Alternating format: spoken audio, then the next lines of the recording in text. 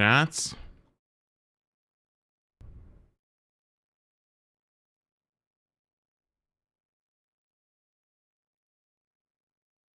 Guys.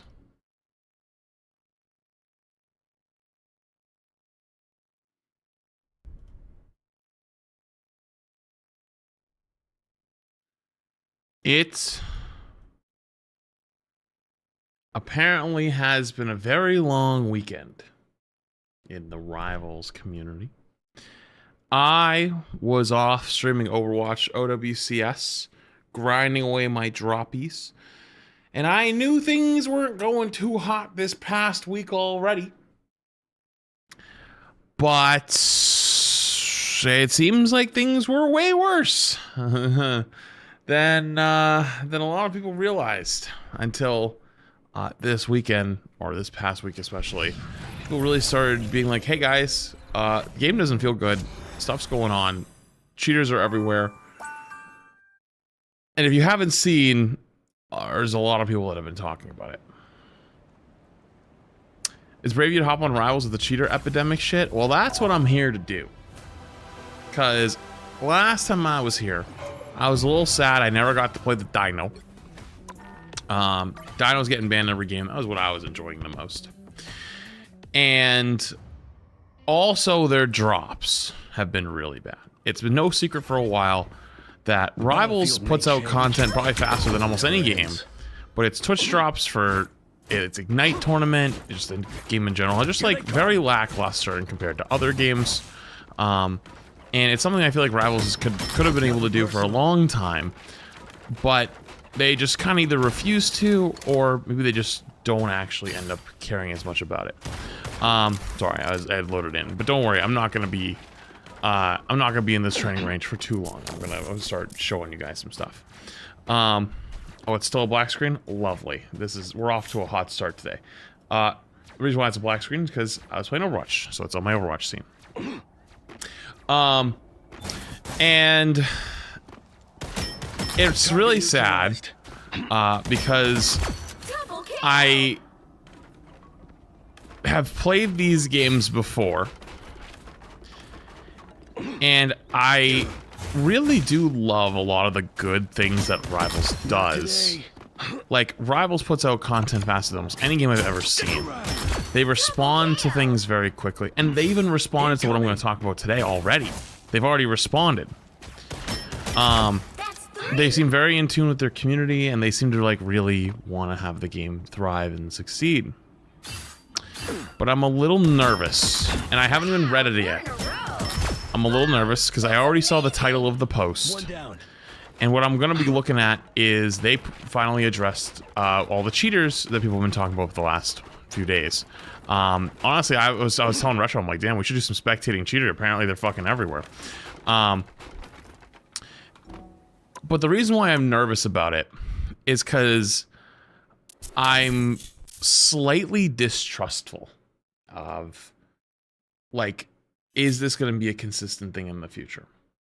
For those who don't know, people have been talking this whole week, or especially this weekend. Last week it started, but this weekend it really blew up. And I'll just show you a couple tweets from other people, notable people. I don't like to do posts, but the cheating situation in Rivals is really bad. Viewers are spamming with codes from Celestial Plus lobbies where people are hard locking. I queued ranked, got a cheer on my third game. It's legitimately unplayable. Kaiji had one. I refuse to play a single high rank lobby game until the cheater situation is fixed. Enjoy my penny. Jay also comes in on it. Yo, thank you, Samsung Fridge, for the big 5 gift. Appreciate you, buddy. Thank you. So let me keep going through this though.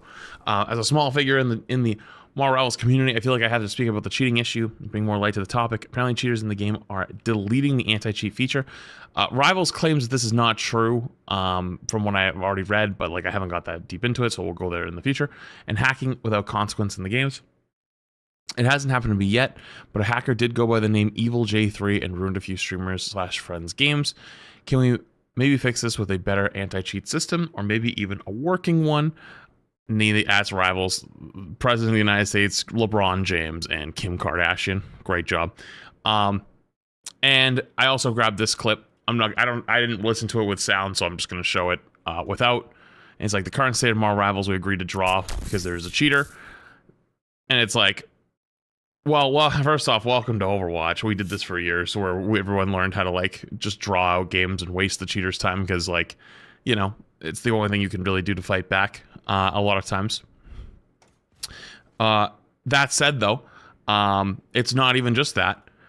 It's the cheaters themselves were actually posting all over social media talking about how bad Celestial players are and like shit talking them and literally like they were like streaming on Twitch, getting real viewership, hard locking and selling cheats.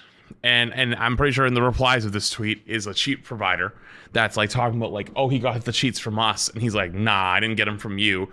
And they're like literally trying to use each other as like free advertisement. And they're all just kind of like flaunting it left and right.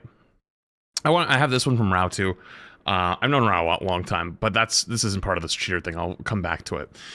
But as of literally like a couple hours ago, Rivals dropped this post. And I just wanted to point out, by the way, Rivals did not stop its normal like drop updates. Rivals just kept on trucking. So it's like Twitch drops, cheating, skins. And I think that's what kind of makes me a little bit nervous. Because don't forget, Rivals did say that they were going to start cracking down a little bit more on cheaters and about people stream sniping and throwing games and all this stuff. And there was supposed to be the point reward, like if you like someone throws your game or cheats in your game, you get points back. I haven't seen it once. I haven't met a single person who's seen it once. I haven't seen anyone talk about it anywhere.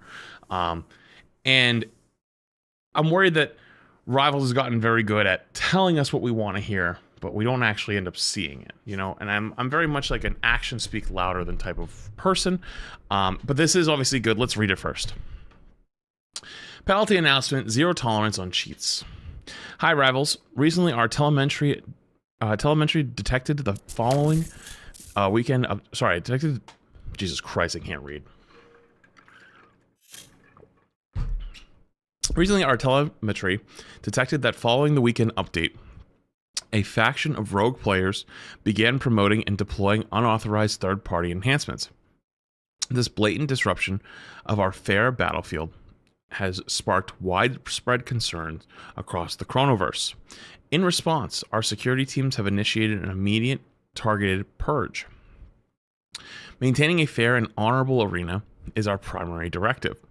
We continuously combat cheats, scripts, and illicit tech through multi-layered anti-cheat monitoring, abnormal behavior detection, historical data reviews, and manual verification. This recent enforcement wave is a targeted crackdown addressing newly detected cheats, building upon our foundational security framework. Following our investigation, accounts confirmed to be involved in violations such as using cheats, illicit assist programs, or client tampering have been permanently banned. These signatures for these cheats have already been logged by our security team and integrated into our automated penalty system. Moving forward, any account verified to be using related cheats or illicit assist software will be permanently banned immediately. Why is that this sounds good until you like break it down. It's like, well, we detected all these things and now we ban them, and in the future we're gonna ban them. Isn't that like how it always is supposed to work though? Right?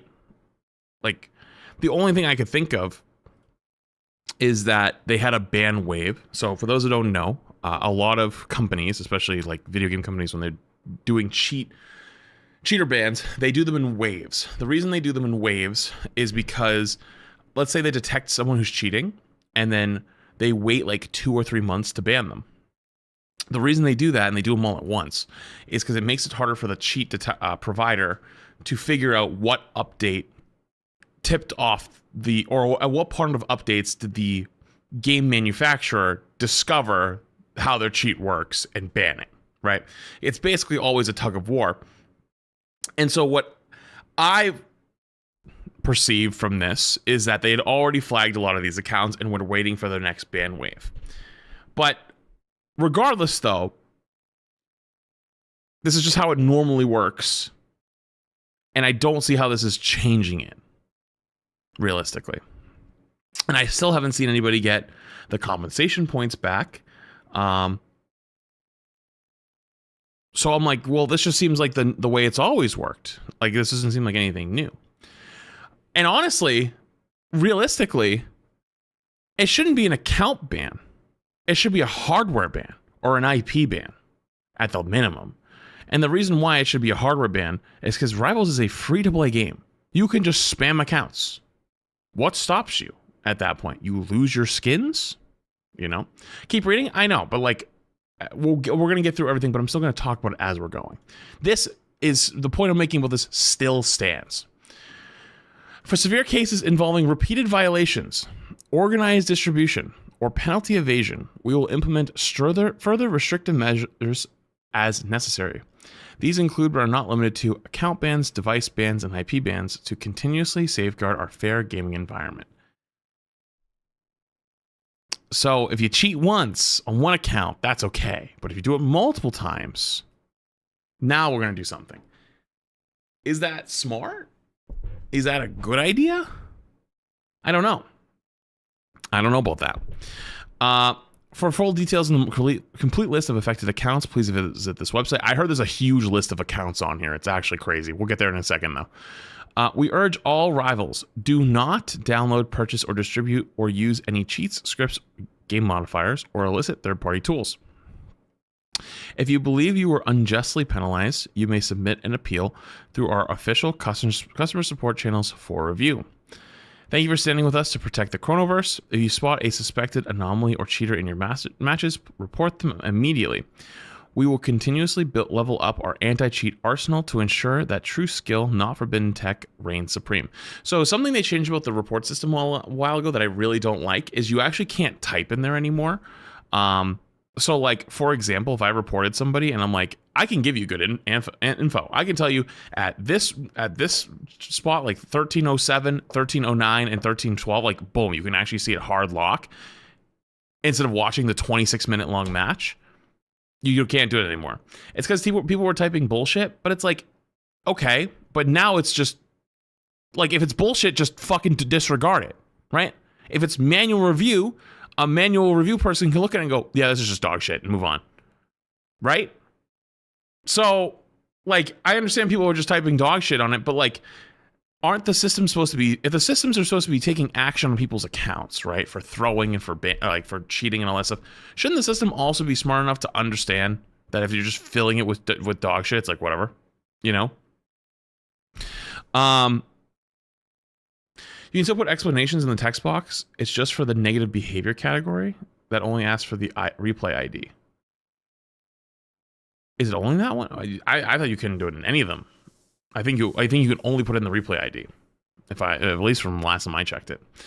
Please note, rumors circulating online that the anti-cheat system can be bypassed using launch parameters are completely false. Our anti-cheat launches concurrently with the game client and cannot be disabled independently. The parameter in question merely hides the pop-up window. It does not deactivate the anti-cheat software in any capacity. All right, let's look at the link that they sent with this. Okay, so it's all pretty much the same. And then at the bottom it says, below is the list of permanently banned accounts from this wave. List includes all forms of cheats and exploits. I'm gonna just let it scroll.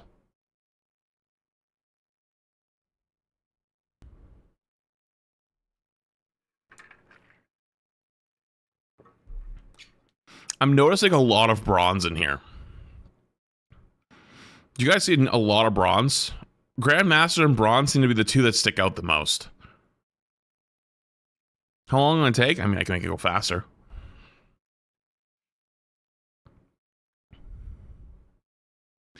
By the way, am I surprised that people like with names like this are cheating?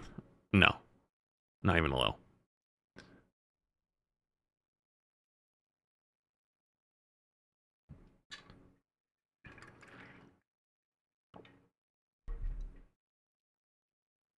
By the way, you can control F to see how many accounts in each rank got banned. How? Oh, you just type in Celestial. Let's do that. Let's do that. Control F. 39 of Celestial. Control F. 184 in bronze. 49 in silver. 65 in diamond. Wait, did not reset? Is there 65 in Grandmaster as well? Yeah, 65 in Grandmaster. All right, did silver. Platinum. 52. Gold. 31. Where's one above all? One. Literally one.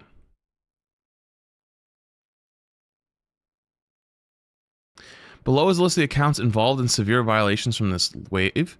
List includes all forms of cheats and exploits. Corresponding devices have been permanently banned. So there's 3. So 3 hardware bans. So how many bans are in here in general? Actually, no, I just realized. Sorry, there's 3 one above all bans, and 3 hardware bans. How many bans were in here in general, though? I'm sure someone could do the math and figure it out. But only 3 got the big ban, which is seems a little low to me. 500. 500 seems... Is it just from this weekend? They banned 500 accounts just this weekend? Eternity?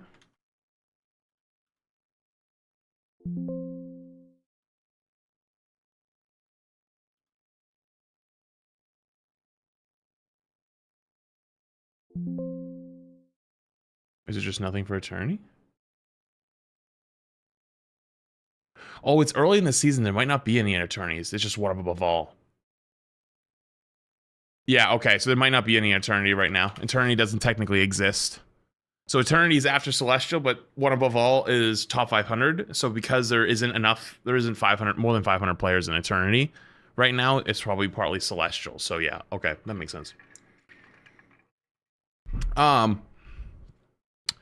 I don't know, like I will say I'm very appreciative to see a list like this where they're like, yeah, here's all the accounts we banned. Here's all of them. Boom, and they just show you all of them. But I am a little nervous on the whole. This isn't the first time we've been told, like, oh, we're doing these changes, like, don't worry, we're going to make it better. And then it doesn't really get better, or the systems that we said that were going to be coming don't actually show up. And I know those things take time, but that's also something I feel like they could tell us that they're still in development, like they're still working on it, you know? And maybe I'm crazy, but I feel like that's pretty, unless this is literally just this weekend, like 500 accounts over the weekend, that's it. This seems like a really short list, you know? This is the first time we've heard about hardware bans. Hardware bans are typically very severe, and companies do not like doing them. But I think we've gotten to a point with gaming where, especially in free-to-play games, you need to be more strict because they can just spam accounts, you know? Last thing also, I know this isn't totally pertaining to it. I actually grabbed, where is it? I grabbed this video from Rao. And this isn't totally pertaining to the cheater thing. I'm going to let the video play really quick, and I'll explain why I grabbed it after. Handled right now is unacceptable. Please give me 1 minute of your time. The way that throwers are being handled right now is unacceptable. Please give me 1 minute of your time. I'm not talking about someone having a bad game, and I'm not talking about someone picking a hero you don't want. I'm talking about people who get tilted, stop playing, and AFK and spawn to purely ruin the experience for others. The devs told us 2.5 months ago that they were going to implement better systems. They promised better systems that were going to detect throwers, manual reviews, and refund of points if a thrower was found on your team. But over a And I can tell you right now, personally, I've had like 3 or 4 games like this. Because it's like streamer, although like they soft play is like the way they do it. Like they'll just like run around, but they're not actually playing the game. None of those people ever got banned, by the way. Full season later, where's it at? I haven't had this happen one time. Down below is exactly what I'm talking about. Just yesterday, this Widow lost an embarrassing 1v1 on Luna. Our team called them out on a bad ultimate that they had, and they started flaming everyone and switched to Widow to AFK and spawn. Funny enough, when I went back to the footage, they were also potentially... Yo, thank you, Big 50 gifted on the YouTube side. Holy shit, hold on, let me get through this video. W50 gifted. Thank you so much, Duracell. W Duracell. Soft-botting their heals on Luna. Not only were they throwing, but they were hard cheating, and nothing was done about it. They're level 100. Who knows how many people they have done this shit to? And if the system can't punish something this obvious, what is it doing? We don't care about skins or events. We feel ignored, and if you agree, I need you to share this video. Do not just like it and move on. We need to share this conversation, talk about it, and put pressure on the dev team to actually do something. Because if we don't, nothing. So there's a few things here. There's a lot of things to break down there, right? Throwing, in a lot of ways, is a little subjective, right? Where people think like people who just have a bad game is throwing, while other people think it's like sitting in spawn or just jumping off the map. That one's a little more obvious, but it's the same thing with like cheating, right? It's just, that's the one that's more obvious. People soft throw all the time, right? They soft throw all the time, but how do you deal with that, right? How do you stop it? How do you ban them other than hard throwing, right?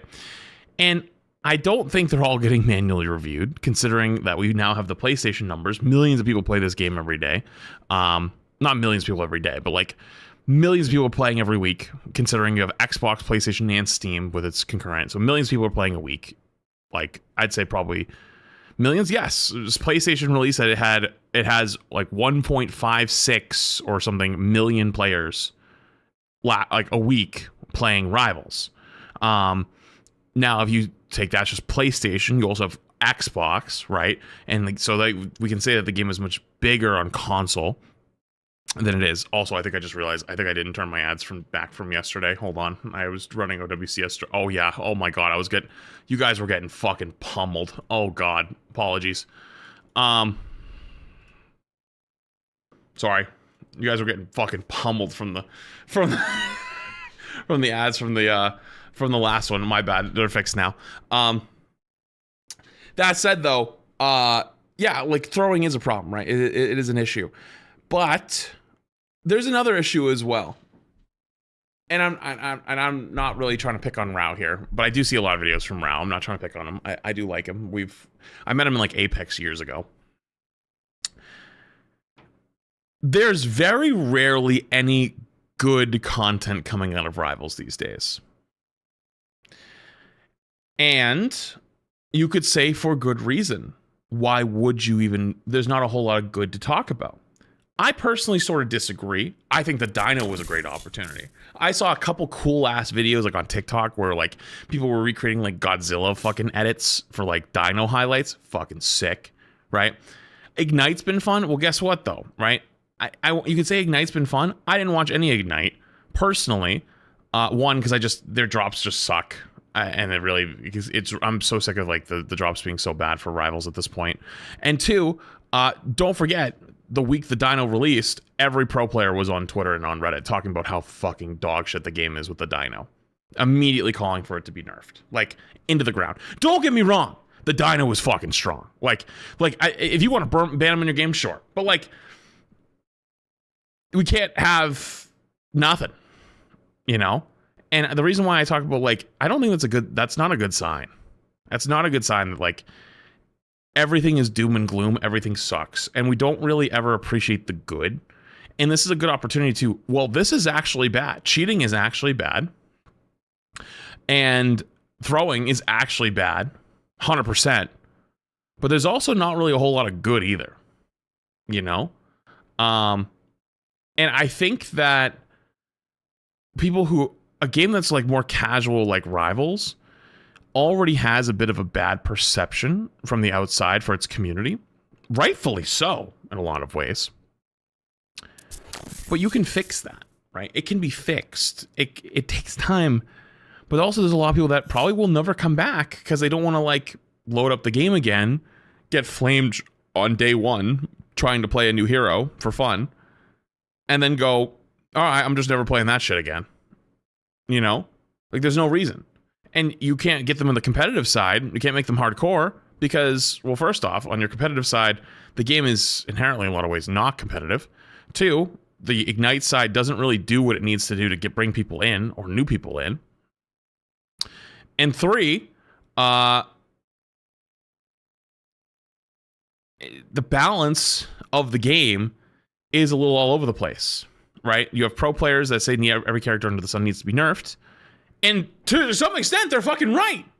Like the fact that Phoenix has gone untouched, the fact that Black Cat went untouched, the fact that Gambit is still a permaban proves a lot of those things. However, anything new and fun and shiny that comes along gets destroyed. And also cool, like, unique parts that made Rivals very enjoyable to, like, work with other players with, like team-ups, are really just kind of gone. All the team-ups are either kind of, like, really not that useful anymore or, like, not that good. So, that said, right, like, I'm going to just circle it all back. I said that I wish there was more positive stuff around Rivals, right? And I think people don't understand how much damage everything constantly being doom and gloom will do.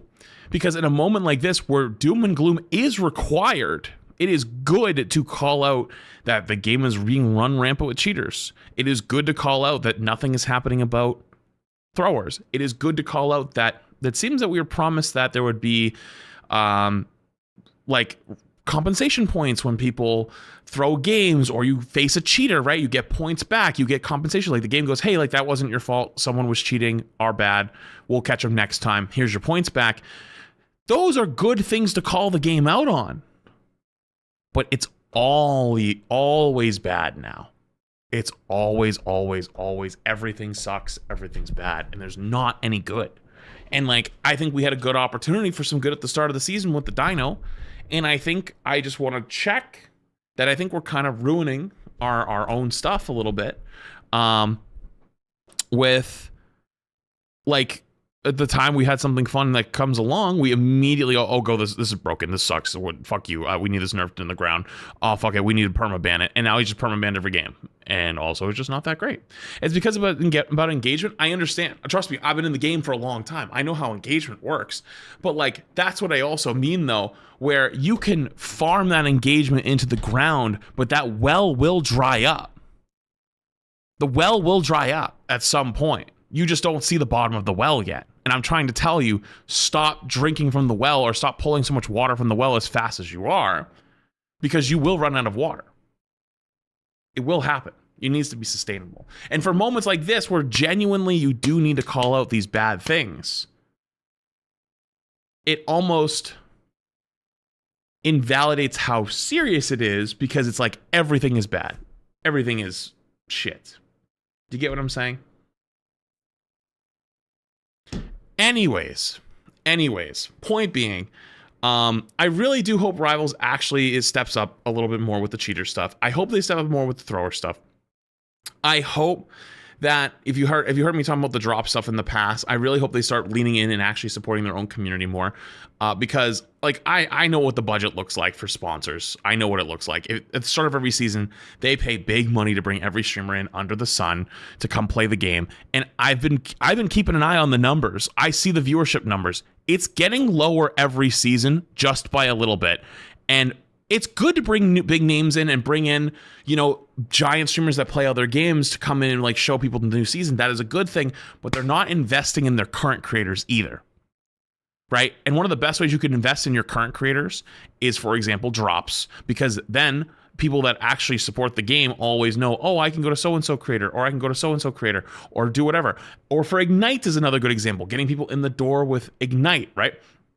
Getting people in the door with Ignite to actually care about the game and to actually start to understand, like, oh, there's more to the game than just me running down in quick play and tolling W than dying, right?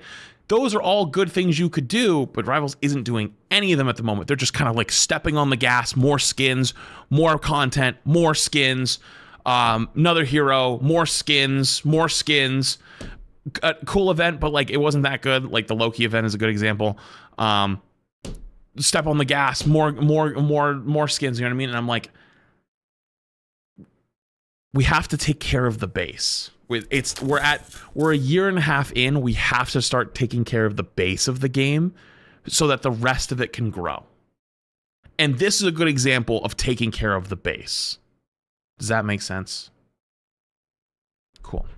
Anyways, I know that might have been a little bit high level. I know that might have sounded a little bit wonky to some of you, but I felt like it was very important to at least talk about, because there is a lot of good, and I think Rivals does a lot of things that I've always wished games would even do, and they do those things, but that doesn't mean we shouldn't give them passes on not doing the basic things that could do great services and good for their game and for their community. Anyways, sorry about that. Lux, thank you for the 2 months. Duracell, thank you again for the big 50 gifted on the YouTube, so I appreciate you. Sorry, I was mid-yap. Plumpy, thank you for the 3 months. Beans, thank you for 33 months. Streaming, thank you for 7 months. Vincent with the big super chat. Appreciate you, dude. Thank you. Oh, yeah, it's a good example. Really quick. Black Widow has never gotten changed. Black Widow is arguably the character that needs the biggest rework and has gotten nothing. You can't give her more damage. You could, but nothing. There's nothing there. You know, exotic thing the prime. Moist red thing the 10 months. Veteran thing the 9 months. Appreciate you. So seems like they need to slow down on pumping out content. They are focused too much on skins and content, then focusing on making the game playable. Maybe spend a season fixing the game. See, the only thing that scares me about that, right, is I played Rainbow Six Siege back in the day, and there was a season called Operation Health way back when. And I remember Operation Health was like supposed to be the godsend season, and everyone was like, "Oh my god, this is gonna save us." And then it was ass. It was really bad. It was so fucking dog shit. I think that was actually around the time I stopped playing. So I've done unspeakable things. I get that. I hope it's not too late to set them right. But I don't think it would be impossible for Rivals to do both. I don't think that they need, I think that they've already made their decision. They have to stay foot on the gas for content. However, that's not that like they can't do the other things too. It's not like they can't. So, anyways. They need to do a full hero reworks like Dota would do. I mean, a lot of games do reworks. Let's go 1 year subscribe, and today's my 21st birthday. Wait, yo, happy birthday. Yo, Chow, gonna feels birthday man for Hollow Death. Today. Appreciate you. Thank you so much for being here. Appreciate the 2 and 3 months in advance and happy birthday, dude. So yeah, I don't know. That's where we're at. Feels like whatever they do, the fan base will never be happy. Well, that's what I meant by, you know, like it's time to. There's certain parts that are good, and they need to be shown that they're good. Meanwhile, the parts that aren't as good, you know, like those need to be addressed when it happens. Do you get what I mean? Did you cover Evil J3? No, do you guys have like, is there like codes of Evil J3? Can I find it? If I just type in the name.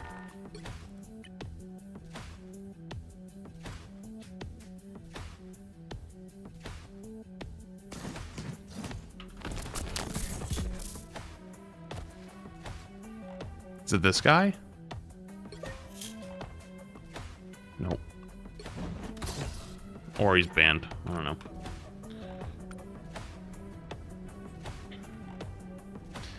Yeah, I don't have like I don't have any specific codes. Like I haven't been on this week, you know.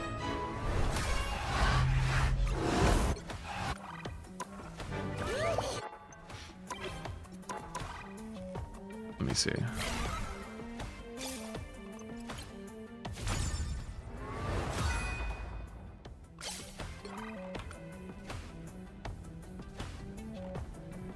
Kingsman had evil or games with Evil J3. Well, how would I even find those though?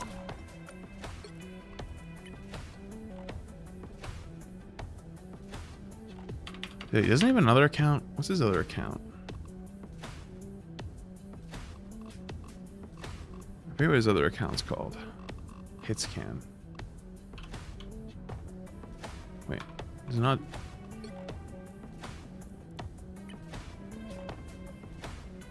He changes it. Did he change his name? He used to have his Hitscan account. It's gone. Did he change his name on it? Or that, or he removed me. Or I'm not typing it in right.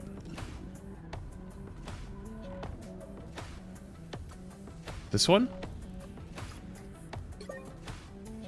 Nope. This can?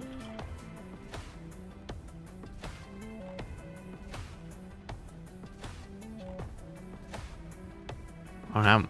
I think he removed me. Feels bad. You have to type the full name. Is it this one?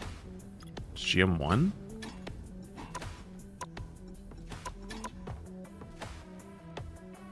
That's limited. Did he remove me? He did remove me. Wow, that's kind of messed up, but all right. That's kind of messed up, but all right, cool. He's too famous now.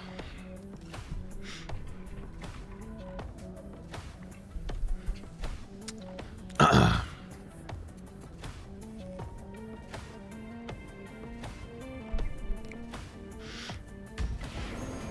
be fair, that's his alt account. That's the account I have him added on. I didn't have his main added because we went to play one night on his alt for the tournament. Bucky for these video discussions. And because I played Overwatch and I'd always do them on cast and it feels right. One if you agree. Heartline making tier 1. Machiavelli making prime. Okay. Well, let's just go play a couple ranked games, I guess. You watch J3's reaction? I don't want to watch J3's reaction. I already kind of said what I wanted to say on it. Alright, let's go.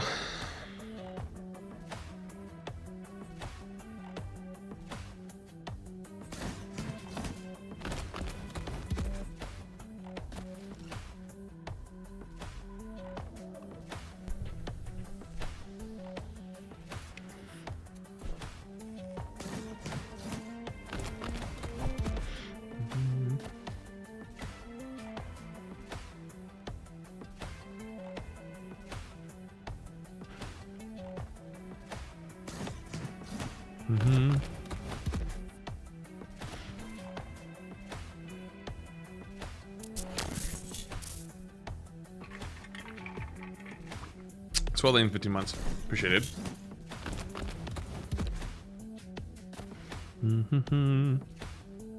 The big Rocket League news.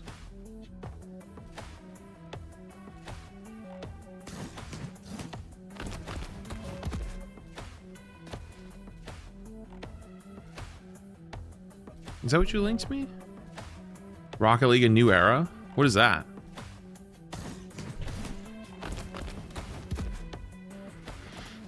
Lake thinking the 2-1 for 6 months in advance. Appreciate it. New house fund.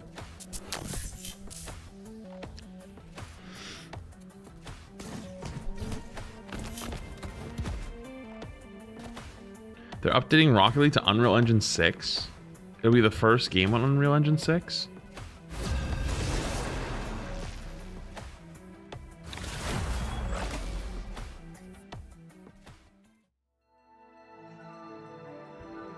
I feel like I'd be nervous about that as a Rocket League player. No? Cause like you're the first game to go over, it's probably gonna be very buggy. It's probably gonna have issues, you know? It might break some core game mechanics. Who am I gonna banish from this match? It looks clean? I mean, no one says it doesn't look clean. Wait, I just realized, hang on, isn't the new Halo game getting built in Unreal Engine 5? And Unreal Engine 6 is right there? Didn't they just start building it probably recently too?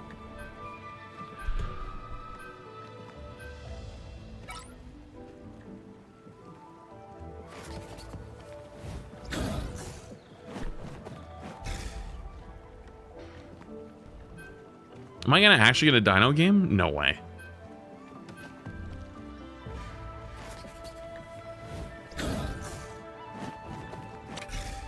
Oh, wait, hang on. Wait, we have a Gambit player. I can't ban Gambit. I can, I guess. Wait, am I gonna actually get a Dino game? No way. Yo, what's up, Chocolate?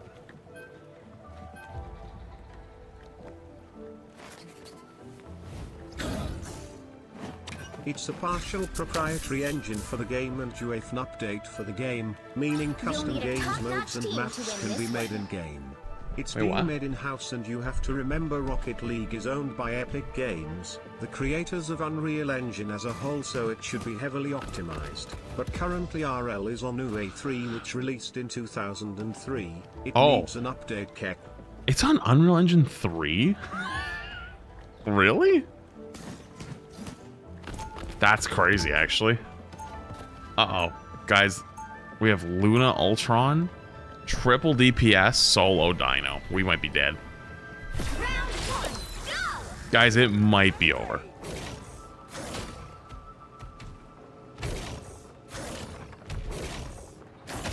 Seconds before you attack. Get ready. I hear that your friend Moon Girl makes some epic mixtapes. We might be cooked. Think that I could ever make it onto one of her playlists? But all the cheaters got banned, right? So at least I shouldn't be playing against any cheaters today. The battle starts in 5, 4, 3, 2, Right. 1. All you need to do is capture the mission area. Got it? But it's still one of the biggest esports on the world. Yesterday it hit 500k eyes on the Paris Major on all platforms. Game is finally entering its new era because it's still such a unique and cool game.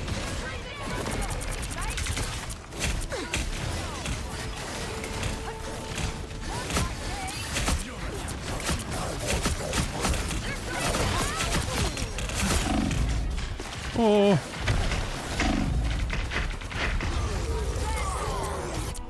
I'm dead.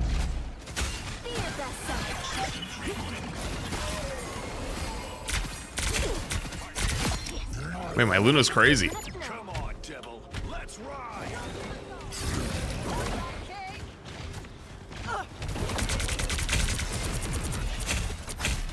Forgot about naked Magneto. Or not naked, but you know what I meant.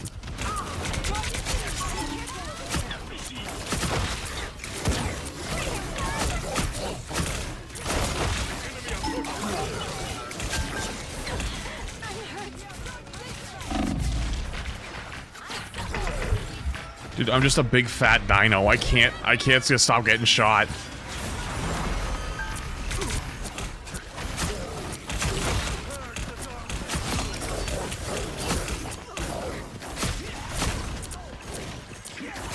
I don't know how I didn't get him, but I didn't.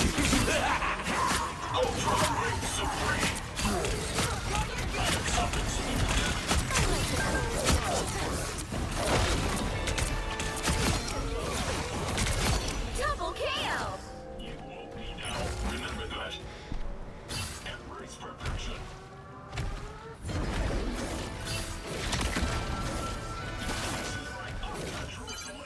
Help get that vehicle to its destination.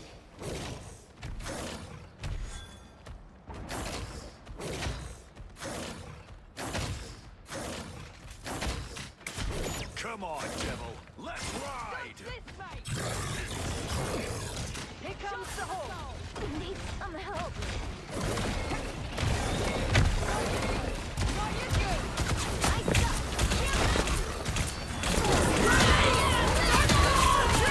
I'm ready to put on a show!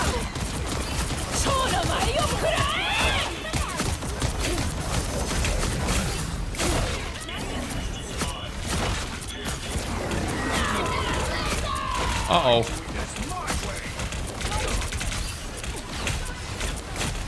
Have yourself a look.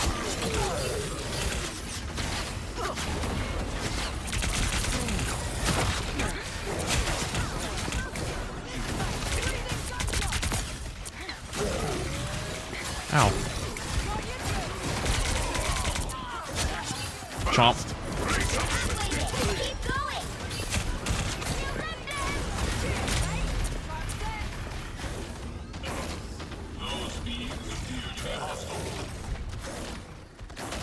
Oh, that guy's low. Enemy target Now they're on Emma. located. I'm still holding though. Almost there. Don't turn back now. Wait, why do I have to look at him when I press the button? I can't just press it? Uh-oh.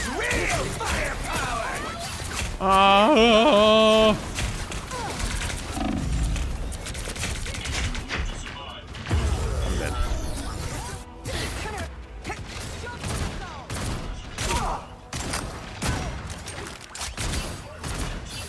Shot to the soul. Get that vehicle moving again. Got you good. Dodge this, mate.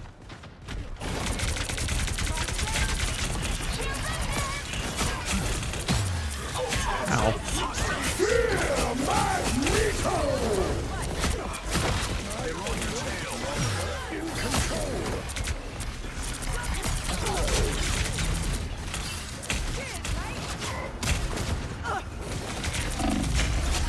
Dude,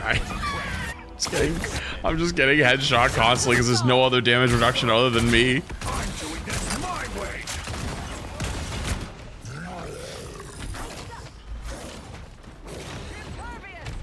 Yeah, you think I hit the flank here?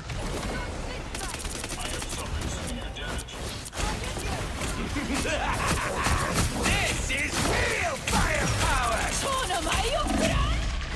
I'm just dead again.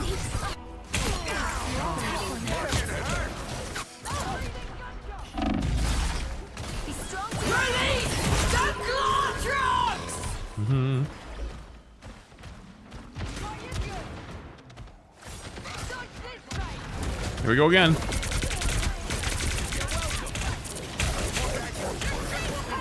Only 60 seconds left.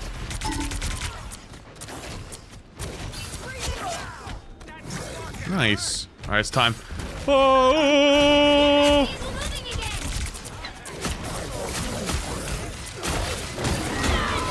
Dino lizard!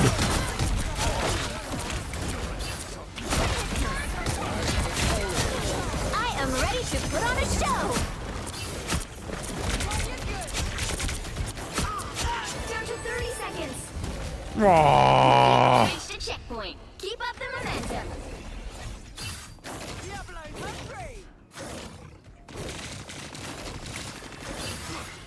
Breathing gunshot.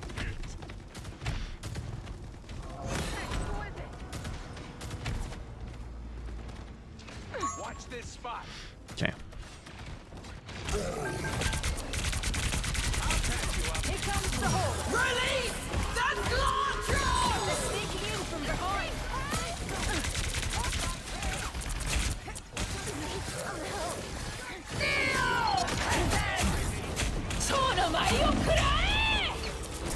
Dude, I just I just get walked at and fall over. But you know what? I'm still holding my own. Hello? 1v5? Excuse you? Average BP play? Oh!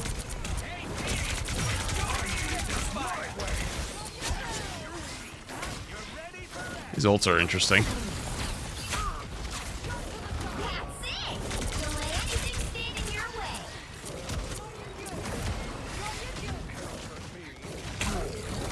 Breathing gunshot. Breathing gunshot.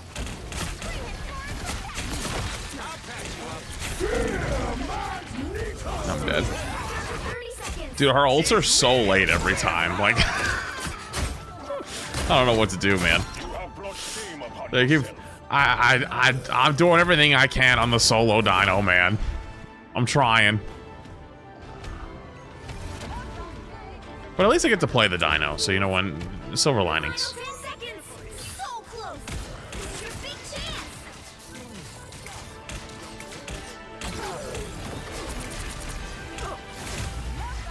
Until we have a winner. They just didn't touch. He's invisible. Okay, nice shot, buddy. Is 3, 2, 0. Time to switch things up. Oh, it's kinda including cold in which here. Side you're on. Is my AC up? Wait, it's not even turned up. What the hell? All the different Just fucking cold. I'm gonna close my door in a minute. Let's go P2. We're back.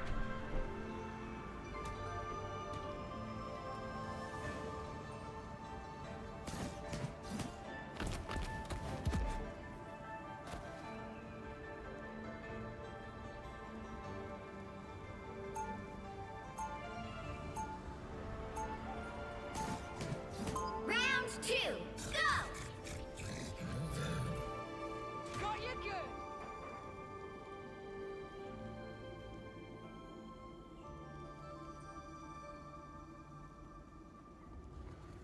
They'll be coming in 30 seconds. Stay strong. Dude, what the fuck? What happened to my game? There's no shooter like me, buddy. Oh, I'm just in the fog. Something in common with a talking icon.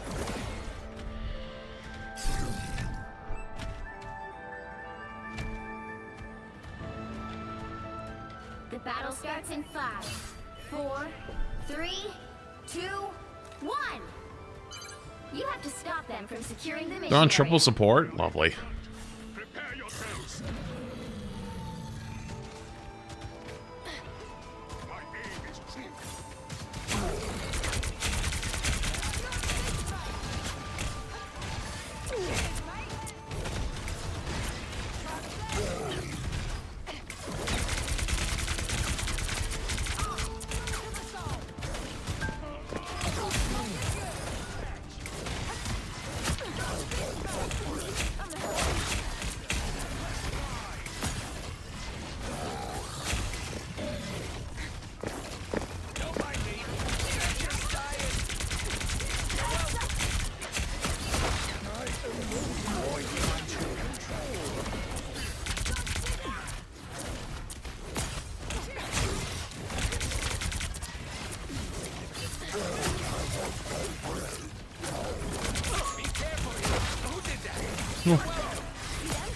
Right there.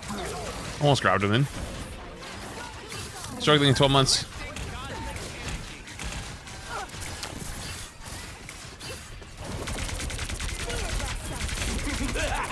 Uh-oh. This is real firepower.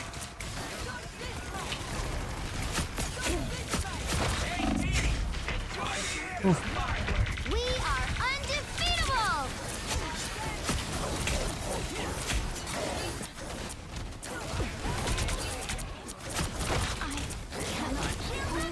You're welcome. That one hurt.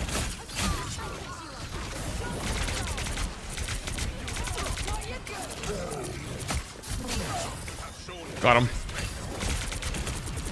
Dude, I don't know how we're making it work, but we're making it work.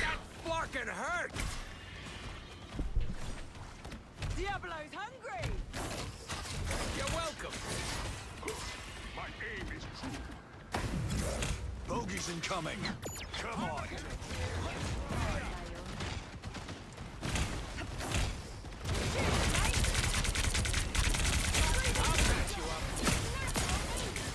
Dinner time, love.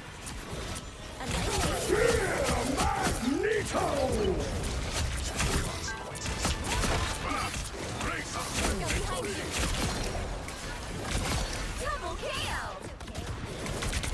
That's 3! Dino Gober. My thanks. My thanks.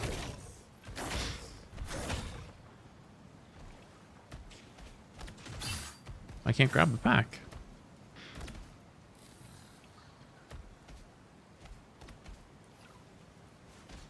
Need some help.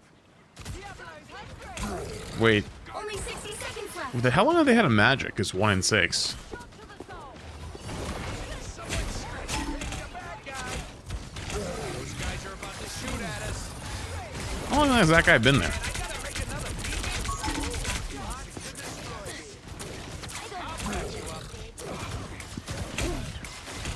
I am ready to put on a show!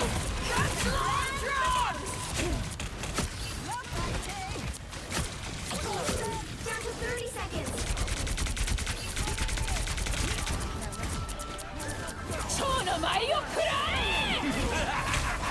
This is real firepower. Well, we don't have any ults. Well, we did have ults, we just didn't use it. Feels good. Enjoy the Oh, 1v6. Alright, bet. Final 10 seconds. You know what? I win these. A shortcut. I'm doing this my way. You'll have to keep fighting until we have a winner.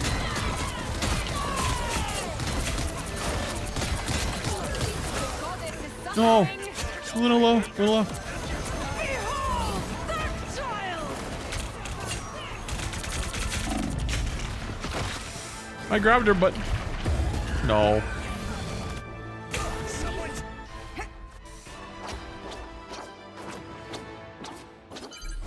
We need to stop that vehicle in its tracks. That went so badly. I wanted to jump to the other side of the portal, hoping that people would be there, and I could go crazy with my ult. Feels bad. Better stop that vehicle. I'll patch you up. Getting the bad guy. I'm hurt.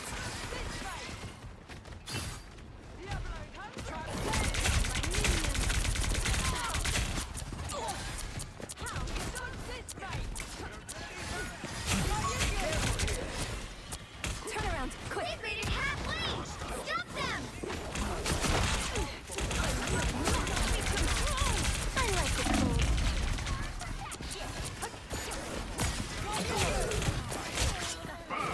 Race us with victory. Scratch my back.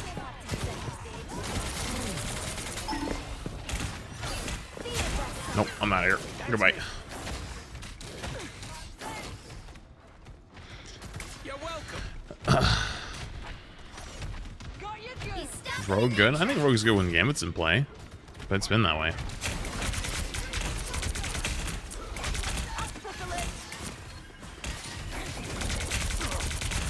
A nice. Only 60 seconds left.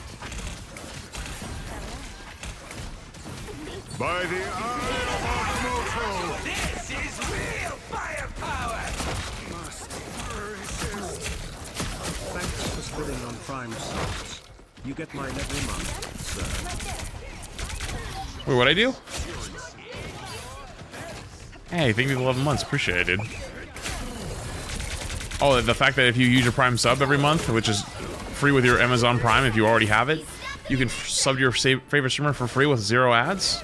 That's spilling? You're welcome.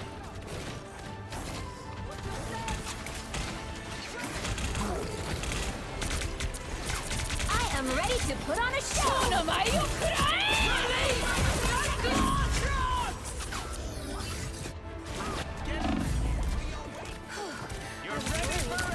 Matt, thank the Prime. Wally, thank the Prime. Finally, Marie, thank the 5 months. Honchko, thank the 7 months. All you enjoying your ad-free viewing now. Need some help. There's still a Alright, I'm chance. gonna come in from the side. I'm gonna come in from the side.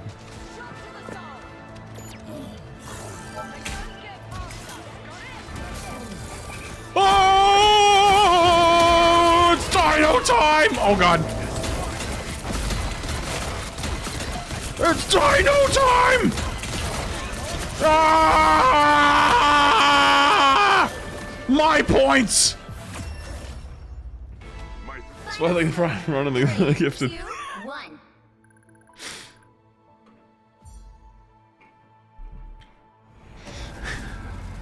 Another epic victory. What happened? They didn't see the flying dino coming in. No one ever suspects the flying dino, you know.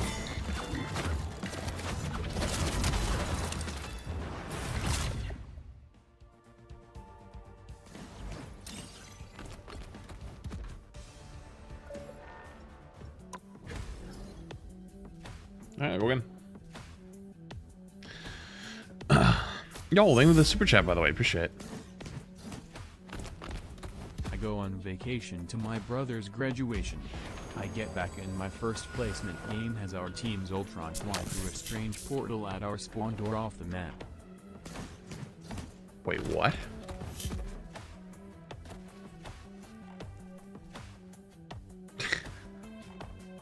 That's hilarious, actually. Yo, rejected ball with the 5 gifted. W, Rob, appreciate the big 5 gifted. Hello, what's up? How are you?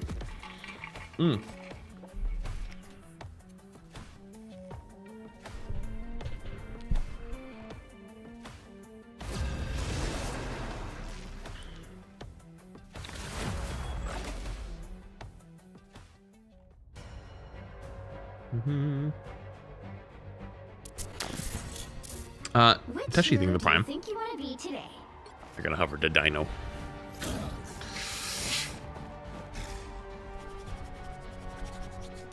Surely I'll get another one. Why is my teammate's name I Love Bald Men?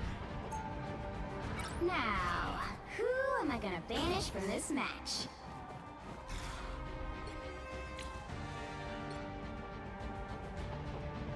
Joining the Prime.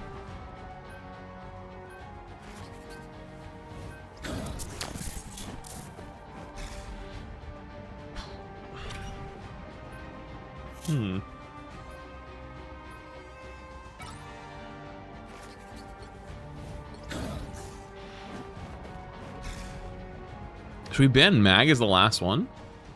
Do you want a Mag ban at the end?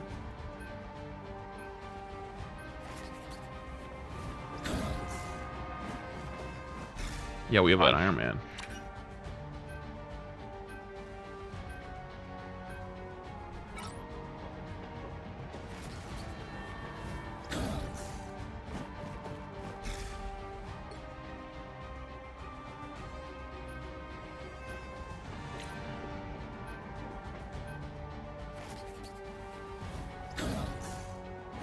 I feel like we should have banned Mag for our Iron Man here, but what do I know? Pick your hero or villain. It's I'm Dino not time. judging.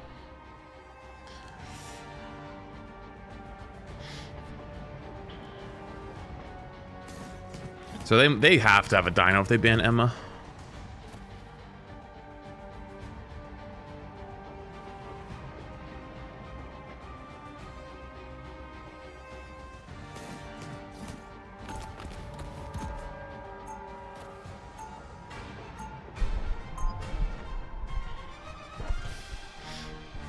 Go Drake in the Prime.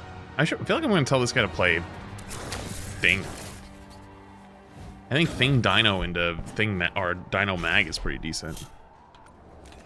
30 seconds before you attack. Get ready.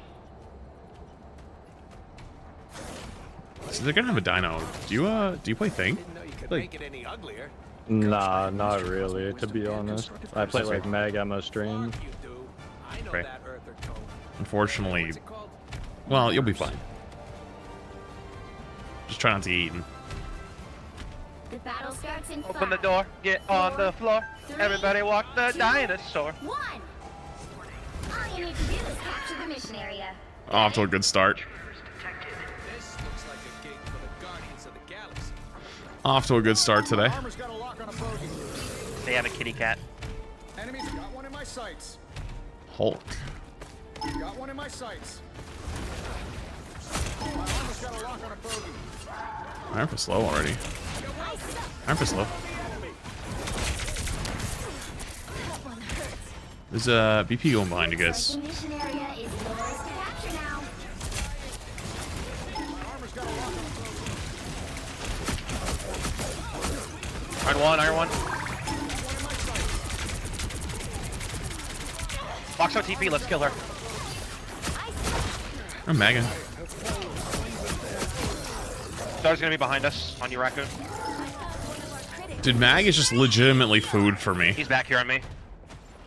I can't believe they banned Emma and they don't have a Dino. Like, what are these guys doing? Got a mag. Probably not. I fucking hate this character. There we go. Nice. Hello. Loyal. Oh, they went Spider, did he? I might need to swap. Oh, they do not look happy. What is their Oh, they have comp? one healer. Over here. I got him. Yummy. Yum, yum, yum, yum, yum, yum, yum. Yo, rush these guys. They got one healer.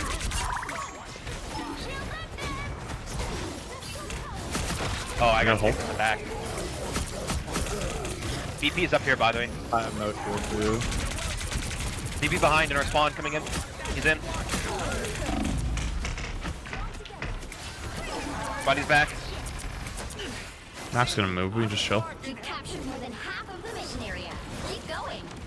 I love the classic 4 DPS solo tank Hulk. I ever realized I had a prime. See, you had a Prime this whole time. You could have been subbing to your favorite streamer for free. Getting ad-free viewing. You didn't even know it.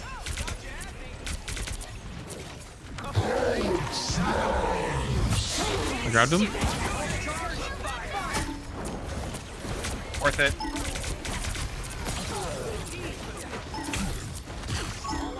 Why me again? Hulk. Nah, that's personal now. What did he do to you, man? He exiled me 3 times. Ah, fair enough then.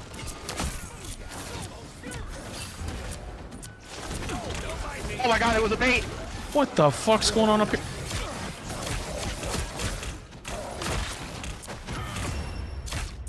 I'm gonna eat that ass.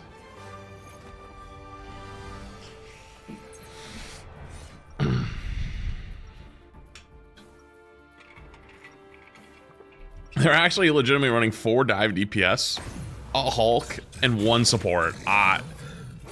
This is wild. I'm so glad I got the dinosaur. I'm actually just here for the ride.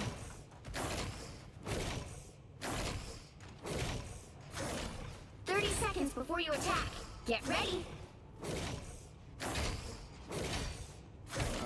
Nah, even if they go rocket, it would be fine. I eat them. A single copper wire is all I need to strangle you, Stark. Should I choose to do so? Oh yeah, right. Remind me whose side you're on again. The battle starts in 5, 4, 3, 2, 1. All you need to do is capture the mission. Typical Hydra.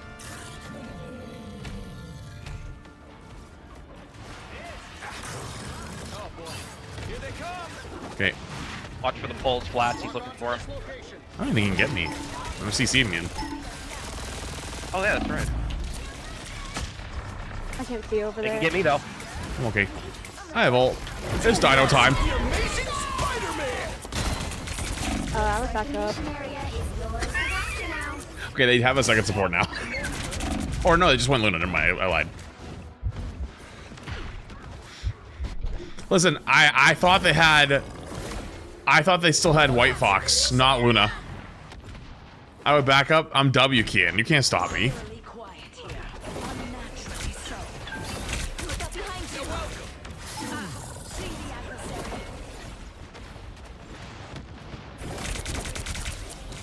Go ahead, pull me. The bubble Hulk.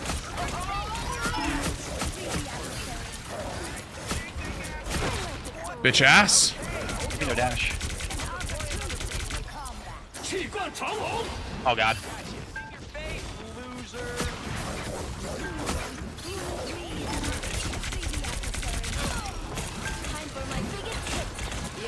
Guys. A nice deep freeze.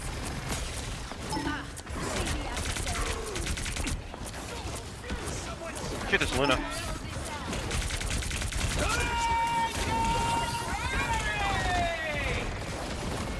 He's one. Their team's capture progress has passed the halfway point. Control seized. Our foes may be near. I found one of our critics. Man, I gotta make another beacon. The dino is not afraid. This is still on the left.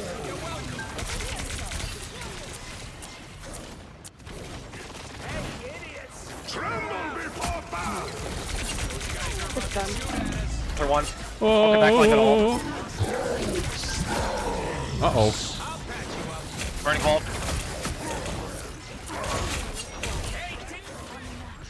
That sucks. We got it off though. Oh. Iron one My behind BP's us, low. grabbing health pack. Healing up. Over here. Top his ass. Unlike the cool. Yeah. Trying to knock him down, but it didn't work.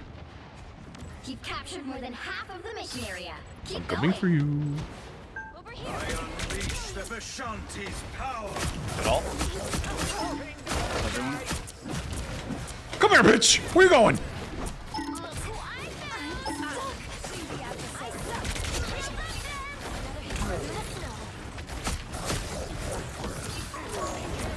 Where you going? Come back here. I am ready to put on a show. Okay, I'm okay.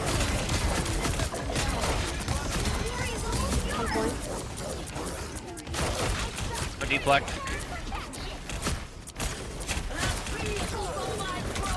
They're coming in. Nice. That is gonna be all she wrote. Nice job, They're GG's. coming top left.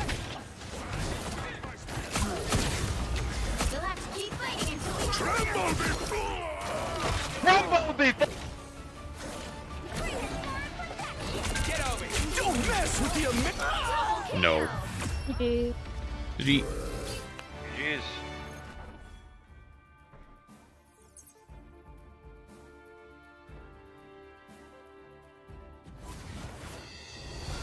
another epic victory. Big win. I think I had like 3 people in there, so you might want to avoid.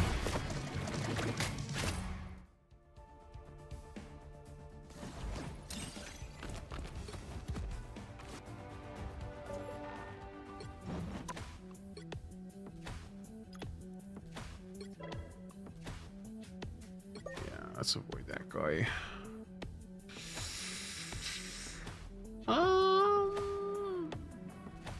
I think this guy was just filling. He was kind of horrible at filling. This guy was also playing Hulk.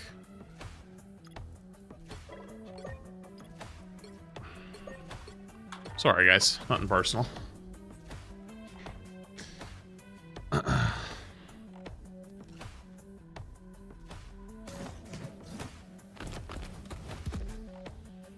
been keeping up with Rivals the past 2 months. How's the game been since White Fox? Well, today... Bad day to ask me. Bad day to ask me, to be honest with you. Bad day. Unfortunately, there's some major issues that had to be talked about today with the game. But, I mean, overall, there's a lot of good, but there's a lot of bad, unfortunately.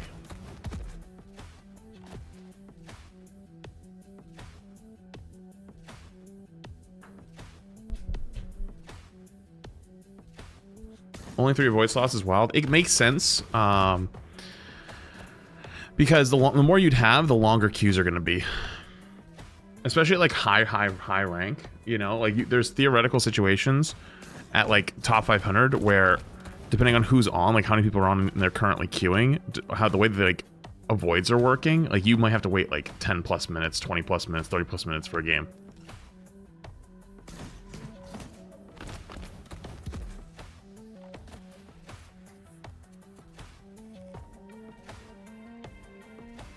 But there's always something with the new worst thing in Rivals. I actually talked about that as well. That was something I touched on, where I said that I think that people are diluting when you actually need to talk about things that are bad in Rivals, because they say everything sucks, everything's horrible, balance is so bad, new character sucks, everything is fucking the worst thing since sliced bread, everything's a worse fucking, everything's a war crime, right? And so like a day like today where there's actually things we kind of have to address that are big elephants in the room, it's almost been diluted where everyone's like, oh, there's always a problem. It's like, no, these are huge problems. These ones need to be addressed. But all these other ones are kind of like muddying the waters, you know? I'm gonna hit the Gambit ban first. Nah, you have me, bitch.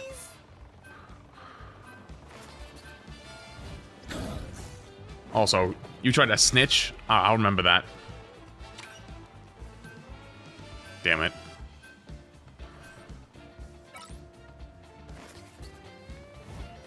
They banned my dino.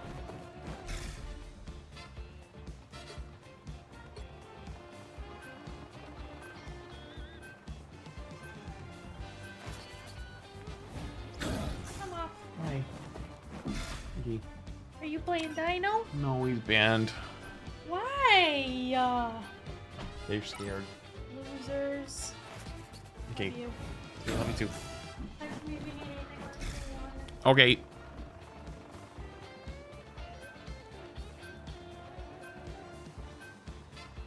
Oh, we didn't ban anybody. Oh.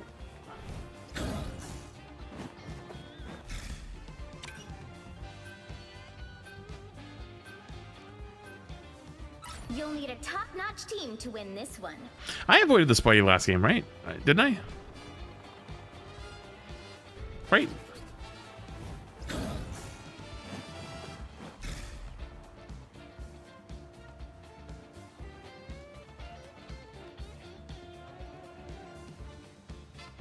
Now I'm scared.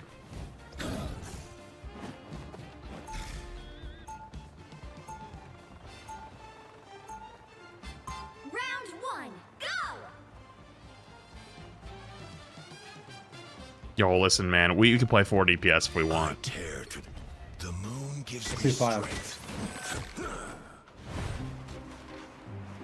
30 seconds before you attack. Get ready. You are actually here, right? Or am I imagining this? You see a unicorn and an afro wig next to me? No. Then you're missing out. Alright. Alrighty. The battle starts in 5, 4, 3, 2. Listen, man. I'm not afraid. I will lock it. I'm gonna lock it alongside everyone else too. Got it? You guys need to swap. I'm sorry. Did I just see they have a widow who walked it down main, and we now have a widow? Cause okay. You know what? Maybe we're gonna be fine.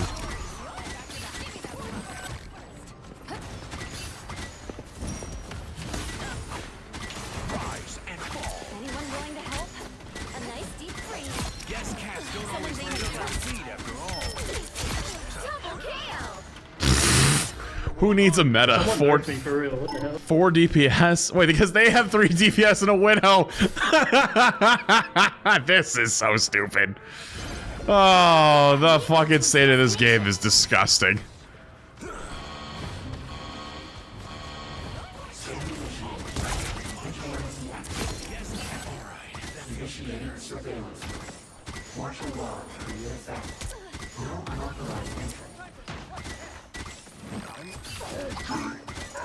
Wait, did the invis die?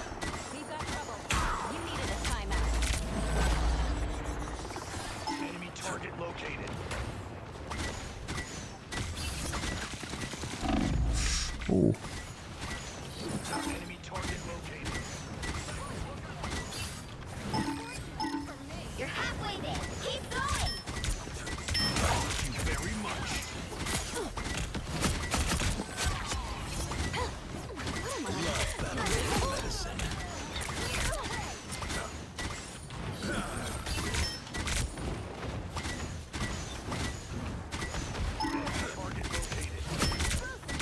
There's one spider.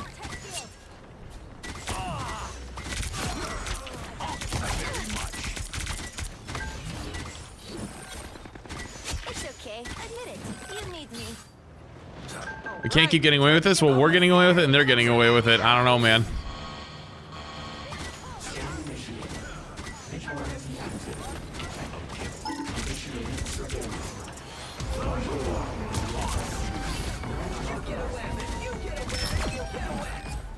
Love battlefield medicine. This game sucks, dude. Checkpoint. Keep up the momentum. This is unbelievable. Did that guy TP out? I think he did. No, he didn't. Khonshu has his eye on you. Just leave him there, honestly. 2 people go chase him. All right.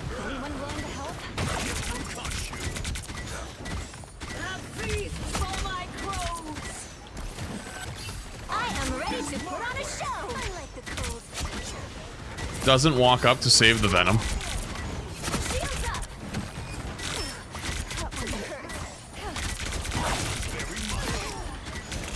wounds are gone.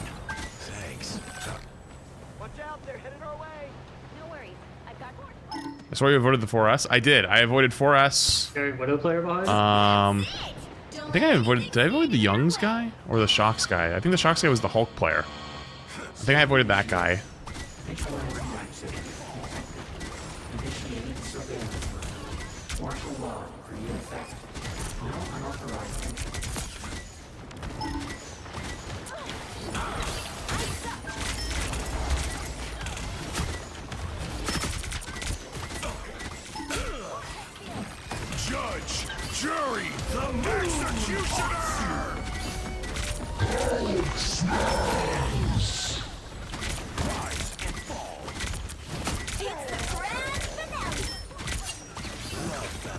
These genuinely might be some of the worst gamers I've ever seen in my entire fucking career.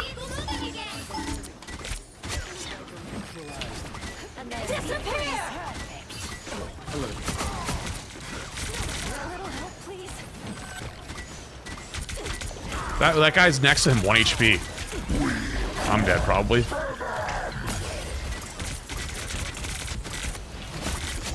JK. My sport's kind of goated.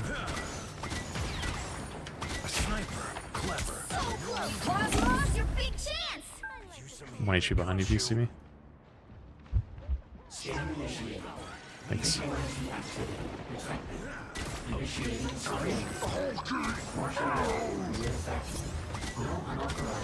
You get a weapon! You get a weapon! You get a weapon!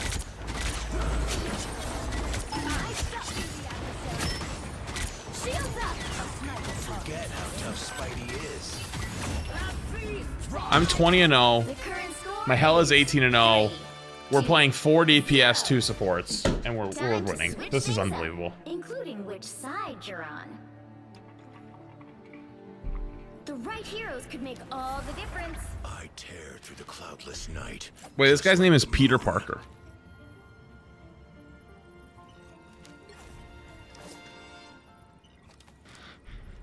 I think y'all surrender on principle here. No doubt.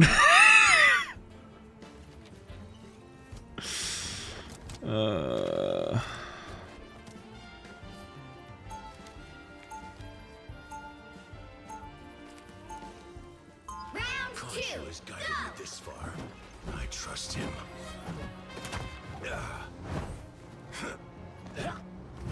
Well, this better be quick play. Well, considering we're now on defense, that should answer you that it's not. They'll be coming in 30 seconds. Stay strong. You think you know the code, child. You wouldn't last a night in Niflheim. And I'll be sure to take it off my list of possible tour stops. You jest. Your powers feel like nothing more than a... Dude, he's actually the real Peter Parker. The battle starts in 5, 4. It's not quick play. You only play on attack or defense on quick play. You don't do both. You have to stop them from securing the mission area. I'm Mark Spector. I'm Stephen Grant. I'm Jake Lockley. And we are Moon Knight. A nice deep freeze. The wounds are gone. Thanks.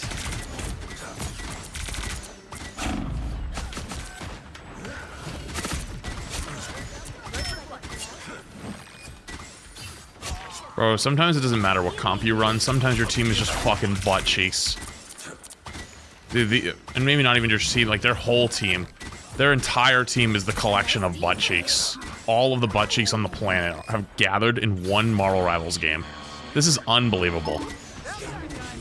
I'm very glad I avoided a couple of them last game. Remember I told you guys, I was like, I think I want to avoid this entire lobby, but I can only pick 3?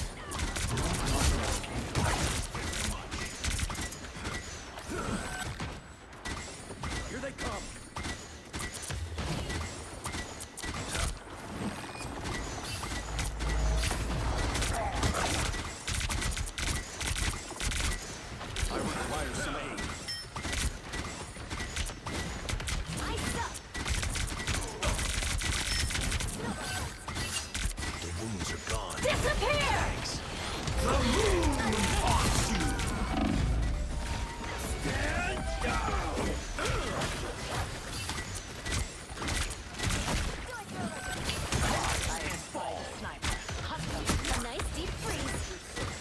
It's okay. You need me. Not today. Found one of our targets.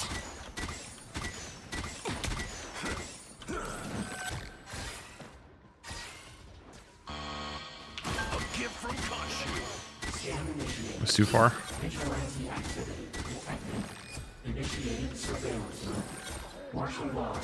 The fact they haven't given up yet is kind of wild, actually.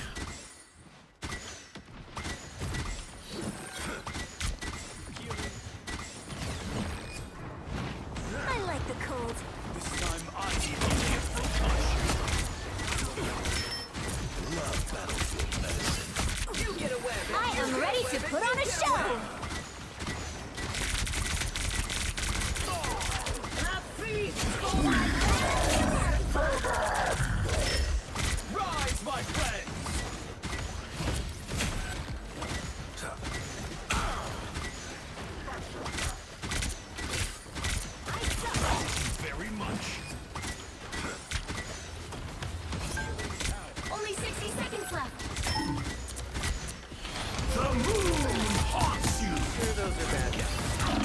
Oh, we're dead.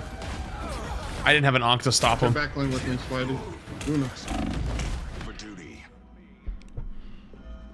I'm opening a portal. Guess Khonshu's got my back after all. Scan initiated.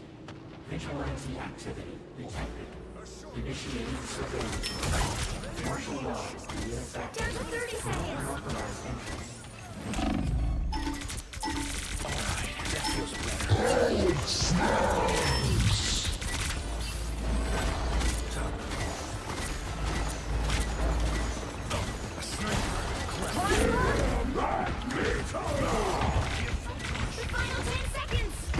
We're dead. I feel like we just gotta stick with it now. You know what I mean? Like, out of principle. Back where I started. Namor has arrived.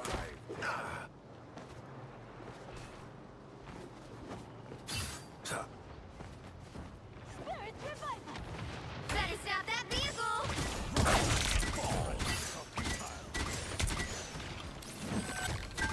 Good timing. Almost. They're down in here with.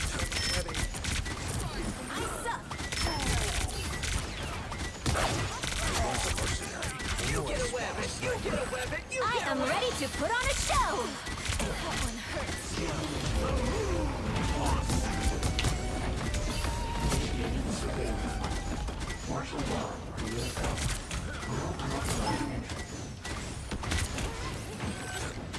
I like the cold.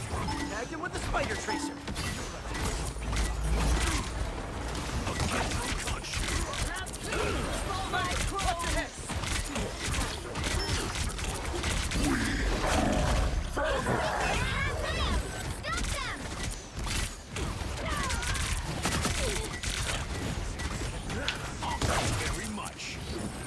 Hold.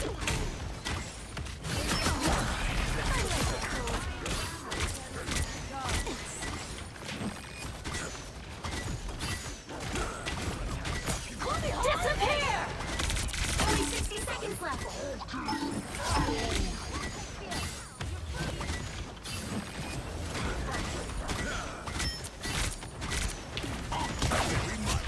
I had spied a sniper. He stopped them in their tracks.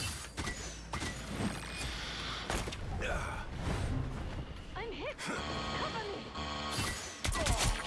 Scan initiated. Vigilante activity detected. Initiating surveillance. Down to 30 seconds. Unauthorized entry. Double kill.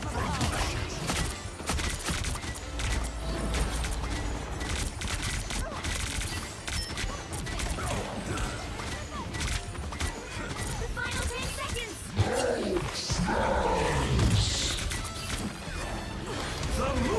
I am ready to put on a show. We'll have to keep fighting until we have a winner.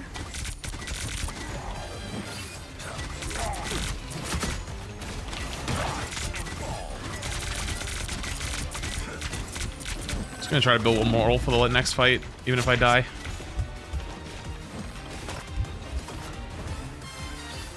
I didn't even die. Holy shit, I might be on goat watch.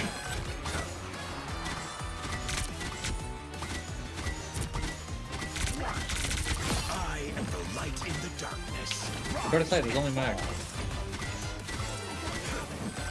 There's no way we just won this. This is unbelievable. What healers are behind us? GG's. 40 PS, 2 supports, beats fucking triple, quadruple tank. Triple this game is, this is cooked. Oh my god.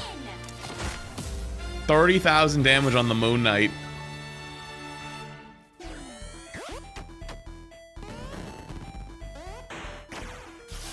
I am very glad I avoided what I did, because I think I made some very, very smart calls. Good lord.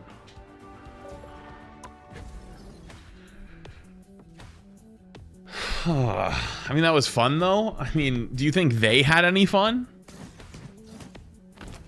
That was an actual Spider-Man? Yeah, I mean, he was Peter Parker. Of course it was actually Spider-Man.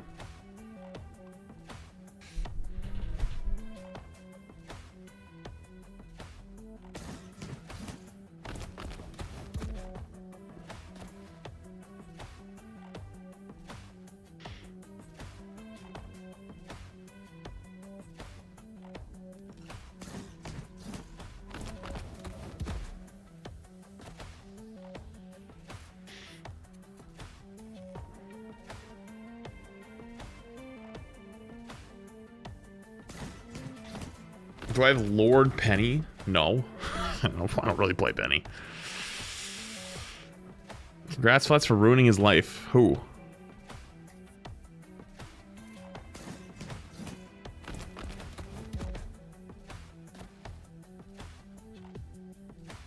Peter Parker's? You exposed him? Whoops.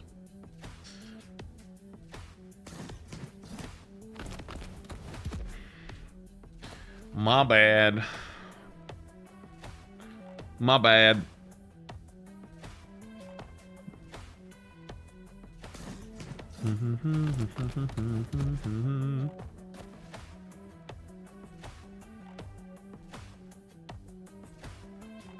By the way, I gotta figure out what we're gonna do after rival segment. I haven't decided yet. I was either thinking about doing some reacts, like what you guys submit some videos and whatnot, formerly named Hot Topics, or some gaming, but I don't know what I want to do. I don't really want to do champions today. Hey, it's fuck TikTok, but it did remind me you were live, so I didn't lose my streak. That's why I stream on TikTok, right there. I gotta go pee. I'll be back in 2 minutes, alright? 1 sec.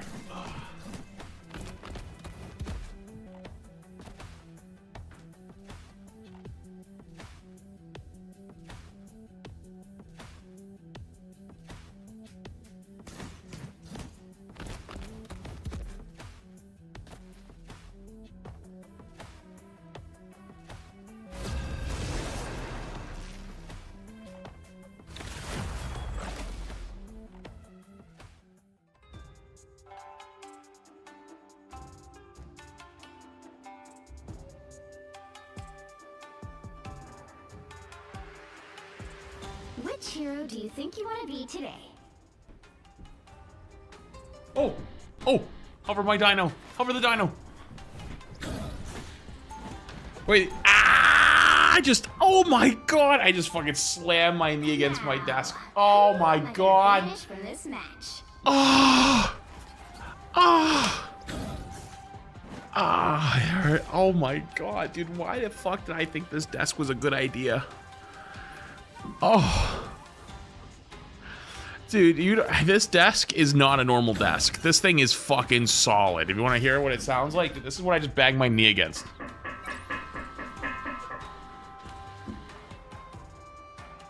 Ow!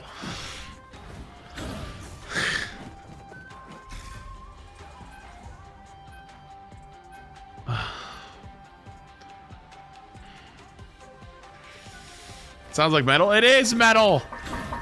It's very metally. How close are you to Lord Dino? Not even close, because he's banned every fucking game.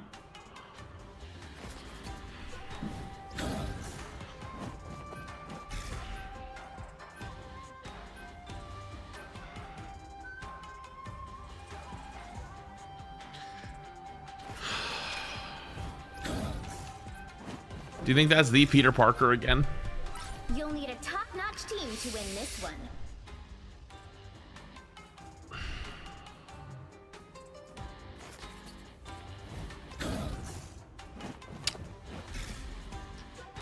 I didn't say that in voice chat. He just said it is.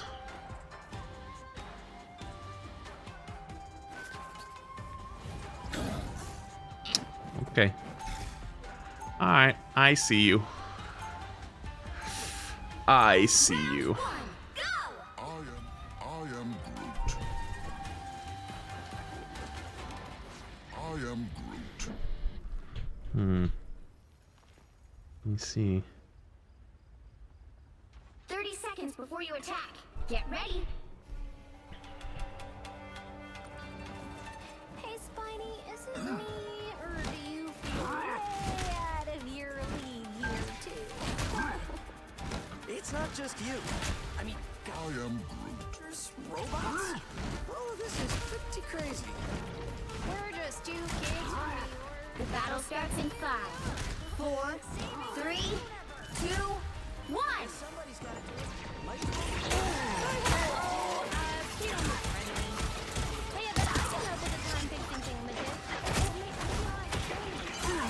Help get that vehicle to its destination. Is that Black Widow back there again?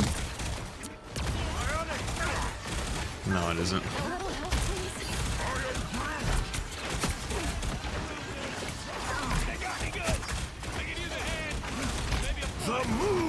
He's already got ult. Oh my god. I'm so dead. I'm not gonna play Jesus Christ. that into that. I tried banning him. You know what? Maybe it's time for my Moon Knight. It's time for my Moon Knight. I'll Moon Knight diff him.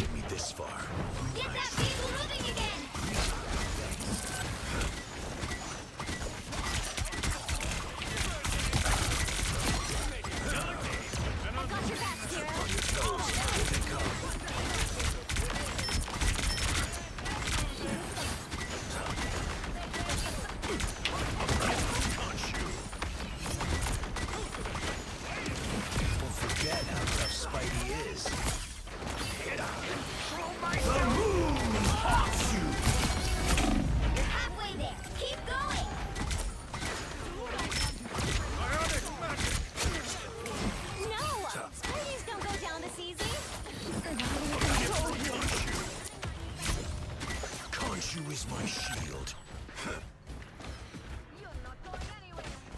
Almost there. Don't turn back now. Let's get cozy. You're on our team now, Zero. Let's do this. Very much. That's not good.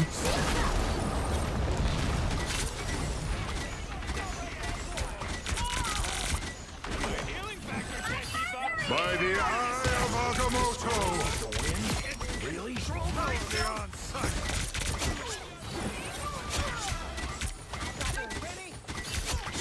Killer team. The vehicle reached a checkpoint. Keep up the momentum. Like I said, I'll do it myself. I'll be ready soon, I swear. The wings are gone. Thanks.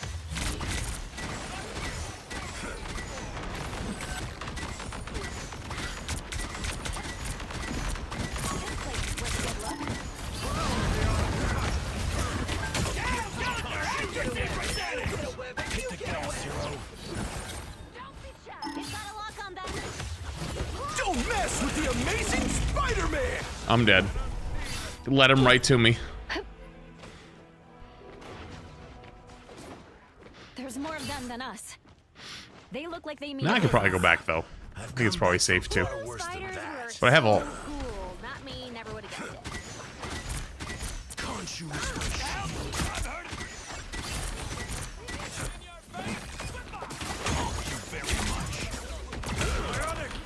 The moon haunts you. Anyone willing to help? I am ready to put on a show. Chaos! That's tough.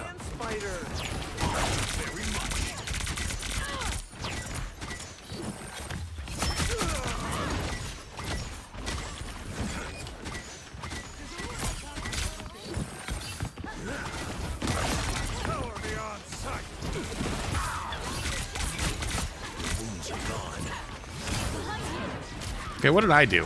Disappear! By the eye of Agamotto.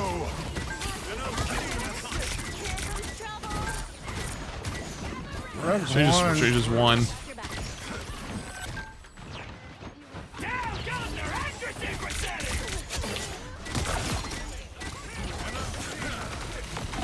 Oh, I'm so dead.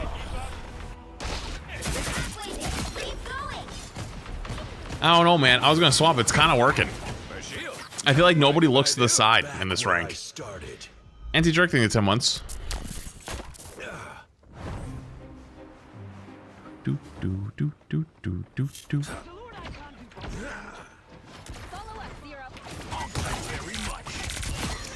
Almost there. Don't turn back now. Fire mode.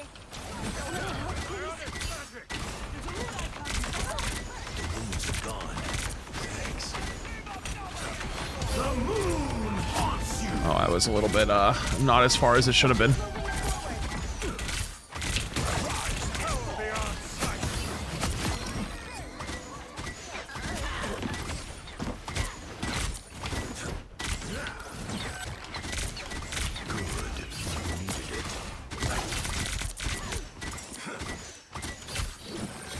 I need to be a little bit deeper in. Only 60 seconds left.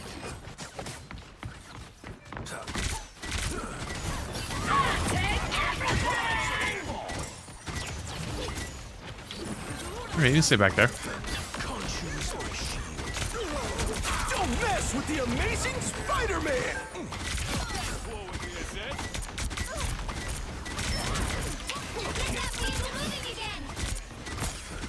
I am ready to put on a show. Down to 30 seconds. We're out of time. Here it comes. Don't worry, the fighter's here.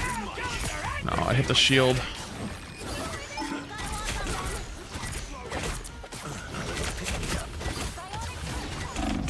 No, I'm dead. The final 10 seconds.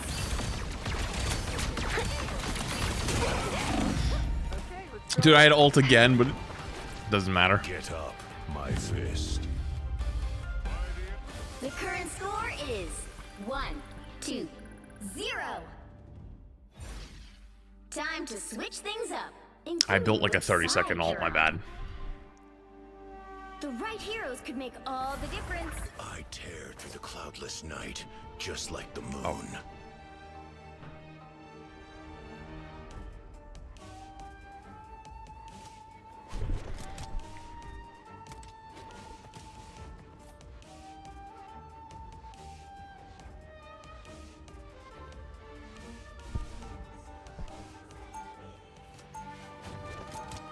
Flats, if you see the post about the announcement about the cheetah bans and scroll way down, you'll see that only 3 of the profiles have been hardware banned. I know. I already read it all. And your users, please check it. I think it's ridiculous. I already went through it all. Retro, are you here? Are you in the shadows? Stay strong. Peter, have you ever wondered if you're doing the right thing? You know, going out every night, putting your loved ones in danger. Every time I put on the mask, Penny, we have a responsibility. Someone has to stand up to all the bullies out there. The battle starts in 5, 4, 3, 2, 1. A gift from Khonshu. Tippy Toe spotted bad guys. There they are. Khonshu's my shield. You need to stop that vehicle in its tracks.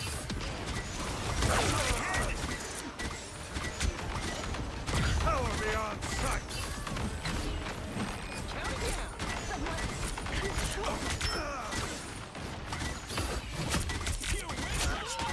Thank you very much. An unseen assist.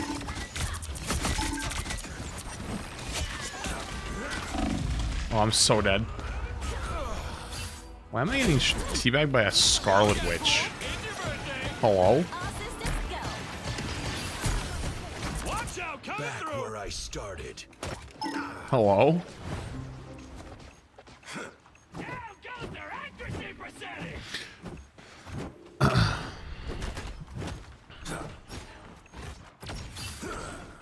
We made quite a team. Can't control myself. My healing factor can't keep up. Please don't go down. Better put this Spider mode. Oh, I'm so dead. I'm alive. I don't know how I'm alive, but I'm alive. Road kill wolf. I'm dead. Spider-Man 1. Honestly, if he goes for me every time, that's kind of good. He's been kind of fucking my supports. I've come back from far. I'm down. Great, now my wife is in the room going Aloo in Flats' voice. Wait, what? What do you mean?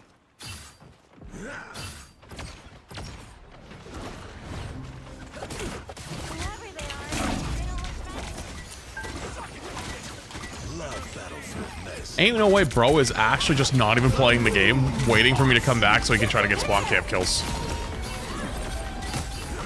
That is next level farm. Don't mess with the amazing Spider-Man. Nice ult.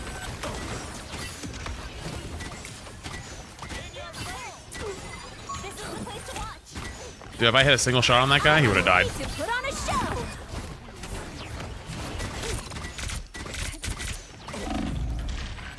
I'm so dead. Better stop that vehicle.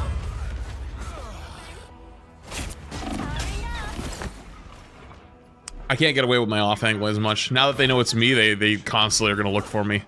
Yeah, unironic streamer nerf. Because they weren't doing it before.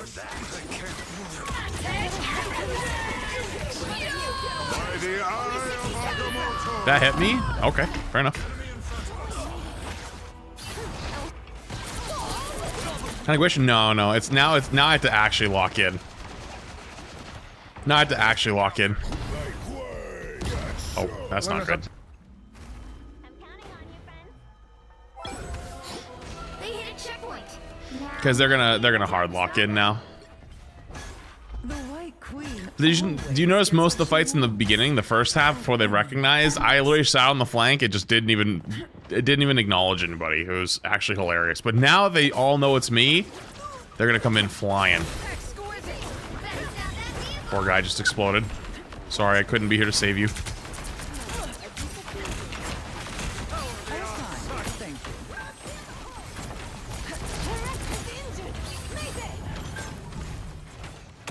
I actually don't really have healing right now. This deserves your attention.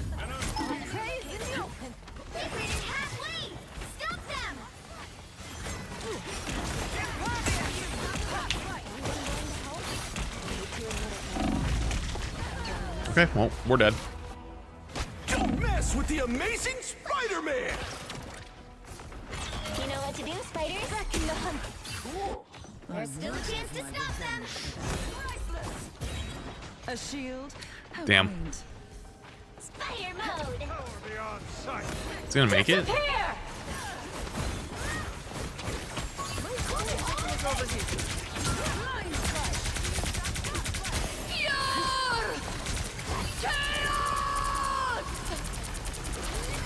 Didn't it cancel? Why is the voice line still going?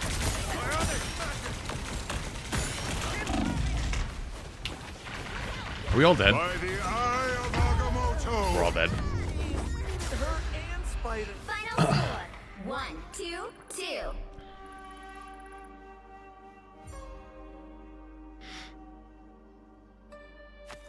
Well, you can't expect to win them all.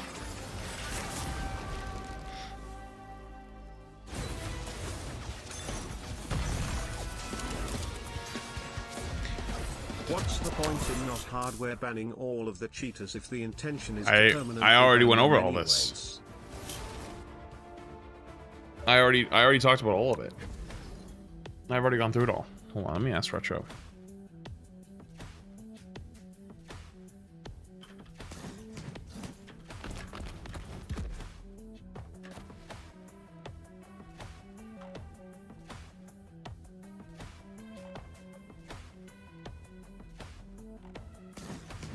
Someone said I didn't do great either. What are you talking about? I was like 20-2 at the start of the game. What do you mean? My bad. At some point they realized, oh shit, it's fine. So we gotta stop him. And we were running solo tank Penny. My bad, I guess.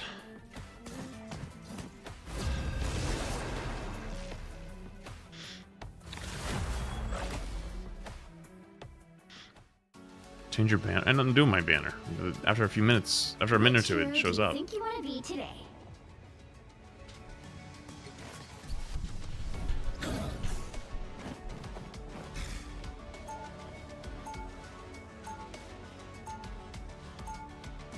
Now, who am I gonna banish from this match?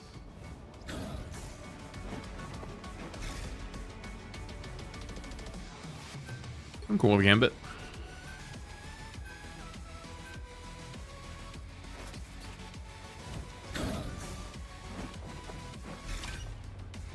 Oof. That's actually good for us, actually. Just kidding.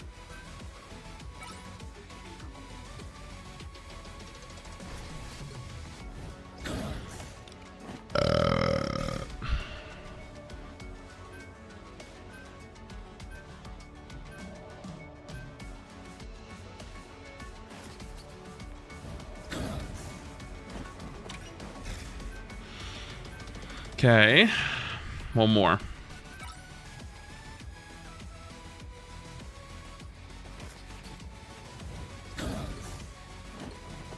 DD's fine with me.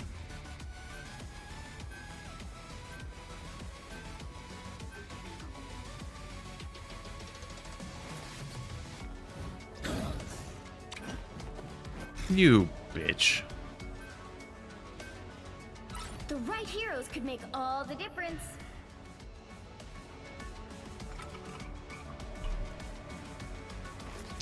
Every goddamn game, the goddamn Dino is fucking banned. The hand of heaven is here. Show some respect. Every goddamn game, the damn Dino is banned.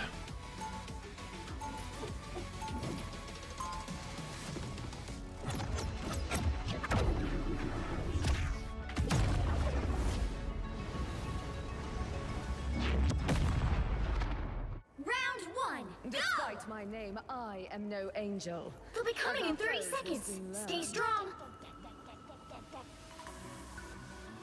I'm not really a team guy. I've got more than enough voices in my head. Funny. I heard you were an Avenger. Sorry, I tried last game. No, you're good.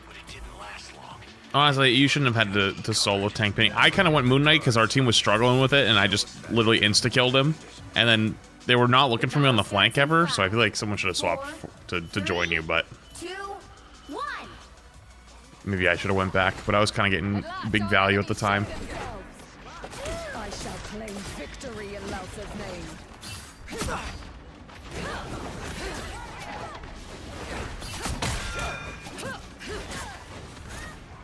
Where do you think you're going, bitch ass?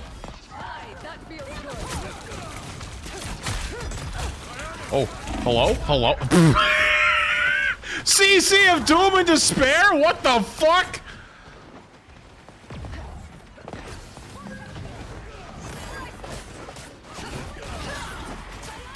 Nah. Get away from my backline, buddy.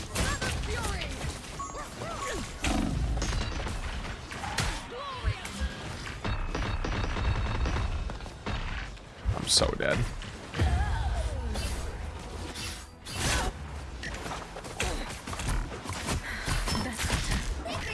Oh, we're playing Rocket Jeff. Oh. I actually don't need to save them. Wait, they'll be fine. They'll live. Sup, buddy? I'm back. I have found one of them.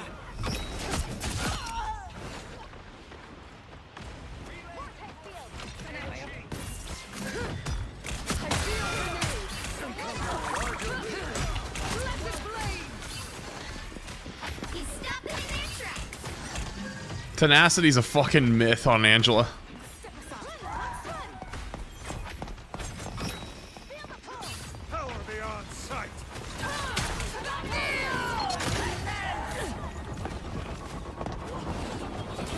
By the eye of Agamotto.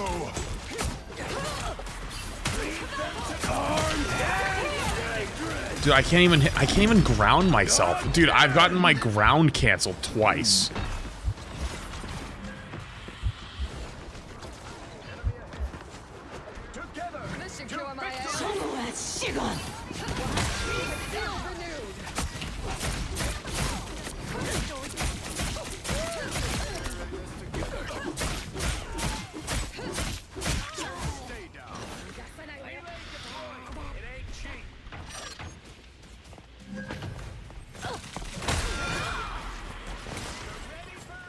He stopped them in their tracks.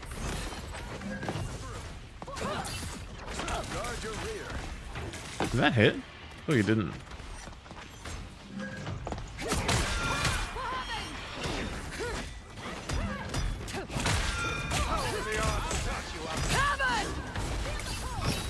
Hi, that feels good. Bro, I'm so over this game, man. I'm actually so over it. I just hit the side of the railing down there, so it didn't count.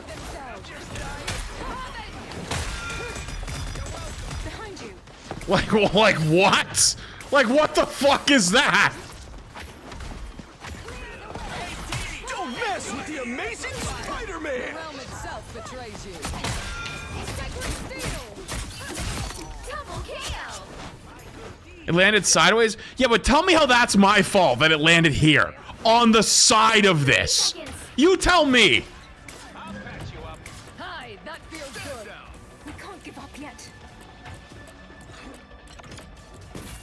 That is unbelievable. Can they see me up here, or are they just... Uh-oh.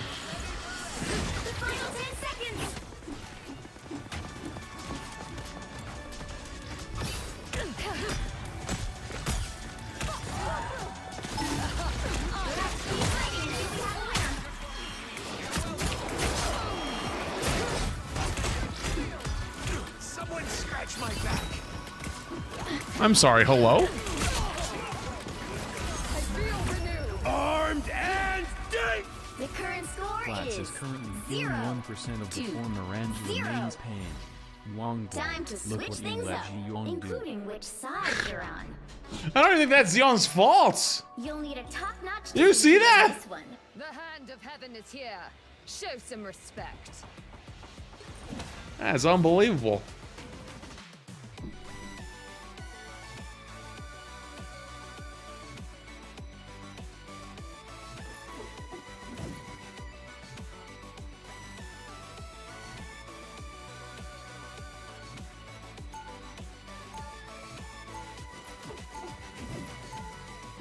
Round 2. Heaven has its merits, but I much prefer the field of battle. was here to help. Daddy needs a nap. No! Who's the man? Ladies! 30 seconds before you attack. Get ready.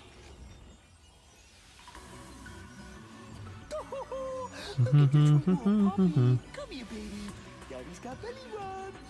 Back off. It's official. Hey, Ramen, thank you for the 6 months. Hope you're having a good time. What's your favorite game of all time? That's a hard question to answer. Actually, you know what? I forgot. Maybe we tier list today. Actually, I think enough time's passed. I think I got it.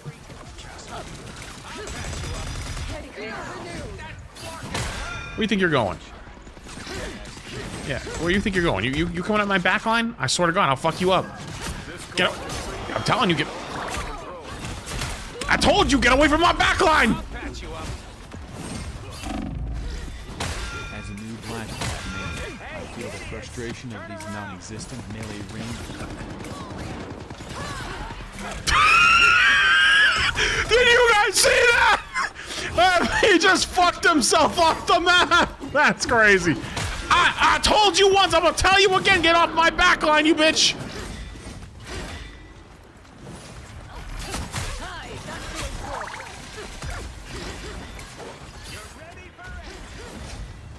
Don't make me tell you again.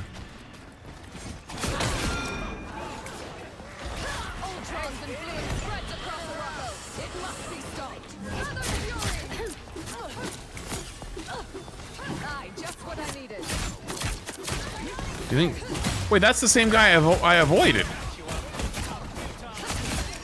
That's the guy from earlier.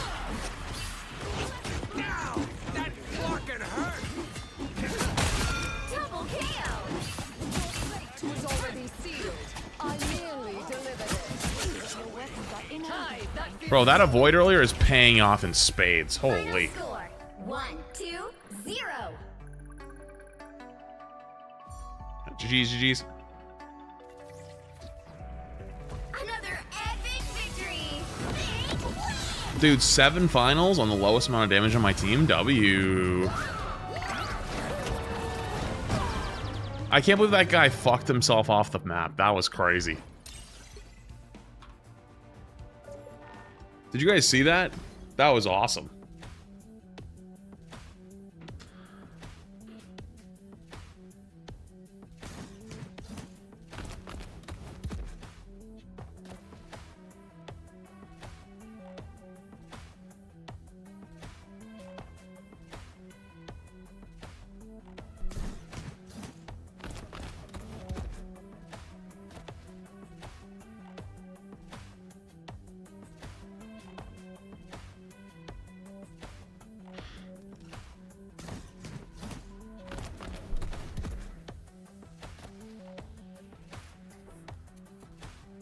Yeah, a lot of villain characters would be cool to add.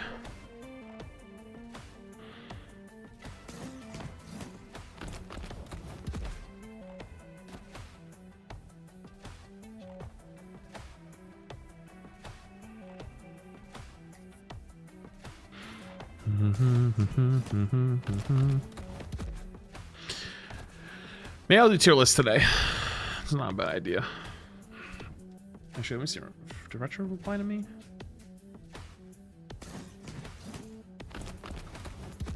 Do I have my thing pinned? I do have it.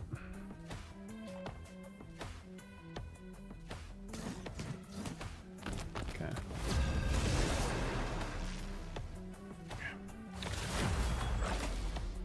All right, lock in. Which hero do you think you want to be today? Oh, they can fight over Mag while I play the Dino. Anything 2 months? Did you finish / catch up with Warframe yet? Not fully. Now, who am I gonna banish from this match?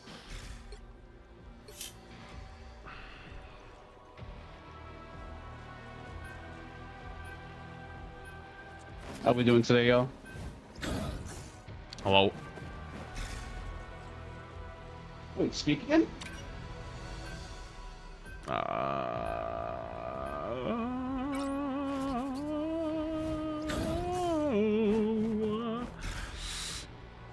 Uh-oh.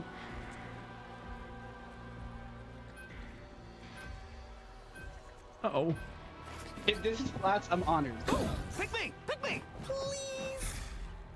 Soundboard.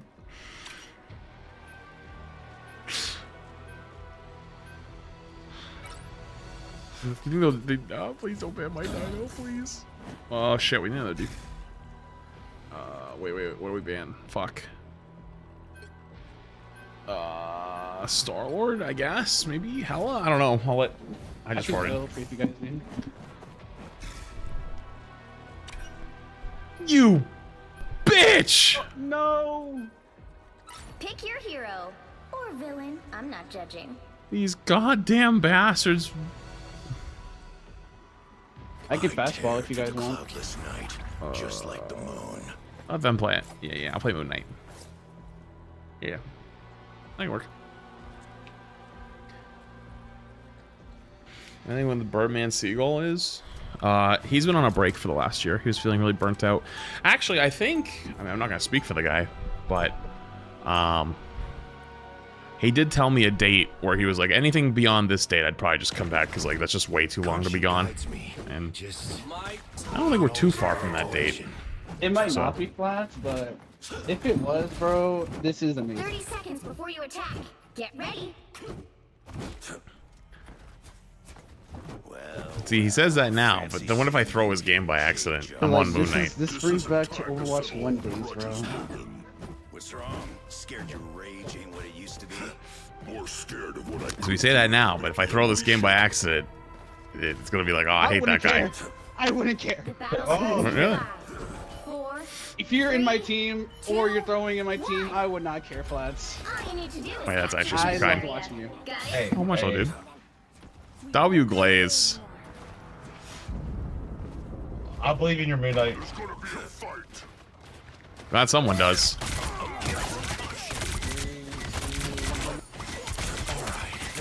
Bye. Go.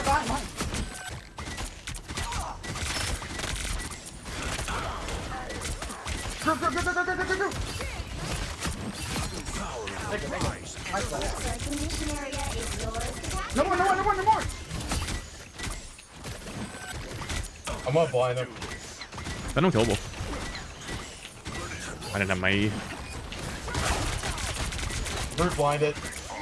Oh, my bad, bro. Need more flanking heroes back.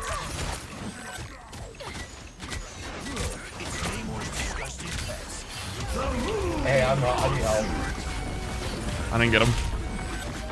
That's not good. I'm sorry, Venom just like booty touched me. He just touched me.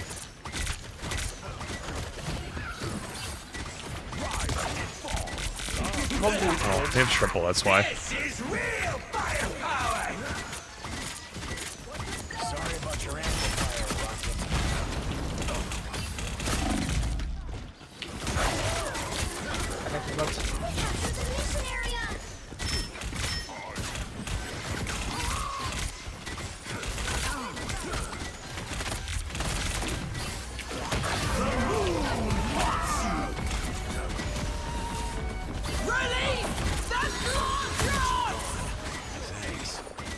No, I couldn't save him.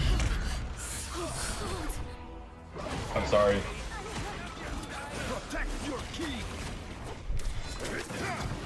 Feels bad. Back where I started.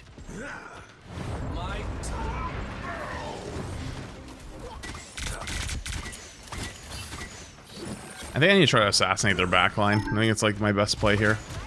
Because they just are so tanky up front. Go, go, go, go. There you go, there you go. It's huge, it's huge, it's huge. Huge! Oh, that's my Spiegelmeyer. Throw me a knife! Capture progress has passed the halfway point. Rocket, rocket, rocket, rocket, rocket! Control C. One under. Nice. Is Boger in here? Boger, did I see you? Hello? I squished those squids for you. Hello, Boger.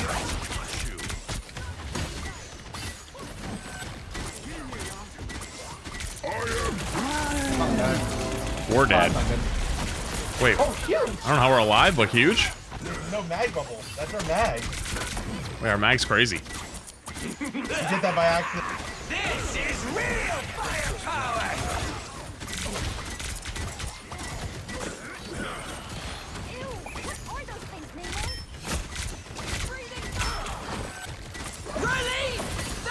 I'm dead again. Hold your fucks. I'm sorry. I'm good, I'm good! Never mind, I got you. Light in the darkness.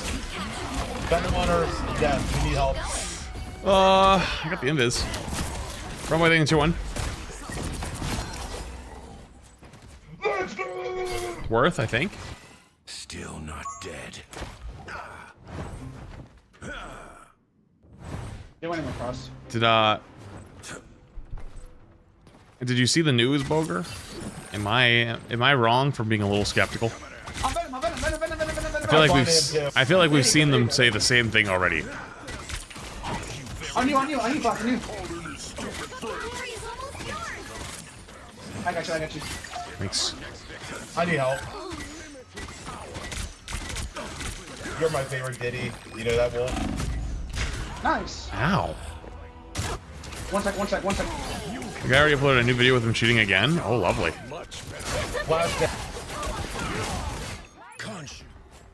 I'm gonna TP back. Kill him across, kill him across, them across, them across, them across. Yours back here with me. I'm TPing back. I'm going on to, I'm going on to. Namor behind me.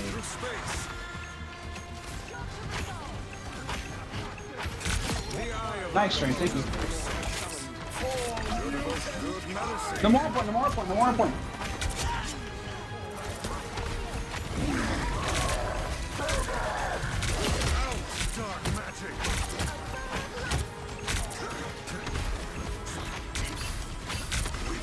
How are you back?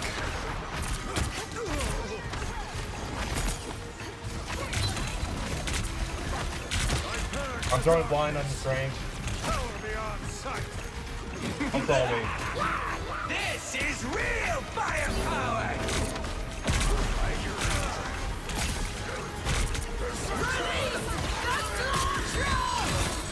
Oh, that grabbed me.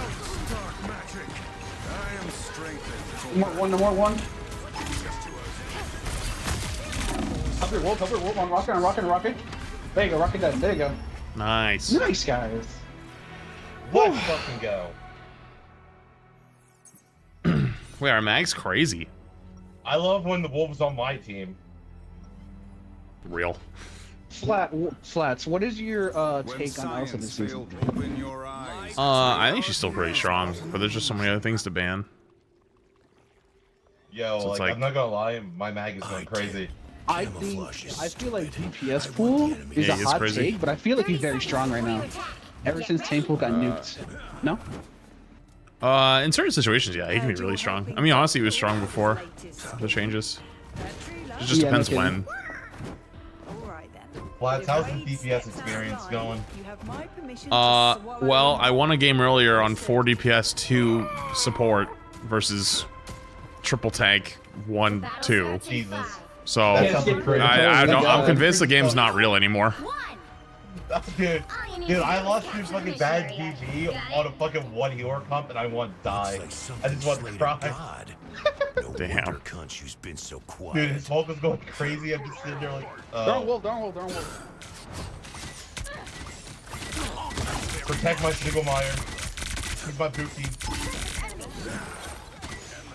So there's gonna be a Salak behind you, top left. Thanks. Being blinded. Roll up past him. He's dead. Number one. Thing blinded. Thing and wolf blinded.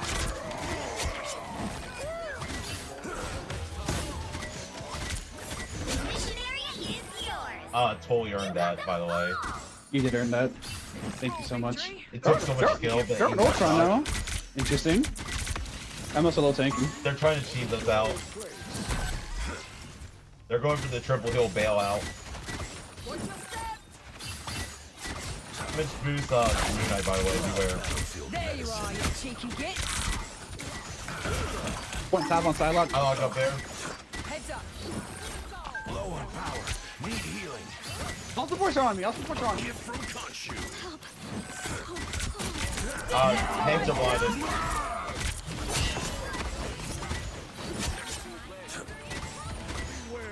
Nice. Oh my god. Exactly as I expected. Yo, I'm not gonna lie. What you just did that rocket? That was violation. Animal, very bad. Mission area. Keep going. Love battlefield medicine. Where are they going? Thank you very much.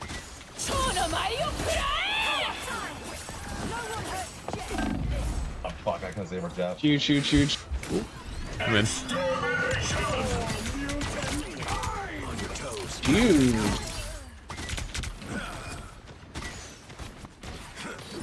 Rocket X out. I'm rocket. I need to fall the hell back. Nice. Good night. Salak's going flank. Lucky top. Armed and I got you. Home pull. Back line.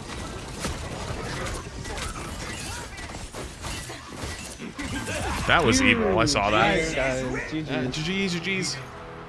Yo, Flat's chat. Flat is fucking amazing, bro. GG's, guys. No. Yeah, GG's. Much love. Damn. Dude, rare footage. Actually, really good game. Like, fun game. That was evil. Our mag was actually kind of the GOAT.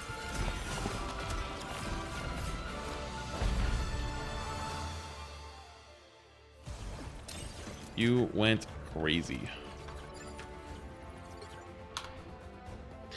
Alright, I gotta go pee. I'll be right back, okay? Thank you for the super chat on the YouTube side. I don't know why it didn't pop up though. One sec.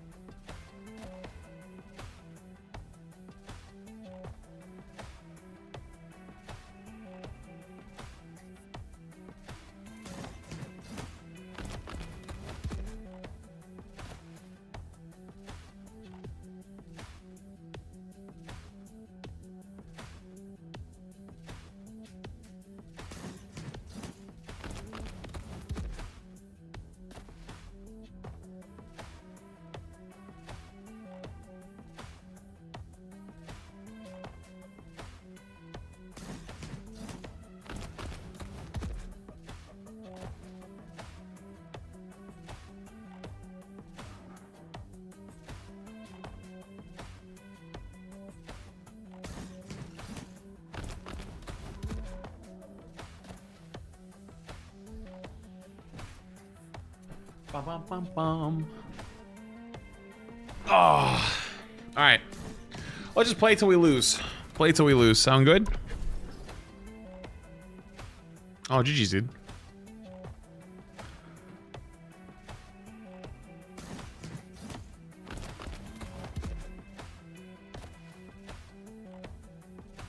That's okay. Our team was kind of locked in. I think after the Namor group combo didn't work, that game was sealed. Also, I need to try to fix my alerts. I don't know why. My YouTube super chat that I saw earlier didn't pop up. That's really weird. It still didn't pop up. Which hero do you think you want to be today? Yeah, Dirty Deeds, I don't know. It was yours, right? Yeah, I don't know why it didn't work. Oh. Dino. Farther in 3 months. No champions today. Now, who am I gonna banish from this match? You think when people say Rivals is more difficult than Overwatch? Listen, it's not supposed to be a competition, but that's delusional. Of course, a game that's been out for 10 years is going to be harder than a game that's been out for a year and a half. Doesn't even matter if it's Marvel or Overwatch. It's just kind of idiotic.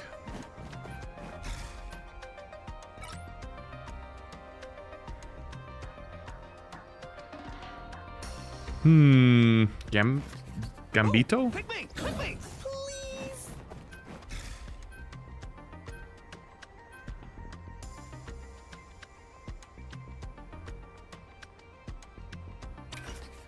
No, the Dino. Dude, I swear people are just not good at the Dino. That's why everyone bans it, because they don't know how, they don't have anyone on their team that plays it. I swear.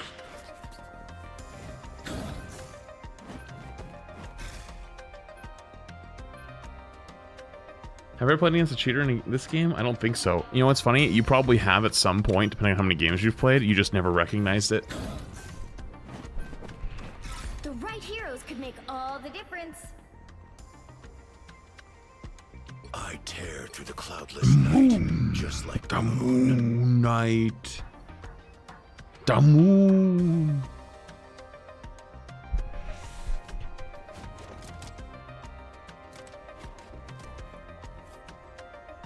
Dino ban every game, unfortunately.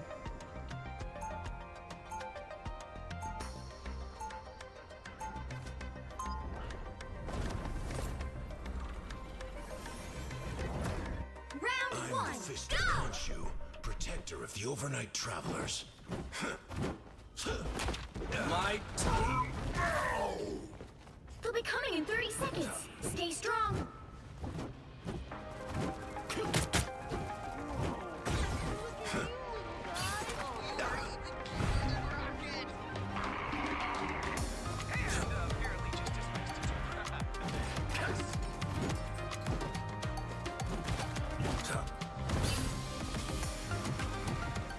The battle starts in 5, 4, 3, 2, 1. Dino is a meta enforcer, like Black Cat or Gambit.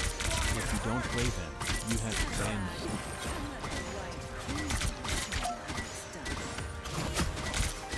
I just hit him with a right click dead on and nothing happened. Did you guys see that?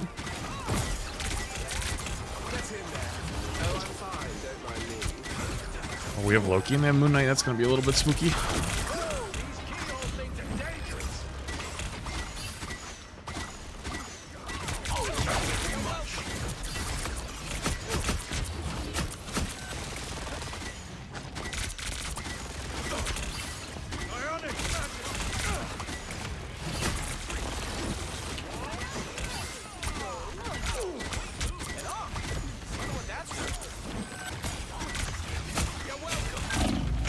Ooh.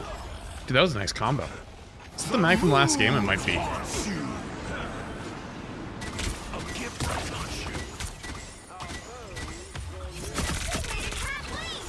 We might be dead.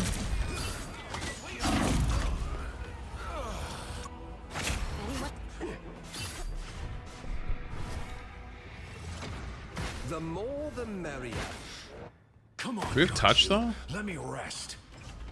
There's still a chance to stop them. Better stop that vehicle. Hey team, enjoy the amplifier. Disappear! The moon haunts you. Double kill!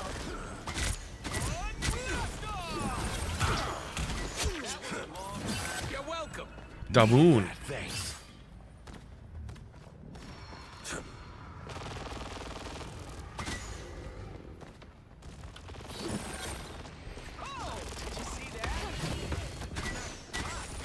He stopped them in their tracks! These keyhole things are very nice. I am ready to put on a show!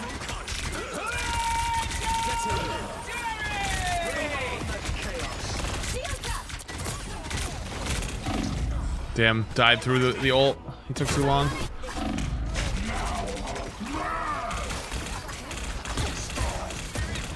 That sucks. Come on, Khonshu. Let me rest. This is a nice spot.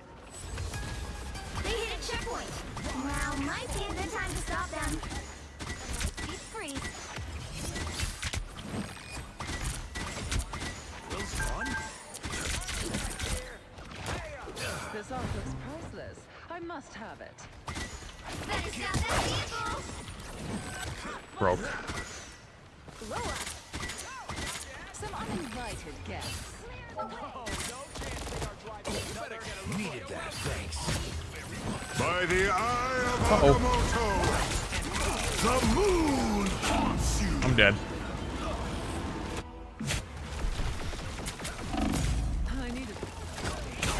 Dude, we're getting walked down and dying. We have ults and we're not popping them. Oh, man. Feels bad.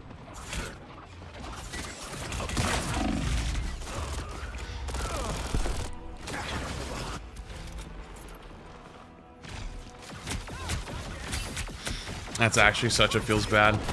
Guess Khonshu's got my back after all. There's still a chance to stop them!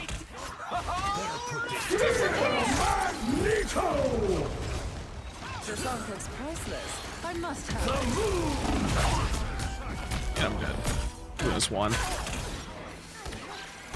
suppose that helps. Well, You're ready for action.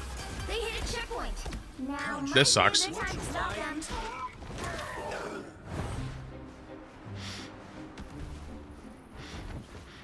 this sucks.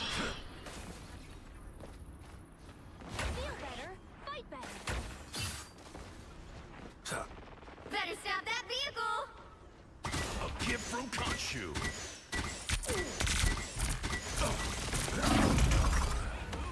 There's two up here? Hello? Anyone willing to help? Why is there two up there? Hello? Better stop that vehicle! Dude, those two must be hard calming together, because they've actually done that a few times. It's now or Okay. never! Stop Well, them! we're on triple. So, someone's got to deal with the Moon Knight or the Star Lord, so it's got to be me. This is going to be a disaster. My realm is the great river into which all others flow. I don't think we have any DPS players on our team, unfortunately. I am ready to put on a show! Yeah, okay, buddy, you're not up. You're make it a little less obvious. Eye of Agamotto. Don't give them another inch! Or a...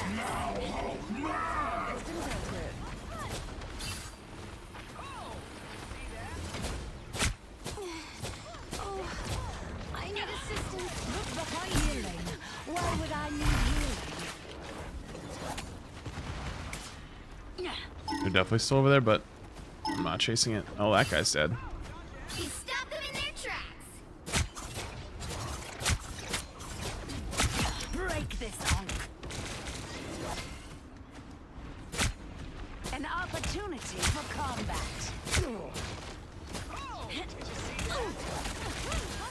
Find that soul.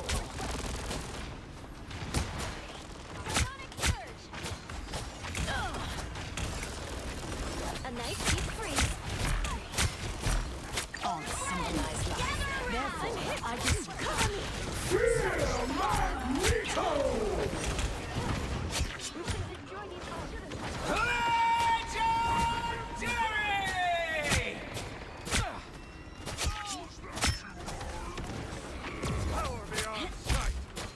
He stopped them in their tracks.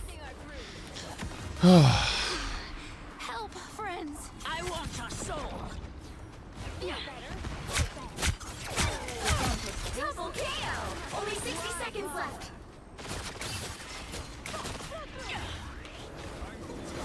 Portaling.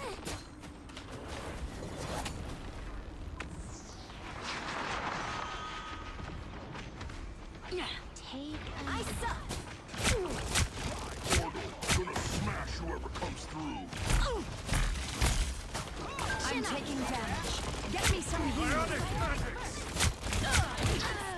The moon! 30 seconds.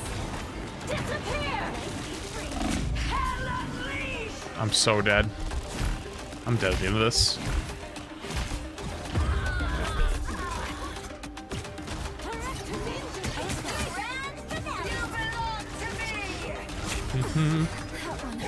Final 10 seconds.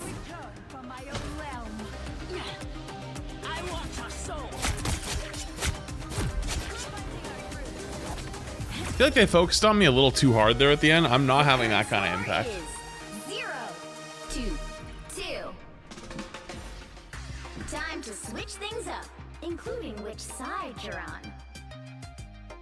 You'll need a top-notch team to win this one.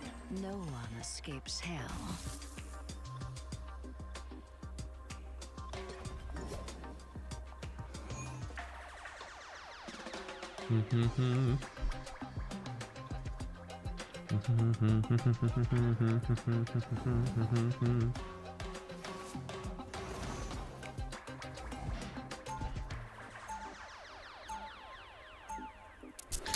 Doctor Who? Maybe in 10 months.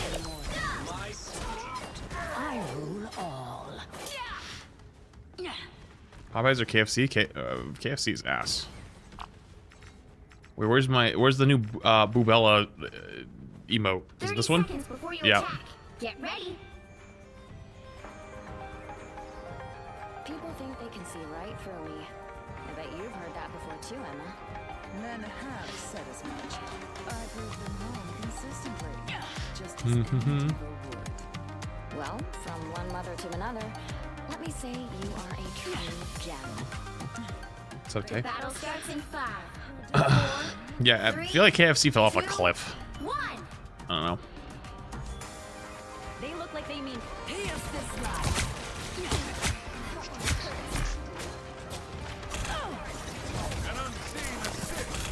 I am very hard. 13. Fine, that'll help, please.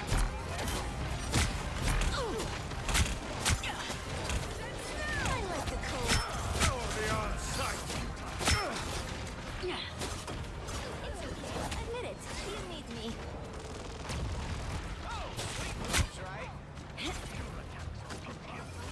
We should destroy these oaks. I summon the sea! Fine, that's I suck. Team's kind of rolling now. It's okay. Admit it. You need me. Vortex field. Find that soul.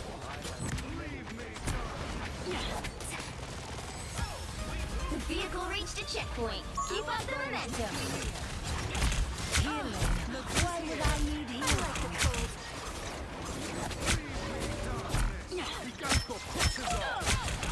The moon haunts you!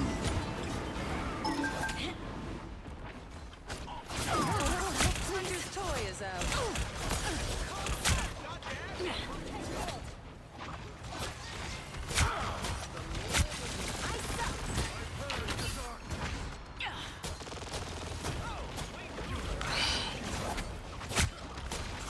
Not a good sign for when he ults in a sec. By the eye of Agamotto! Keep going. Us against the world. Why would I need healing? Shields up. You gotta go a little pretty far. Here's this life.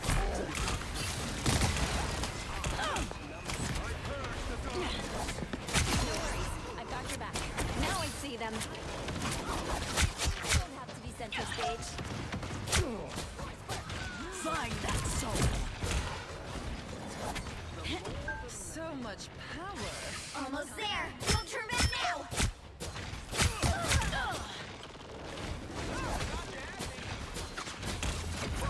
I'm taking damage.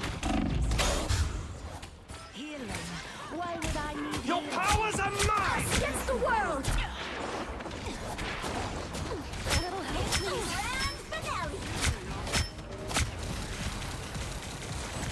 Fear Magneto!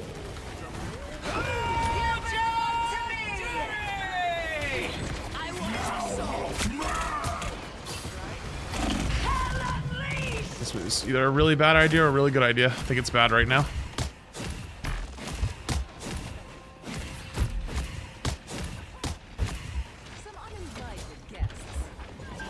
By the eye of Agamotto! Executioner! We're dead.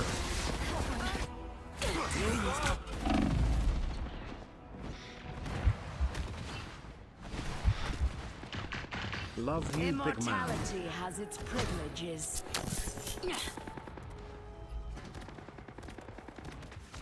I love when people type shit talking our fucking supports. Meanwhile, we have 3 minutes to attack. We held them on third. Like, we're still so fine. They asked him to play triple in the beginning because, like, they were struggling. He said, no, that's boring. It's like, do they... You can't... I feel like it's, like, illegal to shit talk after that.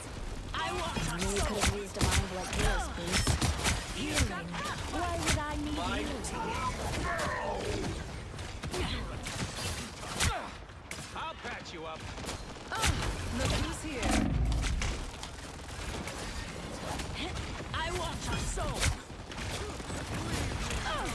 Yeah, Hulk, you're horrible. A nice deep freeze. Is that the same guy? I didn't get to see. I couldn't see the mic in the top right. How is that helpful? I'm on board. Clearly. I am. I got on rocket for a reason. I'm gonna fuck you since we're not doing anything. 3, 2, 1.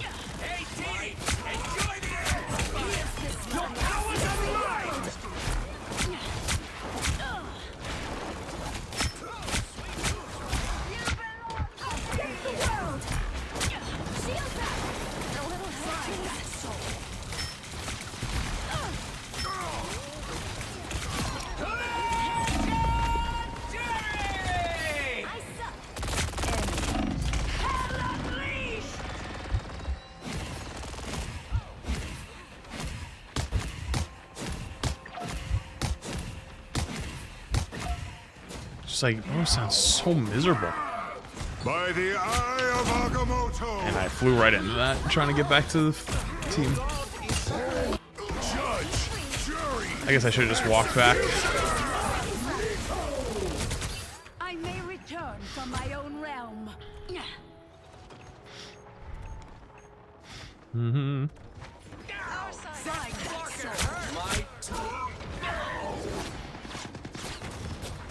I'll patch you up. I am barely harmed.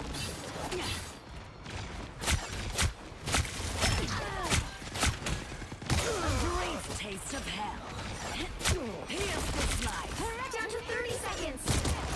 Get that vehicle moving again.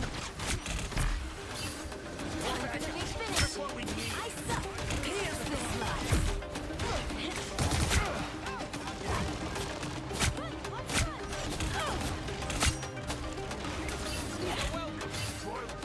The final 10 seconds.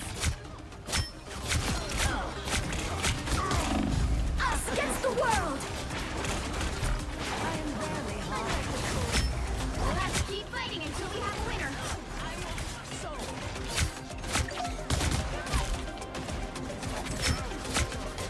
Judge, jury, Sad. execution! Final score. 1, 2. Well,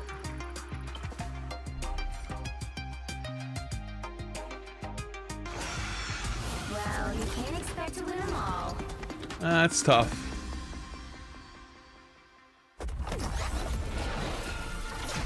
True, we were in play till we lose.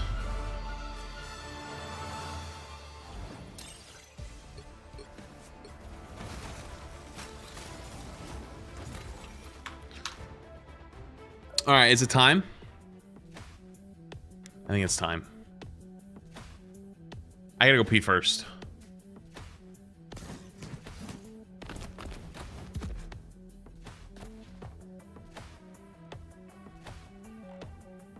Okay, let me go to the bathroom real quick and then we'll get started. Be right back.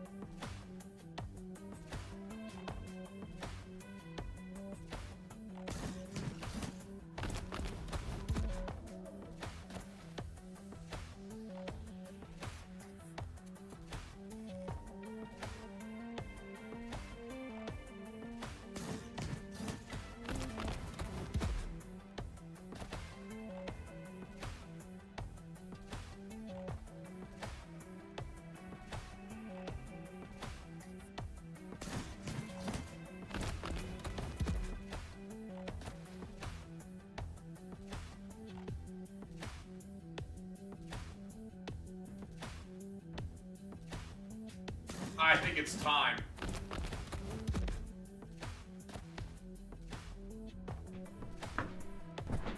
I got the shadow ban notification on TikTok. I'm gonna restart you guys. Come to Twitch or YouTube though, realistically, otherwise you just get ignored.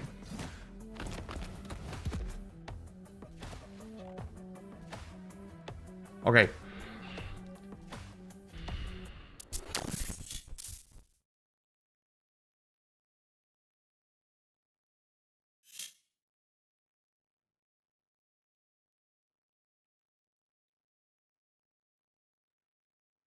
All right, chat, it's time. Snorlax Stumper. Chat, it's time. We gotta rearrange the characters. Everybody knows tank goes first, support goes last.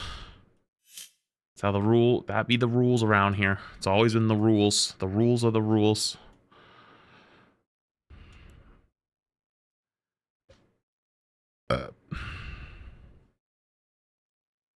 Okay, let's rearrange that. Down here, down here, down here. Dude, we're getting a lot of characters now, huh? Up here, down here, up here. Up here, up here, down here, up here. Down here. I think that's everybody. Does that look right?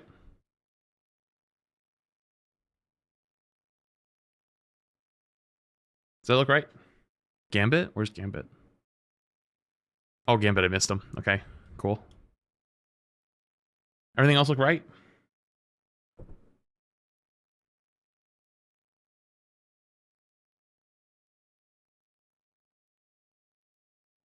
You should make a troll list to fuck with the Redditors. The Redditors are already getting fucked hard enough by life, man. I don't want to make it any worse on them. Okay, I think that looks good. All right, cool. Chat, it is time. Chat, it's time. This Season 8 Marvel Rivals tier list. Guys, as always, take these with a grain of salt. I actually took 7.5 off. One, because I wasn't playing the game that much. And two, just to prove the point that a meta still always will form. Tier lists don't form those. People will still figure out what's strong and what's not strong. If someone doesn't make a tier list, someone else will make one. And also, people just play the video game and go, that's kind of strong. I'm going to play it. People aren't stupid. So there you go.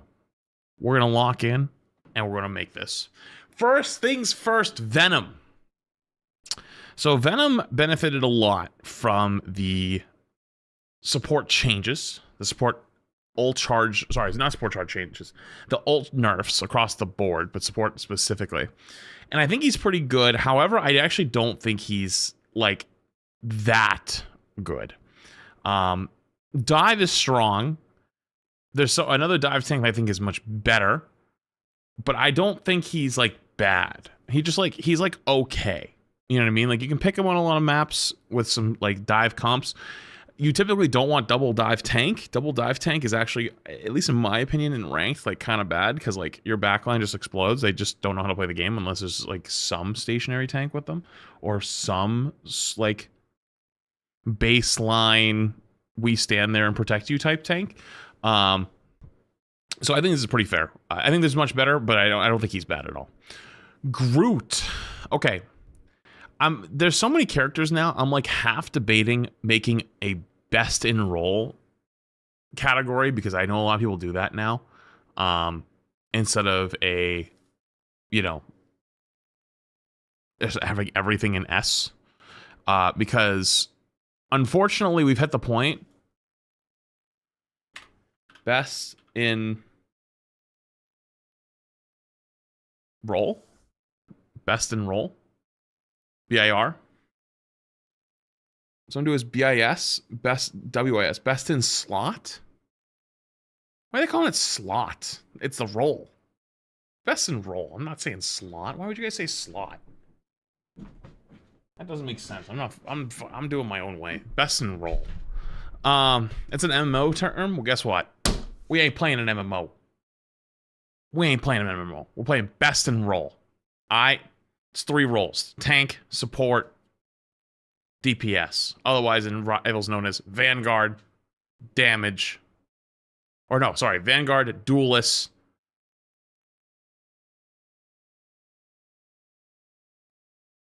I forget what the support one's called. Vanguard, duelist, strategist. Okay, the reason why I made this role above best in role is because I think Groot is arguably still one of the best tanks in the game. One of the best to play. Dominates on a lot of maps, especially like the tree walking map, the Groot map, I guess, legitimately. And he's always pretty strong. And he actually does really well against a lot of the frontline tanks, your Thing, your Mag, your Pennies, your Emma's even a little bit. And he's just always pretty strong. Like if you had to pick one tank these days to get really good at, you probably could just get really good at Groot and probably pick him every single game and be okay. Like there would be very few games where if he's not banned, you would be screwed. You get what I'm saying? Like you could play Groot almost anywhere. And most maps he's really strong, and the ones he's not strong on, he's still okay. So next up, Tank Pool. So Tank Pool kind of got taken out back and shot 16 times in the head. I haven't watched any Ignite. I don't know if they're playing him in Ignite. I played like 1 or 2 ranked games, and he felt kind of butt cheeks. Like there's like no reason to play him. But that said, though, I don't think he's like the worst character in the game, you know. But he just doesn't have like a spot anymore. You know, they really gutted him. You know, like the things that he was really good at was he had good high damage, and his gun ult could isolate a single target. So they nerfed his gun ult pretty hard, and they nerfed his damage pretty hard, and then they also made his fire rate slower. So now he shoots a lot slower, does a lot less damage, and his ult's not as good. So he kind of just, you know, he was never like a support the team type of tank. He was always more of like a off tank cosplay where he just did like a lot of damage, you know. So RIP Tank Pool. Genuinely a little sad on how much they kind of nerfed him. If anything, I might even put him in D tier, TBH, but we'll see. I think this is fair for now, but I don't think he's unplayable. He's just selfish tank, but I have no problem with there being selfish tanks because most players are selfish as fuck. And if you're a tank player, you know exactly what I'm talking about. If you're a support player, you probably know what I'm talking about too. Like, people are just selfish as fuck. I literally just played a game where we played 4 DPS 2 support. We won. I don't know how the fuck we won. But, like, nobody wants to swap. Everyone just wants to play whatever. So, like, you could play a tank and be pretty self-sufficient. You know what I mean? Do I maintain the agenda for Thor? You know what? I'm actually going to give you a little bit of agenda. I actually think he's kind of fallen off a little bit. I don't think he's bad. But there was like a season or two where he was like genuinely maybe the second best tank in ranked. But he's like all of a sudden, I feel like not that great. I don't know. I feel like he struggles a little bit. His like kidnap is still okay, but like who are you kidnapping? You know, Mag, I guess, but like, you know, someone typed, "Did you quit Overwatch?" Brother, I literally am not joking. I think I streamed 35 hours of Overwatch in the last 3 days. And this guy just asked me, did I quit Overwatch? Holy shit, I'm gonna fucking fall off a cliff IRL and hit every single rock on the way down. Also, by the way, if you're wondering why, that's why I'm a little tired today. I think I streamed like 15 hours yesterday.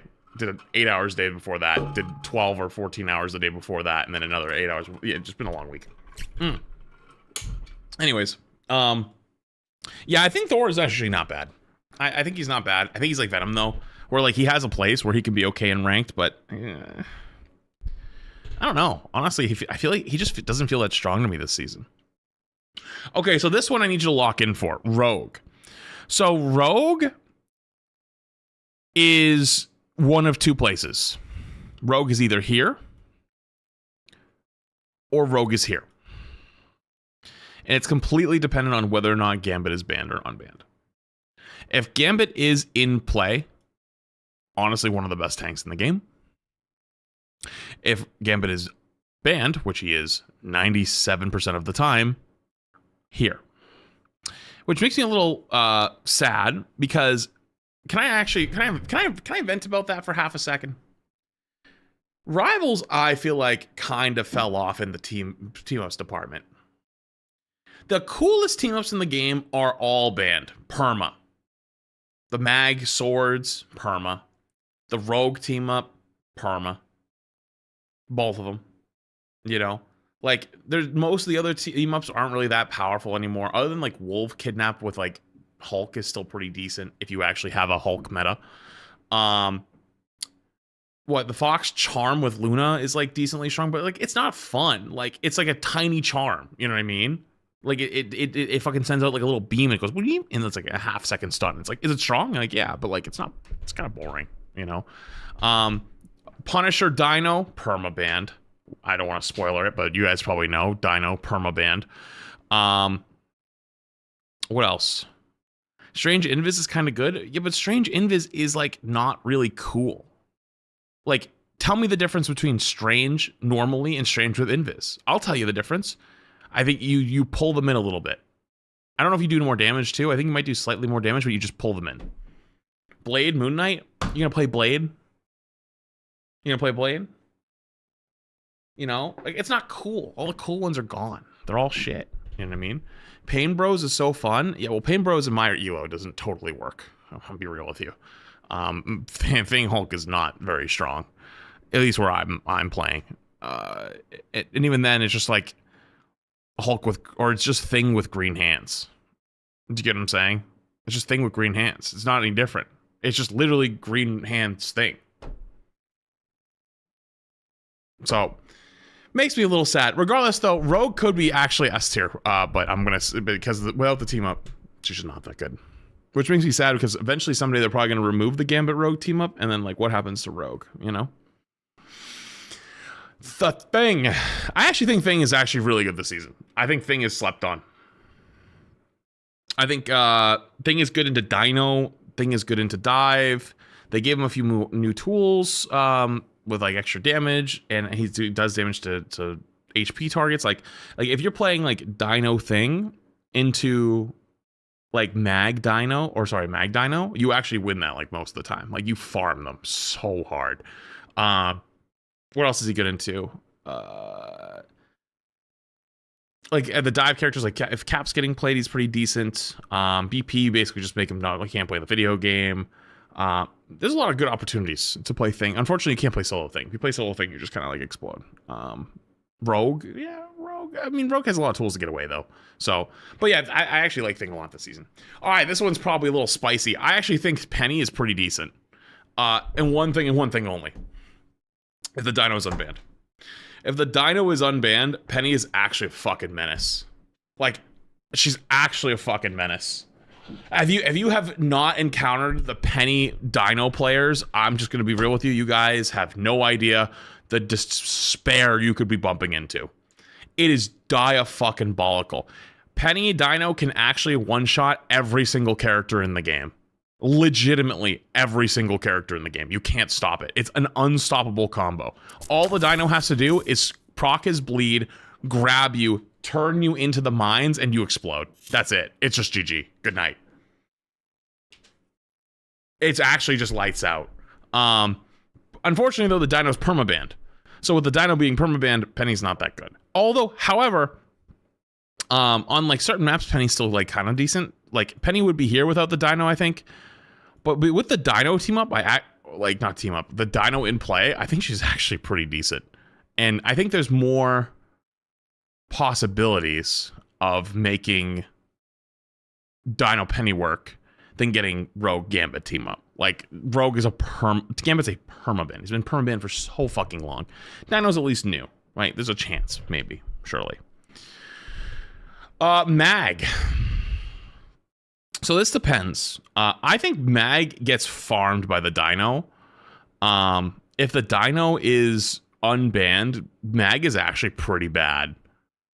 Like, really kind of bad. But a lot of times not. That said, though, I do think Mag is still strong, obviously, but not as strong. As with team up, you're never getting the Gambit team up. Just pretend you'll never see the Gambit team up with Mag. It's just never gonna happen, you know. And I wouldn't even say that the Mag Gambit team ups really makes him that much better. He's just more fun, you know. Also, Cloak and Dagger fell off a fucking cliff and literally hit every rock on the way down. They nerfed her ult charge generation or ult charge time, and that was it. Just, that character's fucking gone. So like, you don't even need Mag that much, you know. All right, the Dino. I'm really sad about the Dino, if I'm honest with you. The Dino is probably my favorite character they've added since like season 2 Emma, and you know I don't get to play him. He's just permabanned every game. He's genuinely just permabanned every single game. And it's sad because even though he is definitely strong, I don't think he's unbeatable. I think triple DPS solo tank beats him.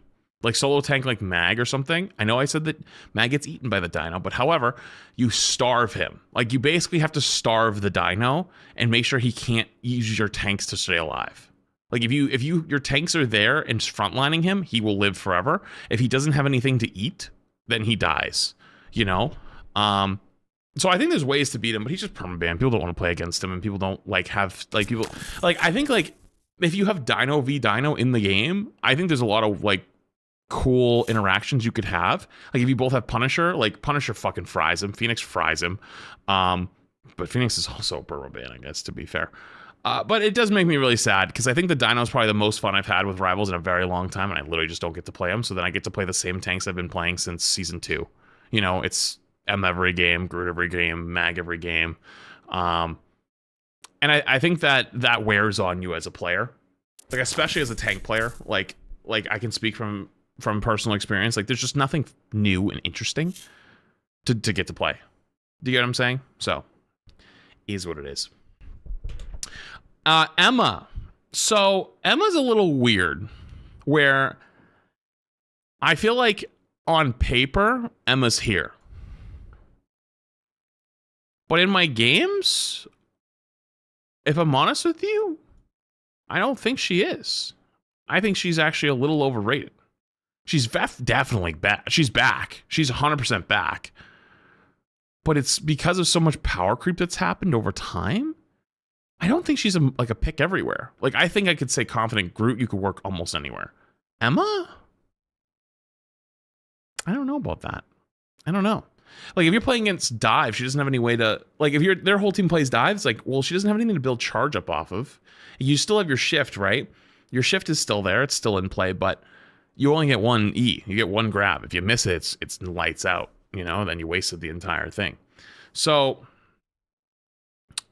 she's good against like Thing, Mag, Groot even a little bit. Although even actually, I actually don't mind the Groot matchup in Emma. I'm not that afraid of it. I think probably an organized play should be really strong, but I think in ranked, she's okay. What is BIR? Best in role. Next up is Cap. So I think Cap is actually really strong, especially if you have like DPS players on your team that are playing hard dive. The difference is though in ranked, you're probably not always going to be able to make him work. I think like if you don't have the DPS follow up on like dive DPS, you are not going to do everything you need to do to get those kills. However, though, when you do have the DPS, the dive DPS that follow up with you, you will run the lobby. And so in organized play, like pro play, I bet he's probably one of the most picked, if not the most banned.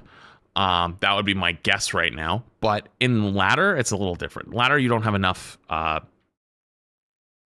what's the word? You don't have enough like coordination. Like people just aren't always there. Like they're not on the same page. But he's definitely strong. Definitely very good. Strange. Strange is a little tough because also, by the way, I'm just gonna for visualization, I'm gonna bump Penny down here. Because like we don't have the Dino, so like I think she's like the best of these three. But yeah, just for visualization. Strange gets annihilated by the dinosaur. Annihilated. But he's also back to just TP duty. You know, like I feel like if you have a Strange on your team, your chances of winning actually go down because you don't have someone who can TP back. You know? It's a little sad, but you know, it is what it is. But he's always good. He's always decent. Like if you don't know what to pick Strange. He'll probably be okay. Most of the time. Angela. Hot take, I don't think Angela's that bad. Like I've seen a lot of people saying Angela's horrible. I think in ranked she's not bad at all. I think she's actually still like has a good place. I obviously you bump into the CC of doom and gloom, but I don't think she's horrible. Angela's horrible? I just, okay, did you not just hear what I said? I just told you, I don't think she's horrible. I've played a decent amount of Angela games. Yes, you get CC'd into a fucking oblivion sometimes, but she's not horrible. Dino feasts on her? First off, when are you seeing Dino in your games? Second off, why are you playing Angela into the Dino? Dino's permabanned. You're never seeing that fucker. He's literally banned every game. So, like, to say, oh, she's horrible, like, the Dino roll. Okay, well, the Dino's banned every game. You know what I mean? So it's like, what are we talking about? Because, like, if the Dino's not banned every game, I'm putting Mag in B tier.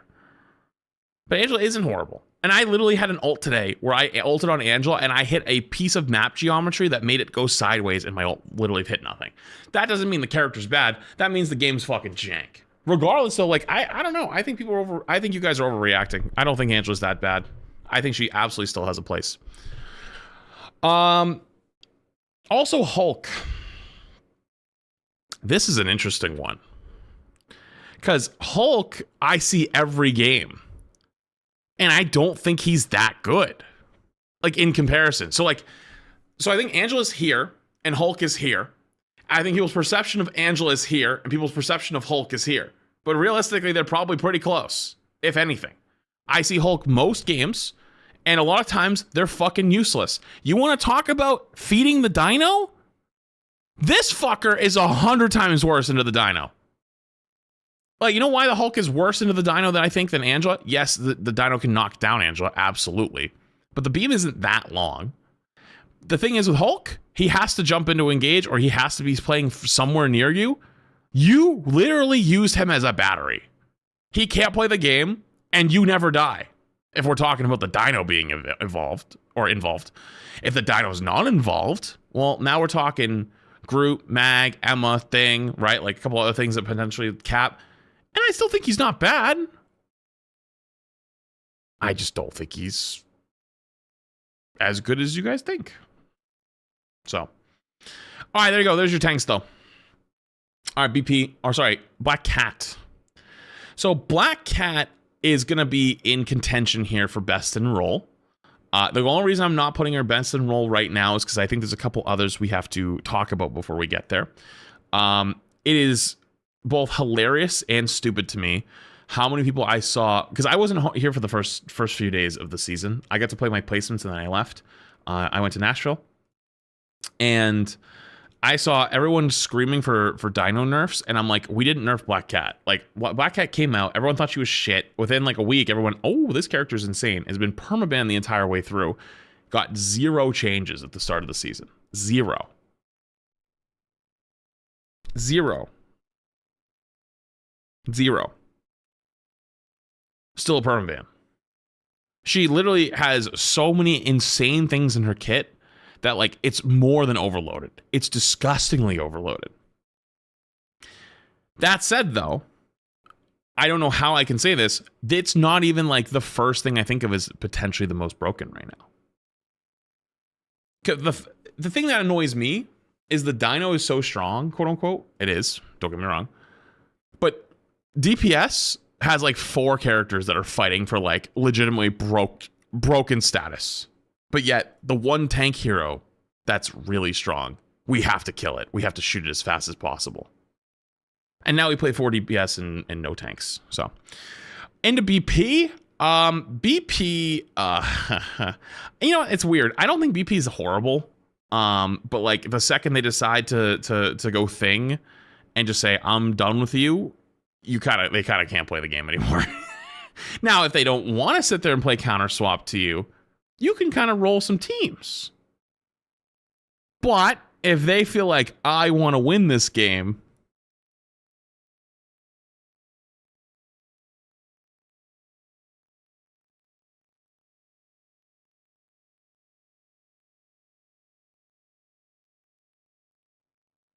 you're probably cooked.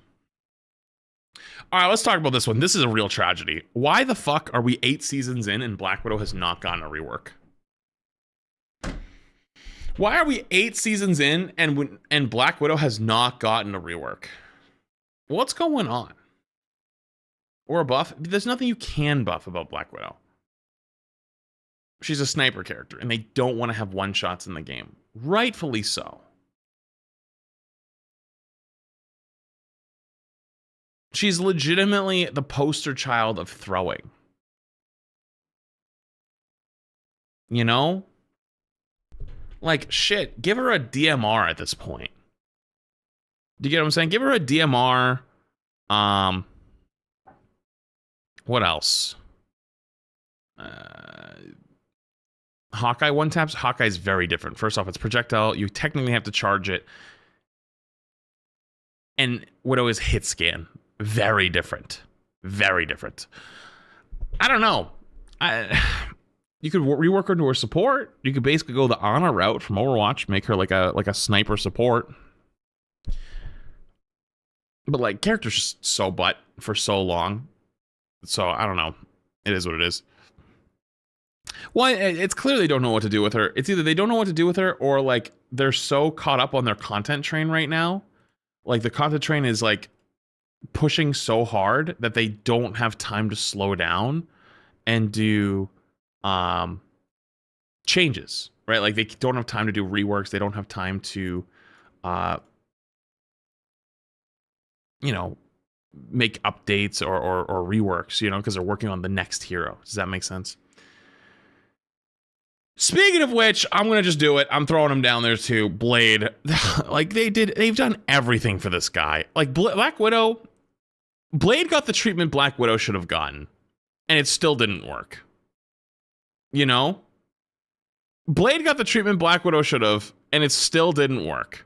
They've given him so many micro buffs, so many changes, so many things to do, and he's still butt cheeks. He's still ass. I don't get it. Blade is D tier at least. Dude, if we're talking D tier and F tier, you might as well just be like, we're talking about shit and butt. You know what I mean? We're talking about shit and poop. Diarrhea and poop. Shit and throw up. Like, you know what I mean? Like we're just arguing semantics at that point. You know what I mean? Like we're not actually trash versus garbage. There's no difference. They're in the same trash can swimming around together. You know? Shit versus ass, shit versus butt, poop versus shit, garbage versus trash. It's the same shit, you know what I mean? So it is what it is, but he's just so butt cheeks. And it's sad because he was one of the most hyped characters before he came out, and now he's just useless. Never even thought about. And now we go on to the next broken DPS. Potentially another potential best in role, Daredevil. The opposite side of the coin of Blade. Blade has gotten all the buffs in the world. Can't get out of the shit tier. Daredevil has gotten all the nerfs in the world. Still dominating. Still a permaban. He's got constant wall hacks. He's got the constant uptime from his combos. His ult is still really strong. He's a menace to support players everywhere. Support players especially would rather just ban him than like deal with him in the game. Rightfully so, by the way. Don't think I'm saying like, oh, support players are being babies. No, I fucking agree with you. Fuck that guy. I wouldn't want to play with it against him either. If one of my support players votes Daredevil, I'm banning it with them every goddamn time. I don't think you should have to deal with that. That said, though, he continues to dominate. He continues to go crazy. He continues to run the show every time. Is what it is. But I'm not going to put him in best in role. Not just yet, at least. Now we have DPS Deadpool. So DPS Deadpool, I think, actually, unironically, is really strong. Probably slept on a little bit. I think he's situational. However, though, with Dive being pretty strong, there's a lot of places where he can go crazy. I think that people haven't given him enough of a try, to be honest with you. I think especially in overtime situations / like last fight situations, he's pretty damn good. And he's never banned, so you can almost always play him. So I'm surprised more people don't play him. Maybe it's because like the early rhetoric of how bad he is, people have been afraid to give him a try. But especially after the global nerfs for ult charge, I think he's pretty good. All right, on to Elsa Bloodstone. Another example of a character who's been nerfed many times and keeps on trucking. Not a permaban, technically. There are a lot of bans, and because there's because there's duplicate bans, a lot of times Elsa will scrape by the ban sequence because she's typically a 5th or 6th ban, not a 1st or 3rd, which is kind of like what's important. Like the 1 through 3 is a lot of times Dino, Black Cat, Daredevil, one other character, which is still coming. So Elsa will slip through a lot of times as like the 4th, 5th, 6th ban. And I don't really know what to say about her. She just kind of is crazy.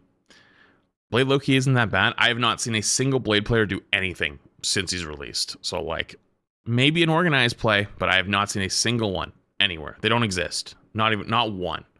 And like I've bumped into a couple, like I think I've played games with people that are like really high rank on Blade, and like that's what they do. And they like, no offense, like it wasn't that crazy, you know? And honestly, I feel a little bit bad. Apparently we did the number 1 Blade a little dirty. He was apparently not like fully locked in for the games that we spectated. But yeah, you guys remember we did the spectating rank 1 Blade and we were like, oh, that's tough. Regardless though, Elsa's just really strong. Her ult's still insanely good. Hit scan flavor of the month, that can be insane. So not much to say there. Generational fall off. I feel like once you see Moxie stop playing a lot of not Hanzo, Jesus Christ. Moxie stop playing a lot of Hawkeye, you kind of know that he's probably dead, you know? But he could easily come back with like one small nerf, or sorry, one small buff. You know? He could easily come back. Easily come back. Honestly, if Cloak and Dagger was stronger, maybe even you'd see him more often, but in ranks, like you just don't see him. Listen, man, I played Overwatch this week, okay? Leave me alone. I said Hanzo. Relax. Moxie played Hanzo in Overwatch too. Relax. On to Hela. I think Hela's underrated. I think because there's other hit scans that are so insane, people like kind of sleep on Hela sometimes all of a sudden. I think she's still goddamn really fucking strong. Really strong. Yes, there's like Hela 2.0s now, but I don't know, like you bump into a good Hela, all of a sudden you remember, oh shit, that this character's kind of crazy still. You know? You pick Hela when all the hit scans are banned? Well, yes, but if you're following the list here, you're following where things are going, you're kind of seeing it. You'll see it in a minute. Torch. I gotta say it, chat. I haven't seen any good torches either since they changed them. The changes look promising. Like all of a sudden he gets his ammo fully back. He's got like big movement for like big dashes, right? But like they don't exist. I haven't seen any of them. You know what? I'm doing it. I haven't seen any.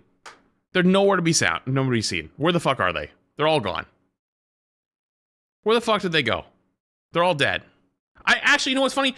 I saw a crazy edit for Torch on TikTok. A crazy good edit. I was like, damn, this is heat. That's the only place I've seen a Torch, though. In the last 6 months. I haven't seen one anywhere else. Iron Fist. Low-key, Iron Fist pretty decent. Low-key decent. I think he's good into the Dino, unironically. He's actually pretty decent into the Dino. Still annoying to Groot. I don't know what his killing power looks like now versus like supports and stuff with the changes to like his normal damage and to the block like coming off a little faster, but he's like a shittier Wolverine in a way. But he actually is like arguably has more survivability than Wolverine, but also at the same time does the same thing but a little bit worse. Regardless. I don't know. I actually think he's pretty decent though. I'm actually pretty high on Iron Fist, but I don't think I can put him any higher than this. Iron Man.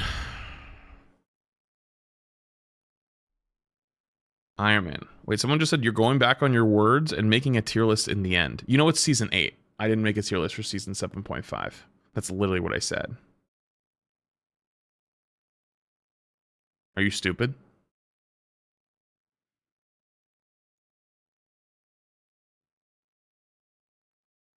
You can literally go check. I didn't make one.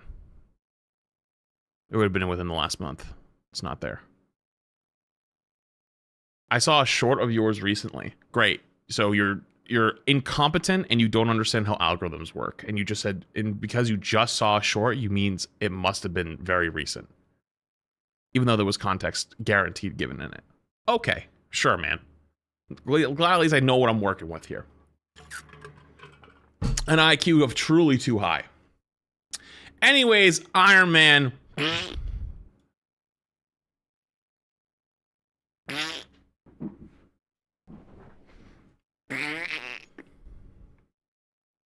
He was asking, you don't... Man, shut your bitch ass up. Who the fuck says you're going back on your word when you're asking? No, you're not. You're being a bitch. Don't fucking back out. Shut the fuck up. Regardless, though, sorry, going back to it. Iron Man. With so many hit scans being strong, Mag is just kind of like deletes your ult. There's just not much there. He's flying Squirrel Girl. Unironically, I kind of agree with you. I think he's more skillful than Squirrel Girl a little bit. And I wish Honestly, I like playing Iron Man. I actually think he's really fun. I genuinely really enjoy playing Iron Man. But he's got a butt cheeks. He's got it. Yeah, he's Flying Squirrel Girl. You're right. He's Flying Squirrel Girl. You're not wrong. All right, next, Magic. Magic continues to have the highest win rate of any character in the game, other than Penny Parker on certain seasons. And I don't know how the fuck she does it. I don't see good Magic that often. They're very rare. It's actually more common for somebody to get angry and swap Magic and not like go crazy. There's like fucking 6 of them. I swear to God, I still can't. I don't understand how this character has such a high win rate. I just don't see them. They're gone. They're like ghosts. They must be like in the back ends of the server. They must only play at like 2 in the morning or something. I don't know. I don't know what the fuck they do. But a good Magic can definitely be scary. But I got nothing. I got nothing. Mr. Fantastic. So, Mr. Fantastic got some good changes this season. They took away his CC for flyers and stuff like that, but they gave him an extra 5 damage on each hit. And he's still butt cheeks. Now, if you're on console, though, he's actually probably about here. If you're on console. Because on console, hit scan isn't as strong. Melee characters dominate. But where I play, he's butt. He is not getting picked unless someone's trolling. Maybe not this bad. Maybe I'm a little harsh putting him in the F tier. He's not quite that bad, but he's definitely down here. He's definitely not very good. His punch is still bugged. Wait. Is it the bug that I saw where like one fist is 75 damage and the other one's 70? Like they only buffed one of his arms? Is that the bug? Oh, they fixed it? Okay, but that was a funny bug. That was a really funny bug. For those who didn't see, it was bugged for a little bit where only one arm was doing the extra damage.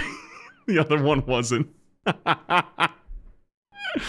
Yeah, it was actually pretty good. Okay. Moon Knight. I think Moon Knight's actually insanely good this season. Like almost ban worthy. Like maybe close to S tier. Not quite, but close. Insanely good versus the Dino. Insanely good versus Groot and like bunker comps like Groot, Thing, Mag, Emma even. He does pretty decent damage to like Venom, right? Like the high tank comps that just like stand together, he actually shreds. And because the support the global nerf to ult charge, supports get their ult slower, Moon Knight still gets his ult like instantly. And a lot of times Moon Knight will build ult before anyone else in the lobby. So you actually get a free Moon Knight ult basically to start every game. It's fucking disgusting. I bet on console it goes crazy. But he's genuinely a menace. Like, oh sorry, I actually put him. Is this DPS pool? Yeah, I think he's actually probably one of the best DPS that's not broken right now in the game. Like, Moon Knight, I think, is the gold standard right now of a very strong DPS that's not broken. On to Namor. I think Namor's also very strong. Especially when dive is really strong and prevalent, which I think it's less so this season than it was last season. However, though, I don't think he's like dominating the game or anything. I think he's like in a pretty solid spot. Pairs well with Groot, pairs well when your team is getting hard rolled by dive. Hella Namor's nice, but like really not required. And honestly, it doesn't give him that much of a boost anymore. Regardless, though, I think he's actually pretty strong. I don't think he's like busted in any way, but he does provide a lot of value. Like, honestly, maybe even like the high end of B, but I don't think he's like a pick every game. Like a lot of these guys, you can pick every game. Phoenix joins the S tier, if not best in role.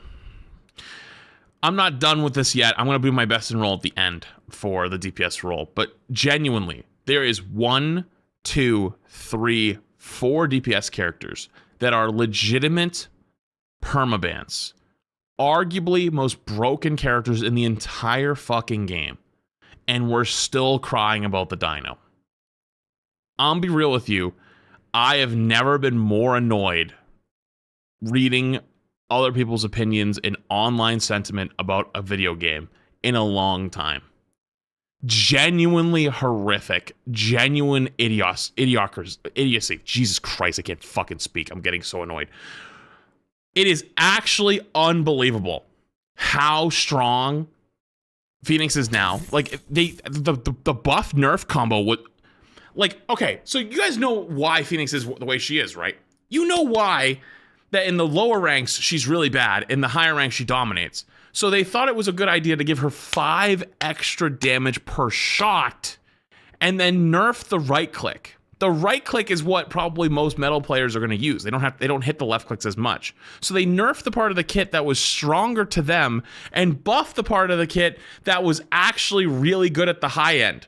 So at the high end, you do like 110 damage a headshot. You fucking delete people. Right click like the explosion, like the... You know what I'm talking about? The right click is like the thing you shoot at the ground and goes and like gives like the sparks to everyone. That's what it is.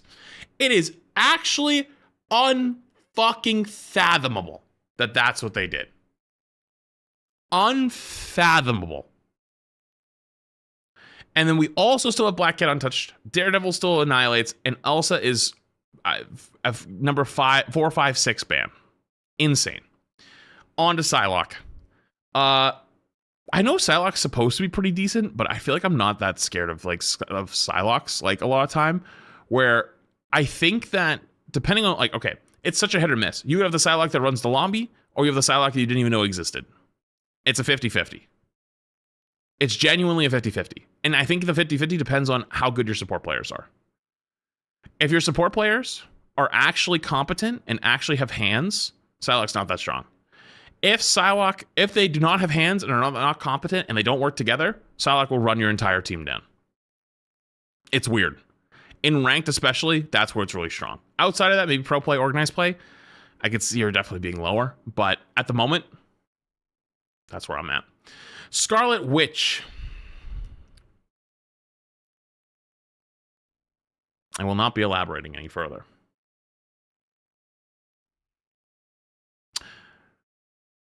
Spider-Man. I see a Spidey every fucking game. I see a Spidey every fucking game. They're goddamn every game. When Spidey was actually bad, you didn't see them anymore unless they were throwing. I see one every fucking game. That means he must be playable. Otherwise, they would lose enough games that they would just be sick of it. It's almost like Spidey's been good for a while, guys.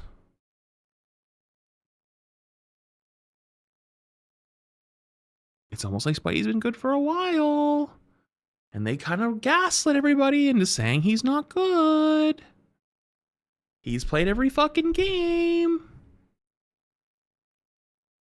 I wonder why. Interesting. It's only somebody tried to warn you. But you guys fell for the bait. You fell for it. You kind of fell for it. Anyways. So real Squirrel Girl instead of flying Squirrel Girl.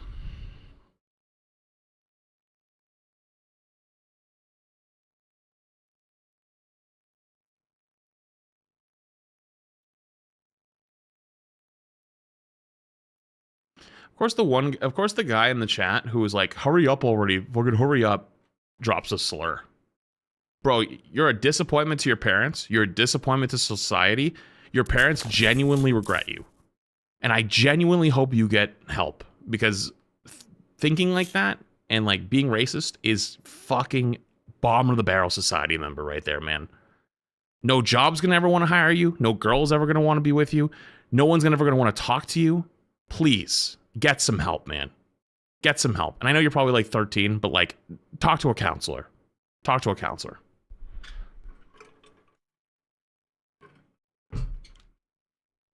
Good Lord. Every time without fail, too. On to the next one. Star-Lord. So I might have to take back what I said earlier about Moon Knight being the gold standard of like really strong DPS without being broken. Star-Lord's kind of there, but you actually do ban Star-Lord sometimes. Moon Knight only gets banned if they're playing the Dino. Star-Lord's like a 6 or 7 ban, give or take. I wish I didn't say that. But regardless, though, he's not getting banned most games, but there are games, if you have a Spidey on your team, good example, or like at certain flyers, especially, they'll be having his Star-Lord. That said, though, I think Star-Lord feels like one of the most honest DPS. And before some fucking absolute chud goes, well, how can you say that? He has an auto-aim ult. First off, shut the fuck up. I know for a fact that you play a character that has auto-aim on it consistently. Second off, yes, he does have an auto-aim ult. However, I do think that his neutral play is actually pretty fair. And he has a lot of tools that can be both counterable, but also give him ways to survive that don't feel so bullshit, right? Like, you don't feel like you got cheesed, I think, dying to a Star-Lord a lot of times. He feels skillful in a lot of ways. So, I'll give him a pass. I think he's actually kind of the gold standard of like a really strong DPS character. Sometimes worth the ban. However, I'm okay with where he's at, even after the buffs, which I think were a little much. I'm okay with it for a season, just not much more than a season. Storm. Okay, this is going to be a hot take, guys. I think Storm is awful. I spent some time trying to learn Storm because I always thought very highly of Storm, right? Because I bump into like the once in a while Storm player who's actually good, right? And it's like, you know, maybe most people just think she's boring and they don't want to put time into her, but she's strong, right? She's good at breaking spawn holes. She has a lot of situational times. And on ladder, like, people do make it work. And so I spent some time trying to learn it. And I started to learn, like, what you have to look for, like, first off, your Spidey food, but, like, you have to look for certain situations. And I was like, why am I doing all of these things for, like, minimum value? And it's boring as fuck. What am I doing?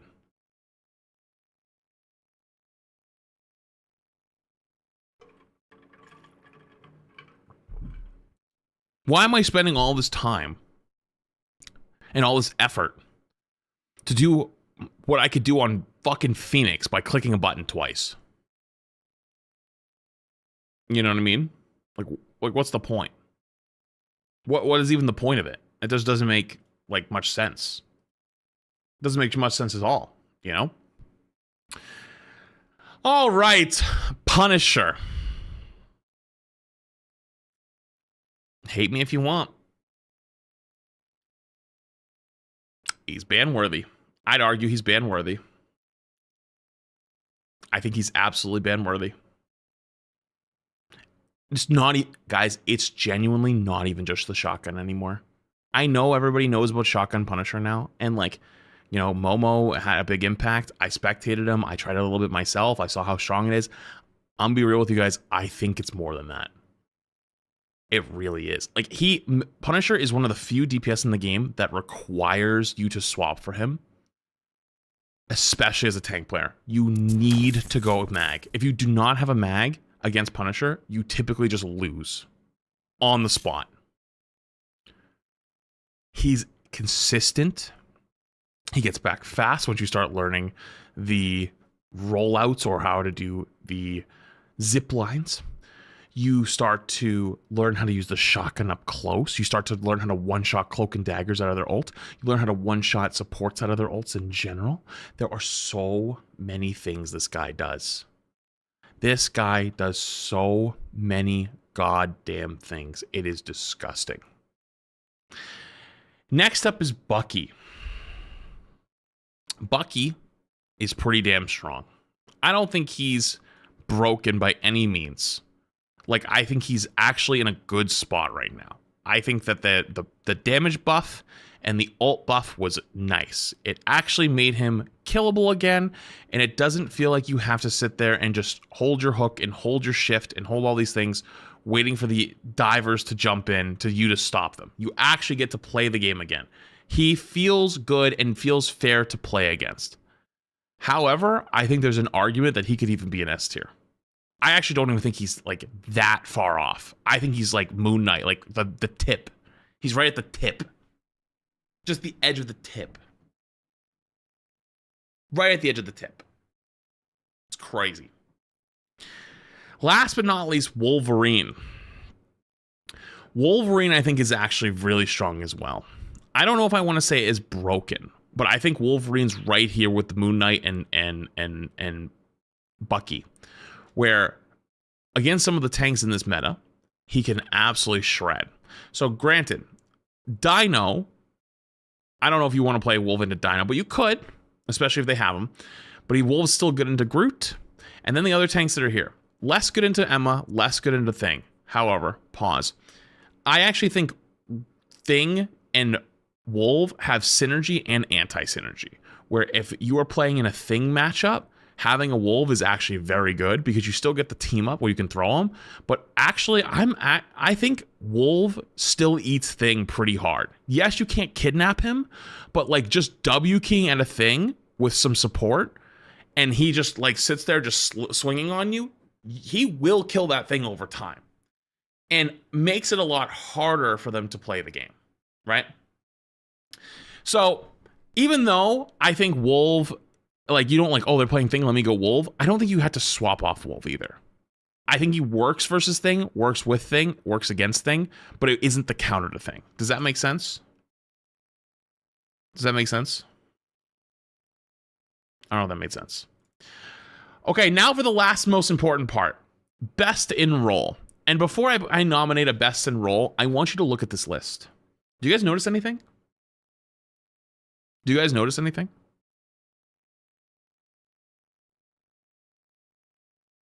We're complaining about the Dino the whole season.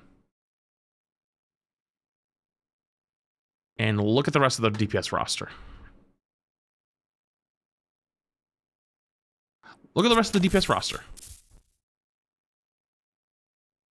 It is fucking dominating. They're all strong. And you could, for this top row, you could make arguments for 4 of the characters being the best in the role. Now let's nominate one. It's Phoenix. Phoenix is best in role. Depending on what elo you're at, I think Black Cat or Daredevil could be the best for your role. Like depending on like if you're in like gold or something or plat, I could definitely see where like these guys, maybe you're there. But like for where I play, it's Phoenix. Phoenix is banned every single game, perma banned. And that said, what do we do? They're the strongest characters in the game, and it's not close.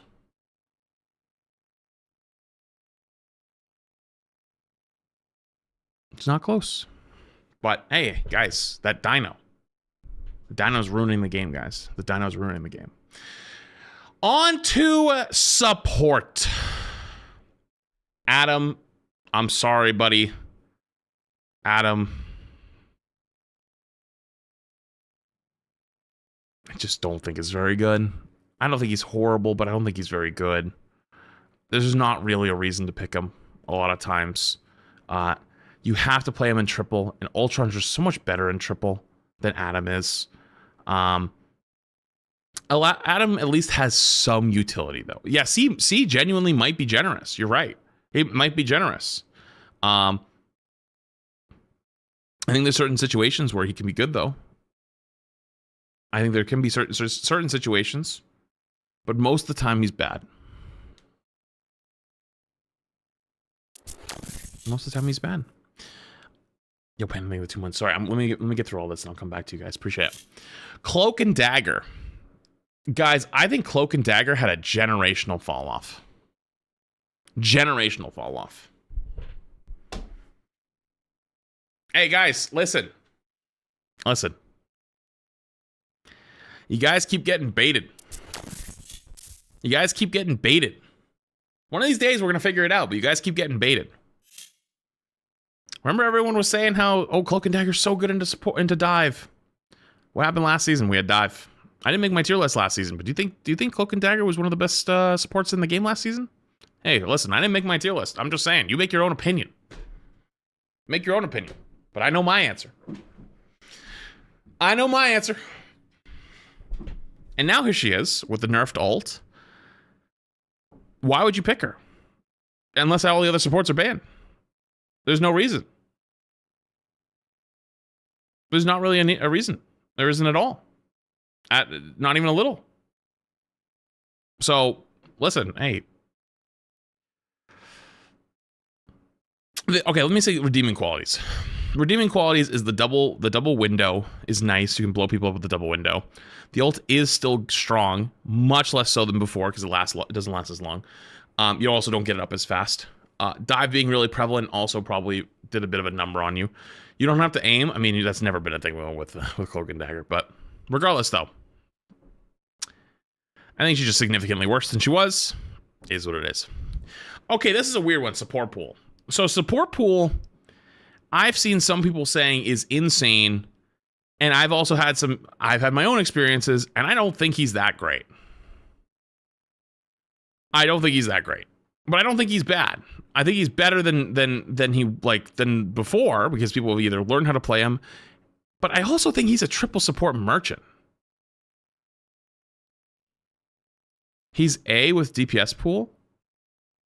Support pool is A with DPS pool. That's what we're saying. Buddy, you can't play two versions of Deadpool at the same time. How is that possible?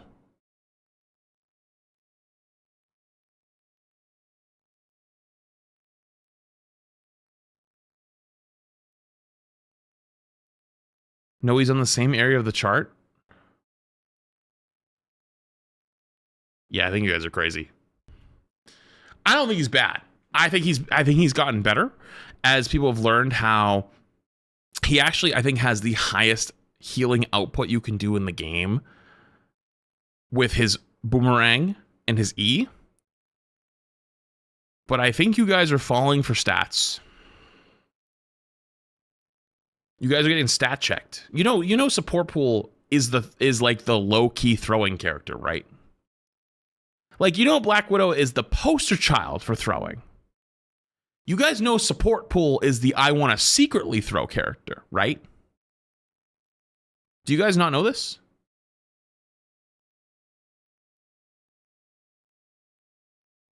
He literally is. He farms huge numbers, but it doesn't do anything for your team. If you want to soft throw someone's game and not get caught, you play support pool. There's multiple people I could call right now if they're awake, and I could ask them that question. They would go, yeah.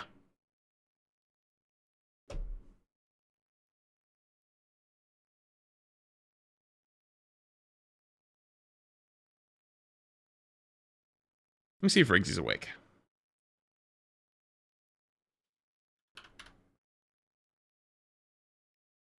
Hey, you awake? I got a question.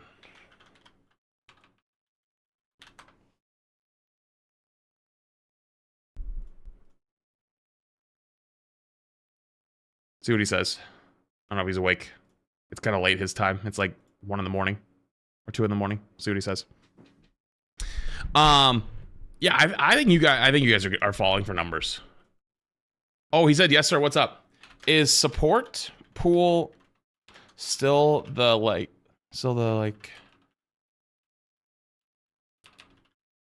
Holy shit! I can't type. If you wanna secretly throw character, you pick him since he pumps numbers.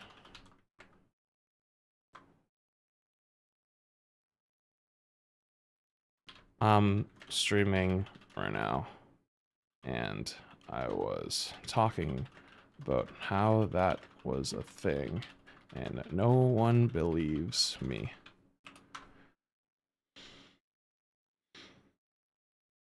Larry Thing Prime.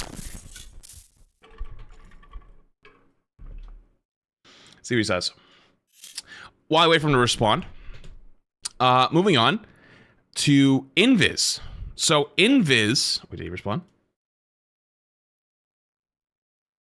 Hey, you wait, got a question. This is Riggsy, by the way. Riggsy was the highest damage dealing EU player, by the way, this past MRC. Yes, sir, what's up? Sports tools still like the secret on throw character. You pick them since they pump numbers. I'm streaming right now, and someone has the thing, but no one believes me. Oh, LOL. Yes.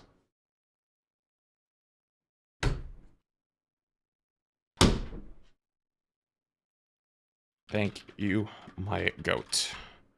Have a good night.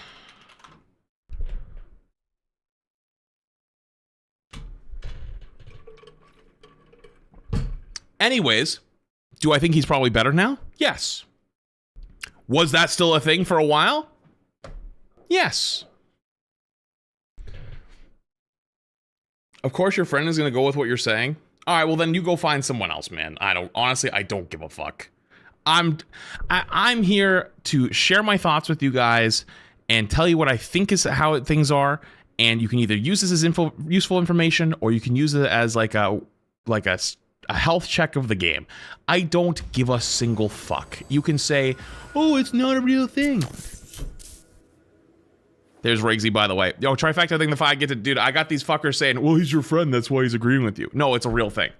Bro, I think you literally tweeted about it months ago. I swear to God, I think I saw a tweet from you specifically, Riggsy. Did I not? Did I not? Did I see you? Did you tweet about it a while ago, or am I crazy?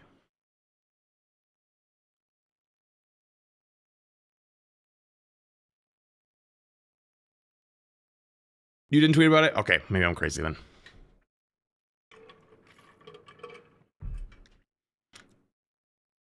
I swear I saw someone. I swear I saw someone that I follow tweeted about it like a month or two ago. Anyways, Sakura League Prime, appreciate it. Thank you. All right, next up, Invis. Okay, sorry, I ended up kind of like skipping over. Invis is arguably one of the best supports right now. The reason why I think Invis is actually kind of climbed back up a little bit is even though I think. I'll get there in a minute. I think there's actually like other supports that are like at her level. I think that people have played so much Invis that they're actually better at Invis on average in your games than playing something like Jeff, which is still strong, or something like White Fox, which is still strong. Like, you have to have people that have actually been playing those characters recently. And even though I think that, for example, White Fox, I think is better than Invis, on average, if you load into a game, unless you have an actual White Fox player, I think that we need a support. I'm much more comfortable seeing an Invis than I am seeing a White Fox, unless they've locked it right out of spawn. Does that make sense? Like, she can still absolutely perform, and I think on average in ranked, I would rather see an Invis that actually knows how to play Invis than see someone who doesn't know how to play White Fox play White Fox. Does that make sense? I don't know if that makes sense to you. But regardless, though, I think Invis works just fine. I think Invis works just fine for most games. Next up is Jeff. So Jeff is really strong, but I don't think he's, like, in ranked. I actually don't think he's that, like, as insane. I bet in, like, Ignite or, like, Pro Play, I bet he's getting a lot of play. But, like, I don't know. I think he's strong, but I don't think he's, like... In ranked, here's the thing. In ranked, your support ults are extremely important. Yo, what's up, TTK? Your support ults are extremely important in ranked. And I feel like Jeff, what ends up happening with Jeff players is if you're actually playing against people that are half competent, the eat doesn't get anybody and he dies on it most of the time. And then he doesn't care about where he's placing the pool. And also, like, it's not as much healing as, say, like Luna or Invis or anything like that. And so you don't end up getting as much value. And also, like, I think dive is slightly worse, at least in ranked right now this season. And so you don't need the survivability of Jeff quite as much, but he's still pretty decent. Still pretty decent. Loki. So Loki's interesting because I actually haven't seen much Loki at all. Like, Loki theoretically should be pretty good right now. But unless Gambit is in play, I actually don't see him that much. I think he's strong. I think he absolutely is strong. But just in ranked, I haven't seen him. And so it's hard for me to say, oh, he's easily S tier when, like, nobody's playing him. And Moon Knight being strong could be part of it. But Moon Knight's, I think, been strong for a little bit. I think it's actually Loki is better or worse depending on what your partner support is. Does that make sense? So like if your partner support picks Rocket, you don't really want to play Loki, you know, because like double Rocket All is like, okay, it's like not great. Now if you have like Luna, or sorry, Gambit is a better example. Now you're doing that every damn time. Luna maybe not as much, because you could probably go White Fox and then you go White Fox Luna, which I think is much better. Actually, maybe that's it. Maybe like when you have Luna, you want White Fox and put them together so you get the team up and they work together pretty well. Yeah, that actually might be it. I might have just talked myself into the answer.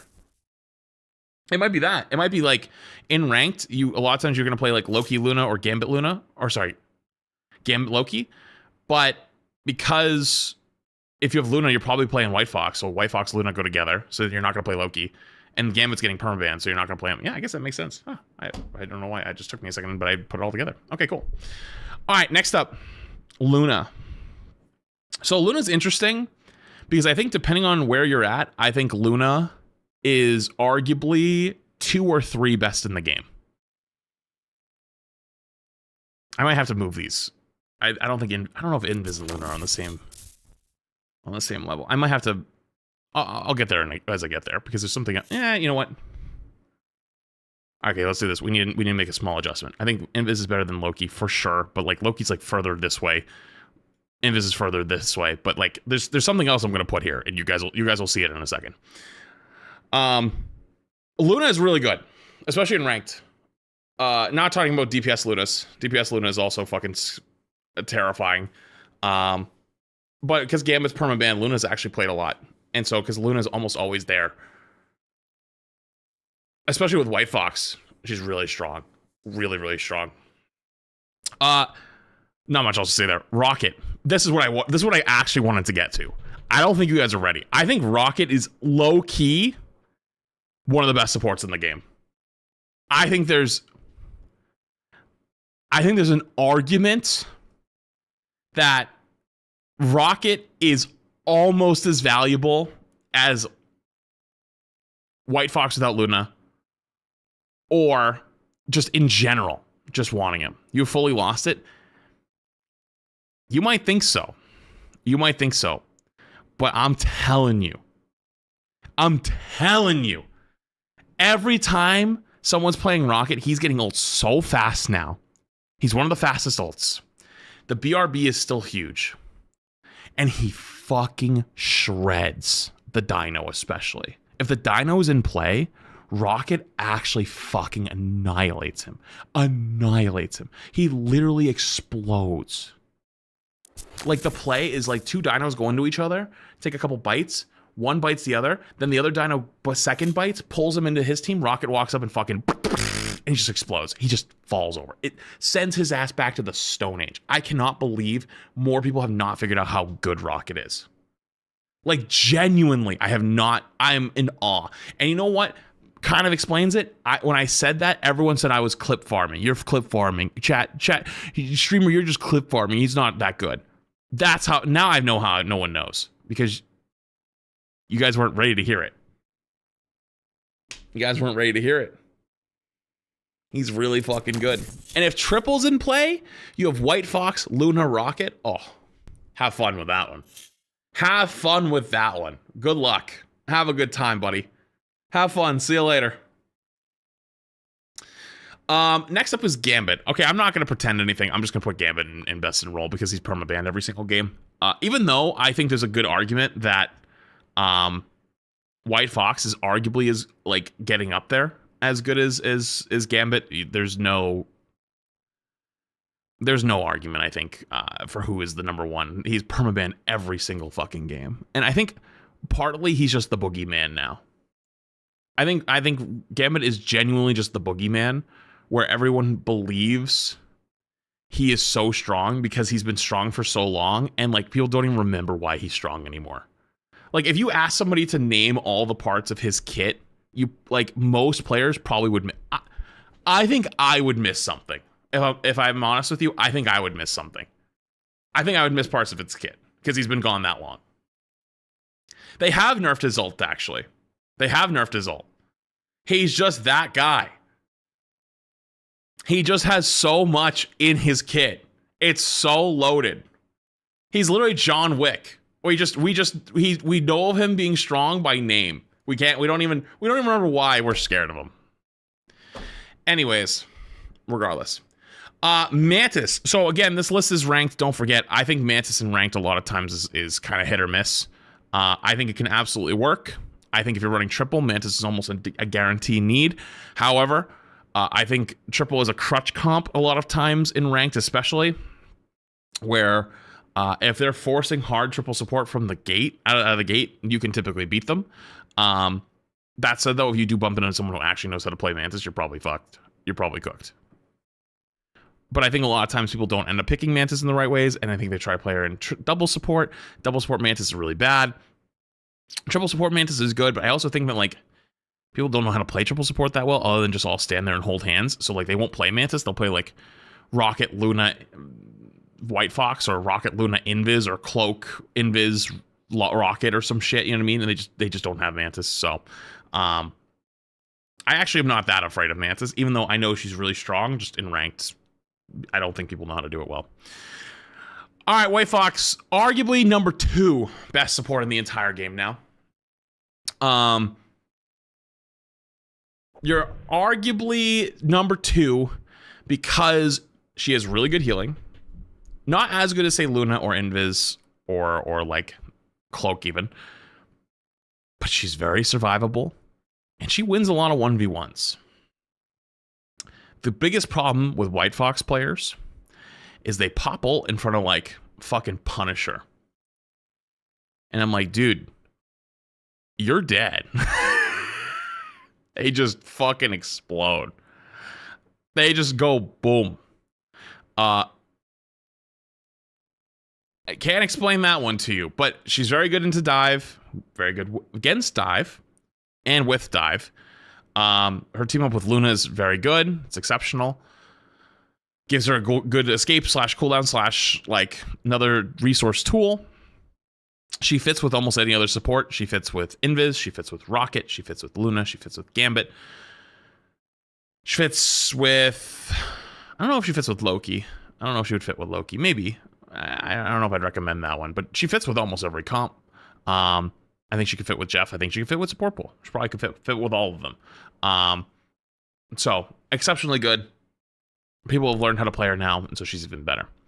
Last but not least, Ultron. I think Ultron's that guy for triple support. I think, honestly, I've even seen a couple double support Ultrons kind of work.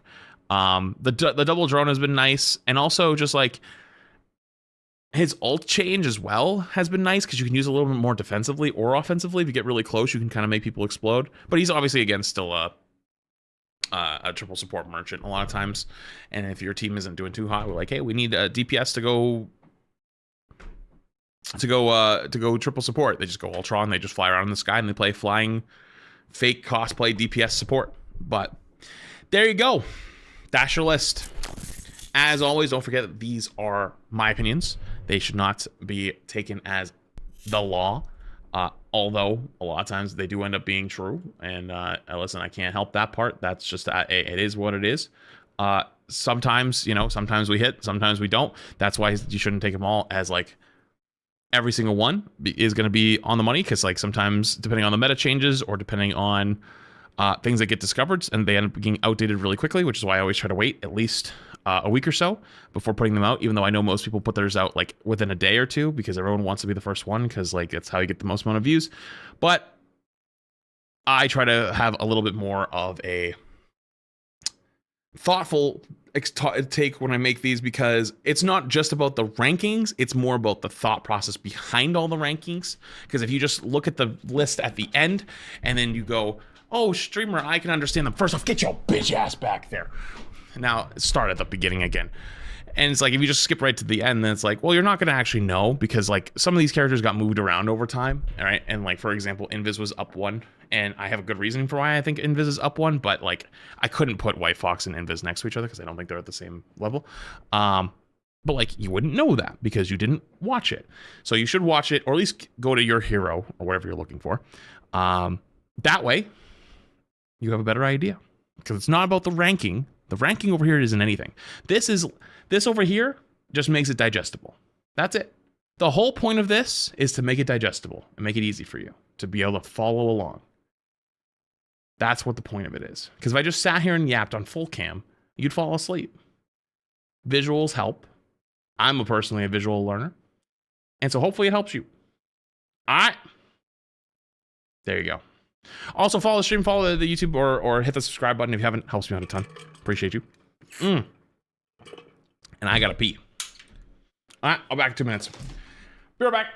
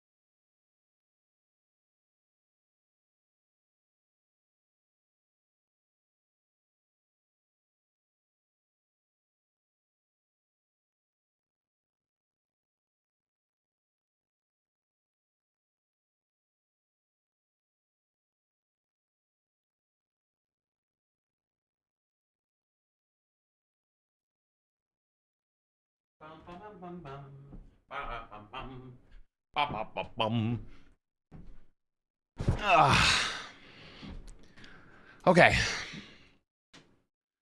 Whew. Cool. All right, what do we got now?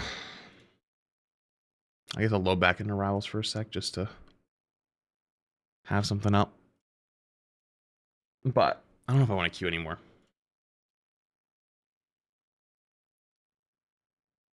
Let me see.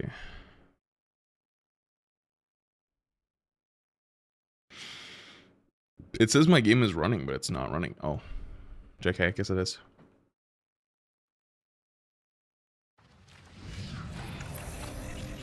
GTA 6 drops tomorrow. Are you ready? Someone, I don't want actually let that guy live. He'll be fine. Doom Raider with the 5 gifted. Appreciate you, the big 5 gifted. Appreciate you. Zeddy likes the Prime. Anthony the Prime. Seagull the gifted. Pixel the 5 months. Yaki the Prime. Rowlet the Prime. Sacros the Prime. Lyric the Prime. Tyrant the Prime. Wanderer the Prime.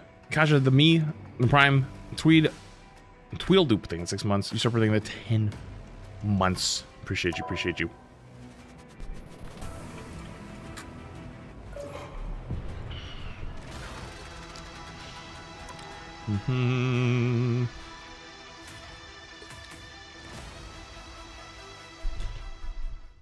Do you use OBS for streaming? Almost everyone does, yeah. Other than TikTok streaming, but it's because it won't let me, and that's why it's a shit service. But it's still the person behind them that matters most. Hello, Ping. Here they come. Sakura, thank you for the 7 months. W tier list updates. Rocky S tier is gonna bring him out of the shadows. I think he already been out of the shadows personally, but nothing personal. Dude, why are these? Oh, there it did pop actually. Yo, Swish, think of the big super chat on the YouTube side. The super chats weren't popping up for a minute. Thank you, buddy. Appreciate you. No message though. Much love, man. Too easy thing with 5 minutes as well. Appreciate you. Okay, I gotta figure out what we're gonna do for the rest of the day. Early thoughts and ideas were I have some vids we could watch, maybe, potentially. That could be fun. Yeah, formerly Hot Topics. I just renamed it to Flats Reacts because nobody fucking ends up using that name anyways, and everyone gets confused. Nothing personal. Yo, RRC with the 5 gifts on the YouTube side. Yo, W5 gifts. Appreciate you, dude. Thank you. Much love, dude. Double KO. That's 3. Roll for sandwich. I think roll for sandwich is gonna be something I catch up on whenever I move, because I gotta do so many of them. Like, I think I have to set like multiple days aside, and I don't think that's something I want to do right now. Subnautica. I actually finished Subnautica, or at least up to the point of what we're allowed to play. So I think that video is getting worked on right now. What do you think about the Rivals info tweet about the cheating situation? You mean the one Rivals tweeted out this morning, or is that different? Zamara, I think that confirmed from Prime to Tier 1. Appreciate it. Got one. Oh, it's different?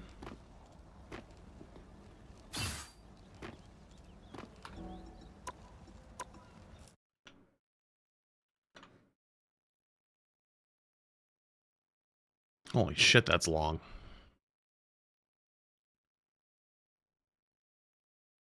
What is this?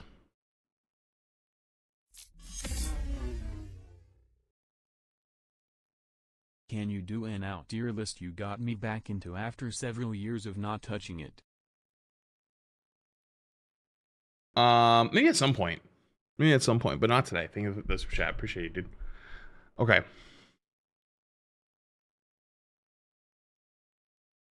Okay. Hello, everyone.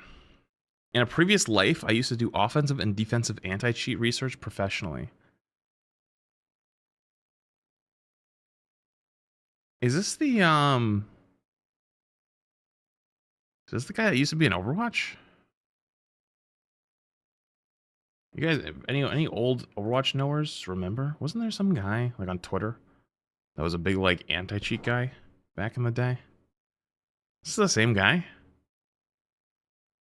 Because I thought some of that stuff ended up not being true. So I want to take it with a bit of a grain of salt. The one thing I like to say is that the game is doing the absolute bare minimum to secure and protect itself against cheaters. To give the team some credit, combating cheating is extremely difficult. In playing Outer Wilds? I would be interested, but probably not today, but I would be interested. Thinking the 2 months. I have not played it. I am interested though. Because cheap developers are constantly adapting, especially with AI, and testing new methods faster than most of these developers can realistically respond to. I'm going to outline what the anti-cheat team does right and what they do wrong, and then you can come to your own conclusions about the overall state of the game's anti-cheat efforts. Vocabulary. DLL.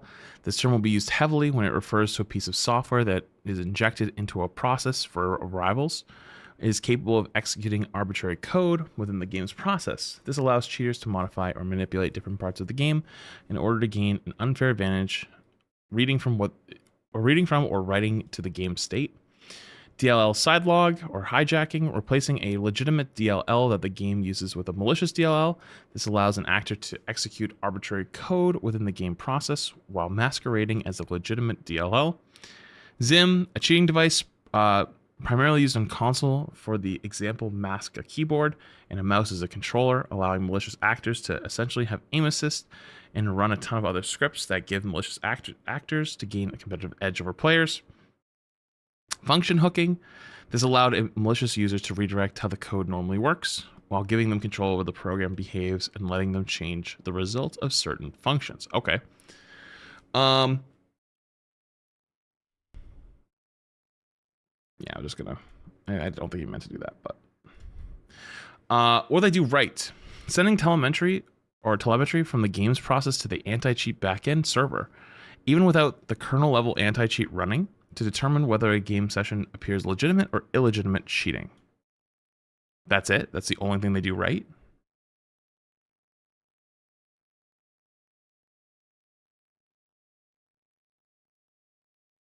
Now, I think you could take all this with a grain of salt, though. I'm going to be honest with you. I always take anything like this with a grain of salt. So that's just something to start with, but interesting. Okay. The kernel level anti-cheat component is pretty useless. It really only meant to serve a few purposes. It does a bit more, but these are the main components you should actually care about.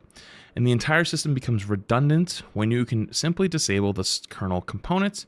The first purpose is acting as a preventive measure against DLL injection, which it does a poor job at because you can use DLL sideloading and the game will blindly accept illegitimate DLLs and inject them into the game's process. Another purpose is sending telemetry to the anti-cheat backend, which collects data about the process and scans for cheat signatures, abnormal process conditions, and unauthorized modifications. The kernel level anti-cheat probably does more than that, but it becomes pretty useless when you can just disable the kernel anti-cheat component entirely. So Valorant has this, right? Valorant very famously has kernel level anti-cheat. Does it actually help?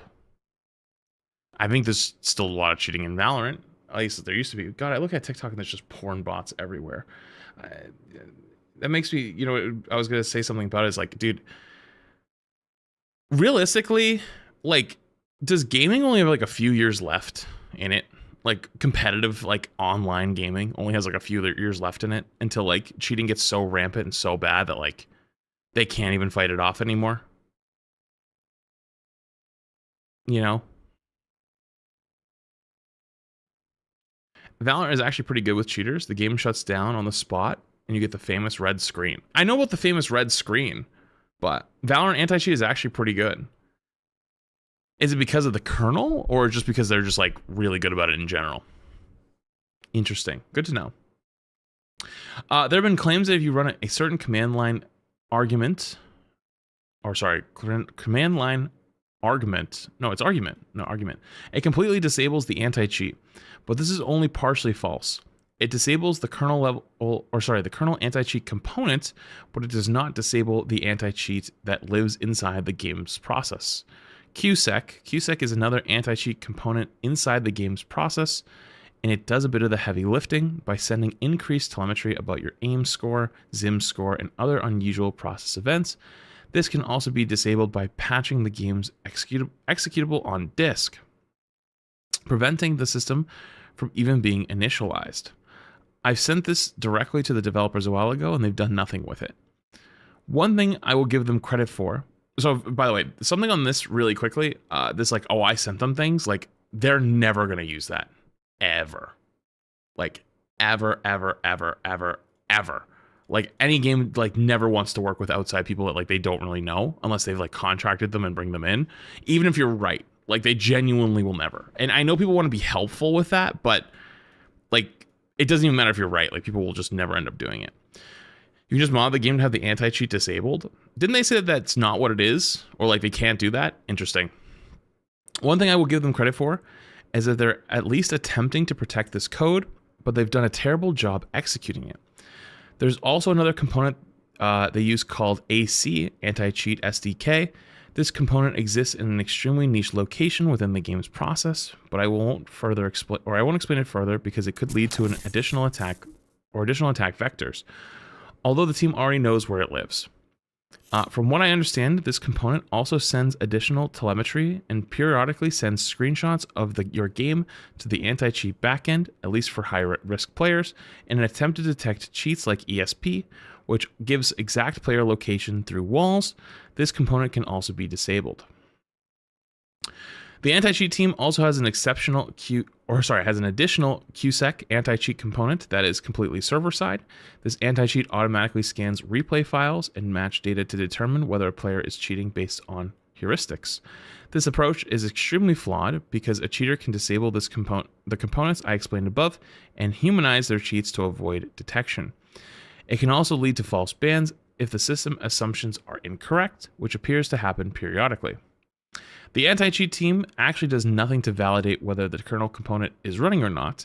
This is one thing some anti-cheats like Easy Anti-Cheat does right. The game server will kick you out if it doesn't receive a valid token from the client generated by the anti-cheat. Sure, some telemetry may give the team some insight saying, hey, So this user isn't running our anti-cheat. They're probably sus as fuck. But when those telemetry components are disabled and your only component is the server-sided anti-cheat, it makes the system super redundant. I was actually about to, like, my question reading all this beforehand was like, shouldn't the system know, like, if they're communicating, right? Like, they're communicating back and forth, and it's like, well, if one of them goes quiet, right, and it's like it's not talking to you anymore, it's like, well, then something's wrong. But it doesn't sound like that. It won't check. It won't check, like, hey, why is this not responding to me anymore? That's not great. Mar Rivals team claims that a user who gets banned will get device bans and IP bans. From my understanding, they don't IP ban, but they do attempt to device ban, which is a hardware ban. And they do a terrible job at it. Since you can disable the kernel component of anti-cheat, the game process is only left with one way. Do call Windows functionality to generate a hardware identifier based on the limited functionality that Microsoft gives them. This is completely redundant when you can disable all the components I've mentioned earlier, and the use function hooking to essentially spoof your hardware identifier. And once you get banned, you can clean up all the traces the game's process leaves and create a brand new account if nothing happened, like as if nothing has happened. There's a few more components that I haven't talked about or may not completely know about, but I hope this gives you some slight idea on how the team is actually handling cheating. I've actually said most of what's currently being done currently in this post directly to them the team months ago, and haven't done anything with it. You know where to contact me, NetEase. Ciao. Yeah, they will never do that, by the way. I'm just putting this out there. They will legitimately never respond to you ever. No company, I don't think, ever will, unless it's like a very small indie company. They genuinely will not. That said, though, obviously this is a little bit above my pay grade. But like, as you know, earlier today, we were talking about Riggsy, what are you sending me right now? I feel like I shouldn't open these. Yeah, I'm not gonna open these. Don't show on stream, yeah. What the fuck? It's all very real. Yeah, this is obviously a little bit above my pay grade. I'm gonna be real with you. This is above my pay grade. But this is why this morning when I was talking about the cheating problem, I was a little bit pessimistic and saying that, like, I'm not sure if I like fully believe it, because cheating is a very hard thing to deal with, and especially Rivals, who has previously already stated that they were going to like go hard on it, and then looking at the list, seeing 3 hardware bans, and it's like, well, I'm a little bit suspicious because I want to see action, and even though right now it's looking like they're taking action, let's see if it actually holds up, because we've already heard this once before. You know, we heard it once before, and I know that cheating is always an uphill battle. Like, it's never going to be perfect. You're always going to be fighting like against the waves, like against the current. But yeah, this is comes at a time where I think a lot of people are kind of frustrated with Rivals, both rightfully and unrightfully so, and for a lot of reasons. But yeah, I honestly, I don't even think it's just a Rivals problem. That's just like a gaming problem in general right now, you know? Gaming in general right now has a really big problem with especially the rise of AI and cheating and stuff like that. Like, it does genuinely make me a little nervous long term that, like, are we like 10 years away from no longer having competitive online gaming? Because, like, you could just program an AI to play for you and just like run lobbies and become the best player. Like, there's a lot to that, you know? Double KO! Incoming!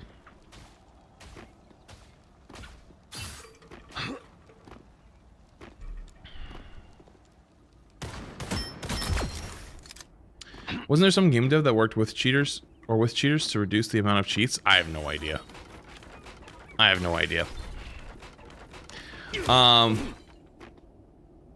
Yeah. Console gaming is safe, at least for now. I mean, console gaming will still have zimming, so it's like not really that safe. But I guess that's kind of why GTA 6 is going to be on console only at first, right? Because they're probably going to be trying to like limit how many of those lobbies that you spawn in and just get immediately nuked over and over and over, you know?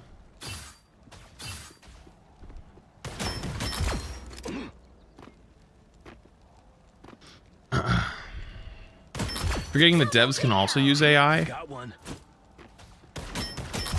Well, that's not... I'm not worried about the devs using AI with the rise of competitive PvP games. Like, it's... Like, I think it'd be... Like, yes, they can use AI too, but it's just gonna be a constant war back and forth, and it's like, are they gonna have the resources and the time to keep up with, like, yes, they have more tools, but they can also have many tools against them, you know?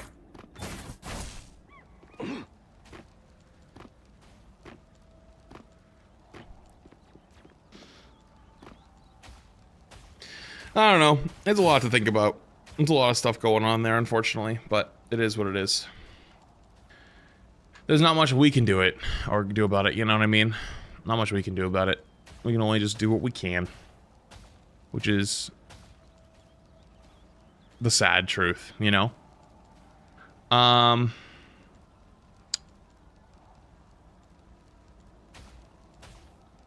Okay.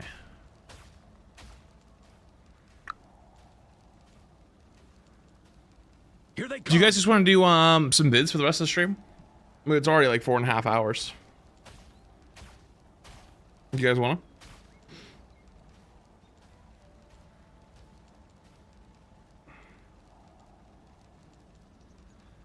You were do a little gust dance?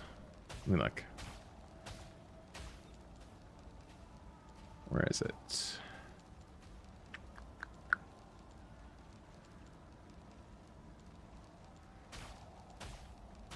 Wait, that's kind of cute.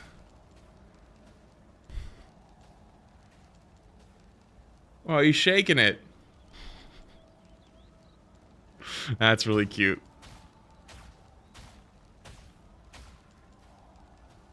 Something we talk about all the time is when he gets excited, he shakes his bun, his like tail bun. So he's shaking his bun. I'll have to show Shay later. Hang on.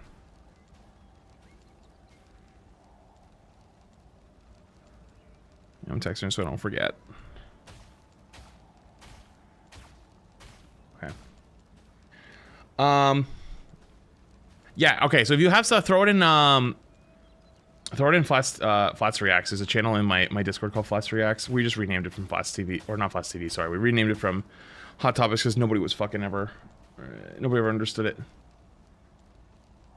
What the hell? What is this? I took my fat frog to the vet. That looks gas. I'm in. Today, I'm... All right. TikTok. I'm not gonna stream the React section because unfortunately, TikTok does not like React content. It thinks you're like it will like not think it's me, and I'm not trying to catch any shadow bans and bullshit. So TikTok, I'll catch you later. Come to Twitch or YouTube if you want to watch some vids with us. If not, whatever. I'll see you later. Goodbye.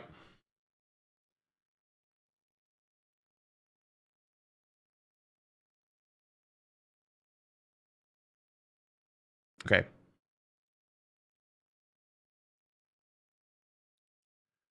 All right, I got one video as well. Which one do you want to watch first? There's two videos. 7 levels of competitive FPS games, or I took my fat frog to the vet. Type 1 for the FPS games, type 2 for the fat frog.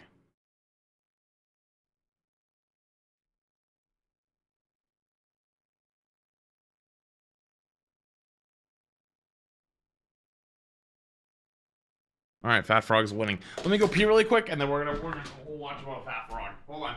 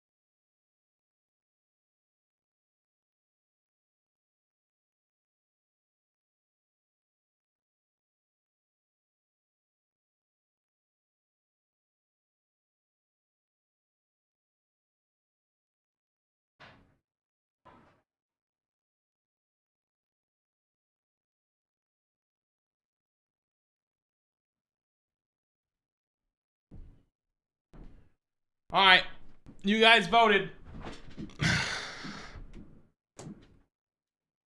You guys voted. I took my fat frog to the vet, and here's what happened.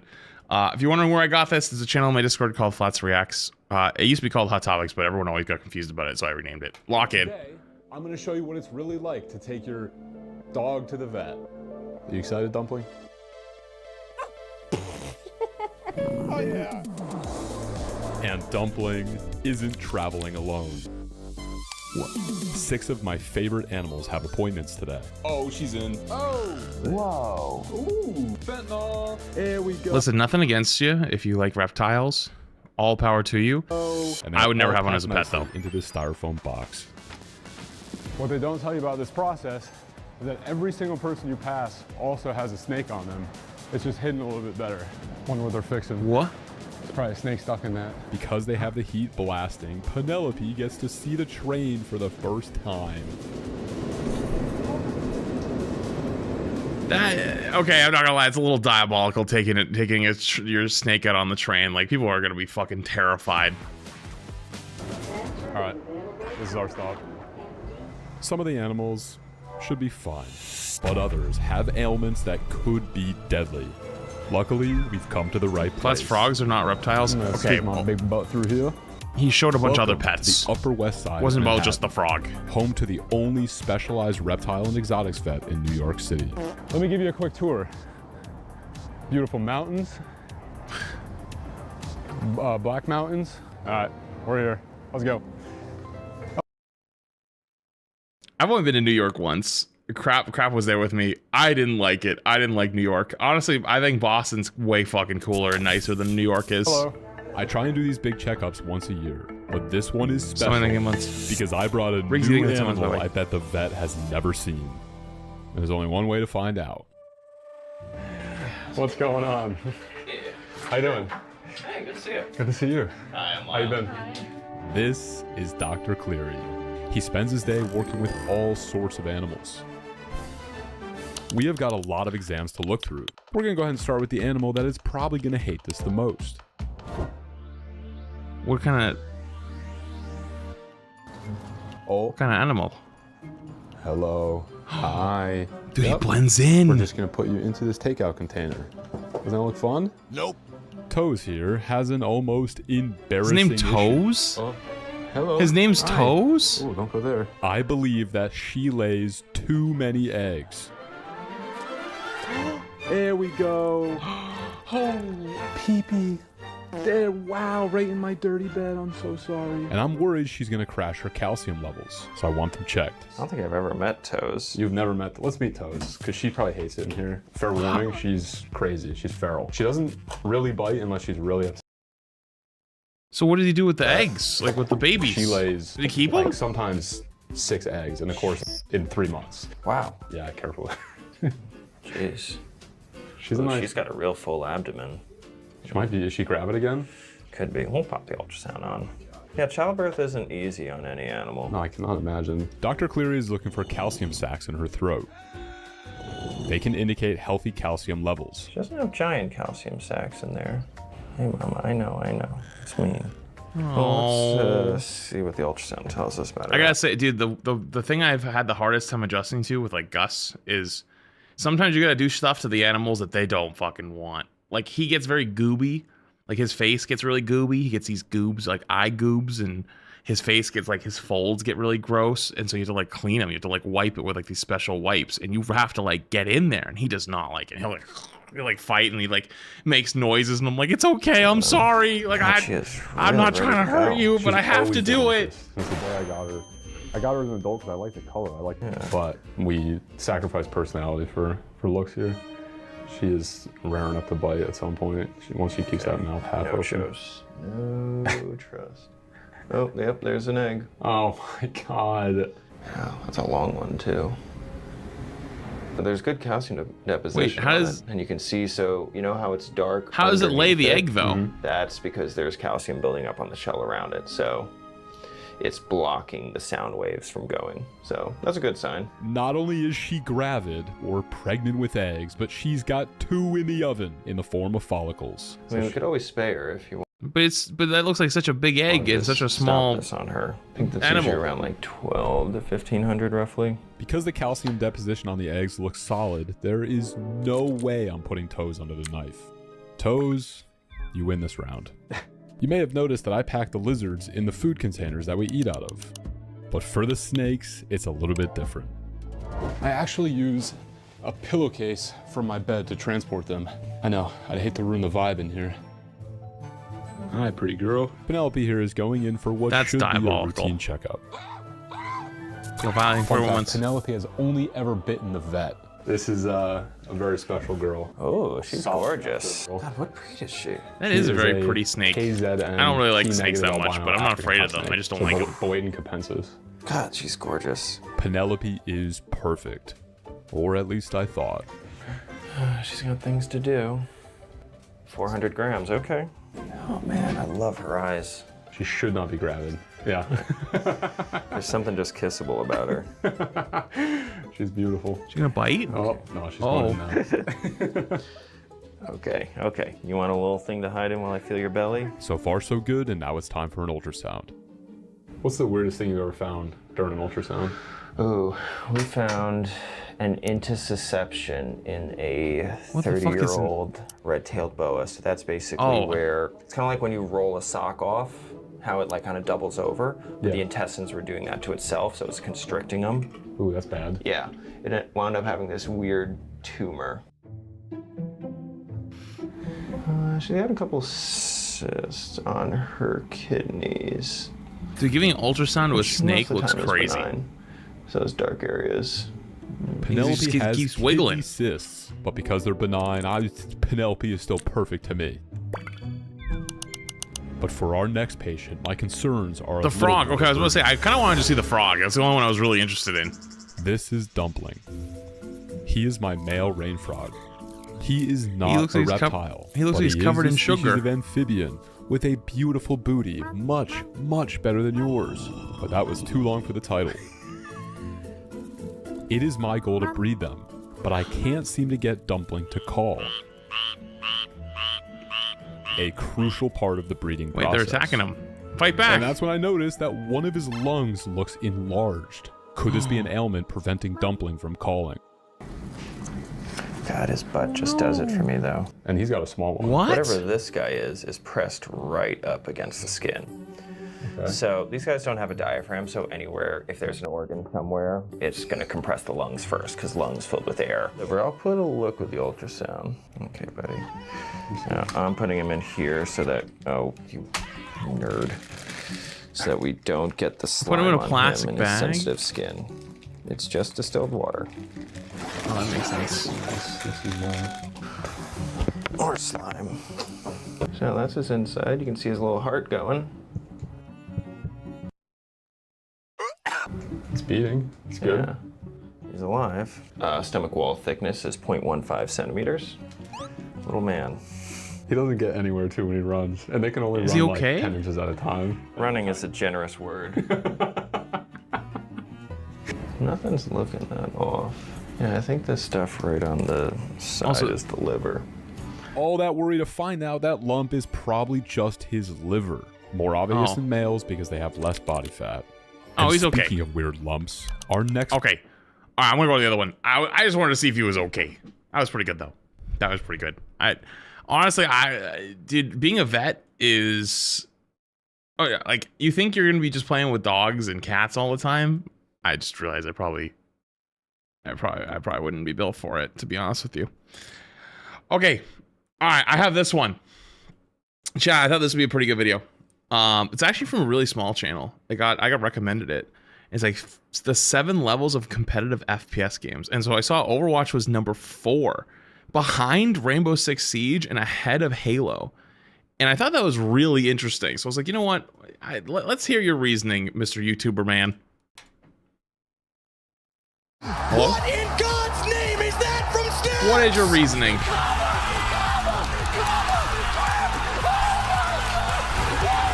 Often known as the best team in the world, never having that distinction. It's a huge bomb coming from John. Oh my God! Miguel. They're showing goats. Oh no! Does it again? Being able to find one, the approach from behind, Artis. Listen, nothing against R6, but I think Overwatch is way harder than R6. At the Let's top get level. one thing straight. Not all competitive FPS games are created equal. Some are crowd pleasers, others are deep tactical chess matches, and one sits at the mountaintop like an untouchable god. So it's like but CS. ranking them, that's where things get nuclear. That is where things get nuclear. And I know CS is like the biggest esport. It's one of the biggest games of all time. No doubt.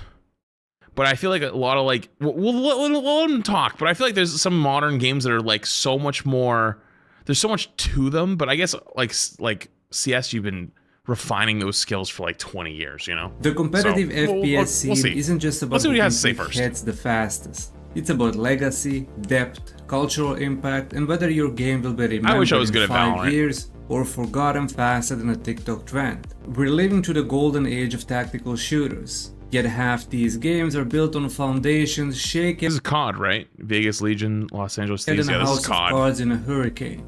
So buckle up, because here are 7 levels of competitive FPS games. You want to know a fun fact? It's been years. It's fine now. No one's going to come after me. But I remember when I used to work in Overwatch League. So Overwatch League Season 2 ending was in Philadelphia.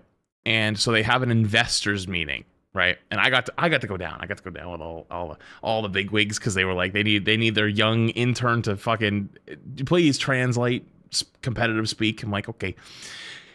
So they do an investors meeting for Overwatch League, and you want to know what was very upsetting / funny? At 2019 investors meeting, Overwatch League, they didn't talk about Overwatch. They talked about COD. They were excited about COD coming up, and they wanted everybody to start investing in the COD scene that they had created, and they were trying to pitch it to all the teams. And so I remember, like, our leadership was really annoyed because they weren't interested in COD, and they were like, why are we going to an investor meeting about this league? And then they don't want to talk about the league. They want to talk about a new one. They want more money. And I remember just being like, oh, I didn't know much. I was like, I know COD, but like, I don't know anything about like professional COD at the time, you know? Like, I don't know. And it's funny that COD League lasts. I mean, COD League doesn't still go on technically, right? Like it's like something else now, right? But I just, fun fact, thought that was interesting. Level 1, the Graveyard. Welcome to the FPS Graveyard. Wait, is it a graveyard? Level 1. Concord? Putting Concord here is diabolical. X-Defiant. Putting Concord and X-Defiant next to... I feel like this should be a actual war crime. And Spectre Divide. Dude, I forgot about Spectre Divide. Dude, that game actually, unironically, kind of had a cool premise, but it had no marketing behind it, and it was like the same like thing as like Valorant and other games have done 100 times with not much difference. So like I don't think it caught on. But like I actually thought it was gonna be like a decent game, but I don't play tac shooters, so it wasn't for me. But I thought it had a cool premise. The Graveyard. And then putting X-Defiant there. I think X-Defiant just needed more time in the oven. Or not more time in the oven. It needed more time to cook. Like it needed to wait for the COD cycle to die. FPS Graveyard, where $1 million budgets meet reality and corporate ambitions get buried faster than you can say servers shutting down. This isn't a single game, it's an entire tier of titles that convinced themselves they could dethrone the kings. First, let's pour one out for Sony's Concord. No, let's not do that. Years in development, $400 million budget, and it lasted exactly 14 days before getting yanked offline. Dude, do you guys remember the sponsored stream? Emong had a sponsored stream. I wasn't sponsored. They didn't want to sponsor me. And so I played with him so he didn't have to play by himself. And I'd have to mute to fucking bitch to you guys because I was like, dude, my fucking mouse kept going to my other monitor. I was like, what the fuck is happening? But like, I was like, yeah, like I could see it. Like it's like a hero shooter. Like, yeah, but like they need to fix the PC stuff like really badly. And then it didn't even get that long. It just died. 15 days. That's barely enough time for players to learn the character names. On the other hand, X-Defiant had everything going for it on paper. Ubisoft backing, decent gunplay, nostalgic faction. Ooh, Ubisoft backing. Asterisk. And theming. But decent doesn't cut it in the genre. Players tried it, shrugged, and went back to the games that actually mattered. Meanwhile, Spectre Divide... I think I don't totally agree with the X-Defiant take. I think that COD cycle was going to kill it, and they gave up when the new COD came out, and that COD did not last fucking a month. People hated the new COD the year that because was it this year or last year? I forget, but like, dude, COD shit the bed that year, and they had already announced like, oh, we're done. It's like, no, give it like another month or two. Like, you should at least try. The bold promise of controlling two bodies simultaneously. Innovative, absolutely. Sustainable as a competitive ecosystem, the player count speaks for themselves. Each one had passionate developers, unique mechanics, and corporate executives convinced they found the secret sauce. Here's the brutal truth these games all learned too late. Innovation without retention is just expensive fireworks. The FPS graveyard is littered with titles that prioritize being different, which unfortunately isn't enough. True. That is true, actually. Level 2. Call of Duty. Let's start with the elephant wearing a golden headset. Call of Duty competitive. The CDL pulls 100,000 plus viewers for finals and drove 6 million prize pools like candy. But calling Call of Duty a competitive FPS feels like calling McDonald's fine dining. Sure, millions consume it, but is anyone really taking it seriously when the game literally aims for you? Well, I don't think it has... Oh, I accidentally opened my Battle.net. I don't think it's that. I think it's actually... COD is casual in a lot of ways, and casuals don't give a fuck. But COD is arguably the largest video game franchise of all time. I don't know if it's still true today. It's fallen off quite a bit since its heyday, but I think overall it is probably the largest franchise in history, right? And so you have a lot of people to pull in, right? Pokemon. Okay, Pokemon, you got a good point. But Pokemon's more than a video game. Pokemon's like everything, you know, like the shows and merchandise. You're right. But like, I think as a game, 2K? No, I think COD is more popular than 2K all time. Like, if you want to put all the games together, Madden, 2K, MLB, NHL, put them all together, maybe. But like, you got to remember, all the COD bros play all the sports games, right? They probably all play the same thing, ball and gun for a reason, right? Regardless, though, right? He said one of, so he's all right. Yeah, okay. Like, everyone always wants to go, I'm actually, well, okay, like, you want to talk about like semantics? Sure, like there could be this one or it could be this one, but it's still up there, right? Point being though, they just don't care. They have the huge people to pull from, but like most casuals, like they didn't really care that much. Like realistically, it's not a super competitive game, but it is competitive to play. But people don't want to go pro in COD very much. True, the CDL apologists won't admit. Call of Duty's aim assist is so aggressive it practically plays the game for you. We're talking rotational aim assist that tracks targets through walls, bullet magnetism that bends shots towards enemies, and sticky crosshairs that make missing harder than hitting. So how do you build a competitive scene around mechanics that reduce the skill gap to almost nothing? Meanwhile, the scene also resets itself every single year like competitive amnesia. New game, new meta, new maps, new everything. The numbers look impressive on paper. Optic versus FaZe Grand Finals pulling 200. This feels like a setup for like CS is the best game of all time. I saw the thumbnail, but like this feels like a setup. It's like, oh, it's a different game every year. Everyone has amnesia. Like it's like, well, like let's pump the brakes a little bit. You could say that. You could say that with a couple of different games that are still like you introduce a new map. It's like, well, now everyone has to learn the new map, or like heroes get reworked, or guns get reworked, or whatever. It's like. I think you could say that it's maybe a lower tier esport because of things like the aim assist, things like controller versus mouse and keyboard. You could say, but just like how active its current player base is with the esport. Like for like, let's say it gets 1 million players a day, give or like, let's just say, right? Like I know it's not, let's say 1 million players a day, but only 50,000 of them watch the esport. On average, like, well, that's pretty decent, but probably not that high, considering that's just daily players. Like monthly, let's say it's 10 million players playing COD, and it's like only 50,000 of those people really care about the esport. Well, and then all of a sudden, it doesn't look very good, right? So it's like you could say that they're not very connected and one's more casual that's trying to have an esport. Rivals is almost a good example. But I don't know about 150,000 viewers, $300,000 paychecks for champions. But strip away the marketing budget and nostalgia, and you're left with an elaborate commercial for the next $70 release. It's pretty much competitive fast food, engineered for mass appeal, profitable as hell, but ultimately very disposable. Level 3, that's not unfair. Halo literally wrote the blueprint for console esports when most of you were still learning to walk.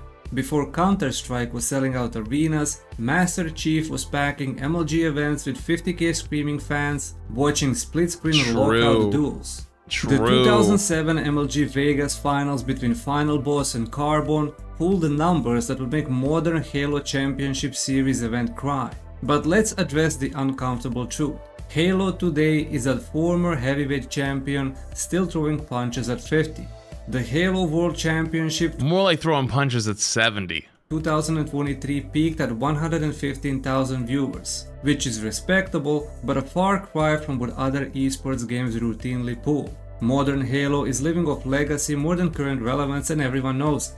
Yeah, I loved Halo. Dude, Halo was my shit. Dude, everyone wanted to be MLG Halo back in the day. Halo 2, Halo 3. Sign up, let's do some game battles or do some MLG tournaments. But like now it's like, I don't know what happened. Like obviously it's a different studio. Obviously like it's been so many years. Like the gameplay is just different now. But like, you know what I think Halo truly needs? It needs a really fucking good campaign. Like genuinely, it needs a really good campaign. It needs really good tools for its community to build cool shit. It needs good social features. And then an esport can pop up. But if you try to just go straight esport, it will fail. Like they just don't have, there's no connection. All those people have aged out, right? Like everybody who loved Halo and cared about Halo has fucking kids now. They've got kids, and maybe even some of them's kids are gonna have kids soon. You know what I mean? Like they're aging out. They just don't have the time. They just don't care. They need something to bring them back into it. And so without that, I don't think you're ever gonna climb back out of the hole that it's currently in. Yet here's why Halo still deserves this spot. It proved console FPS could be just as skill intensive as PC games. Yes, honestly, I think it is super skill intensive, but there's also a culture difference with console and PC.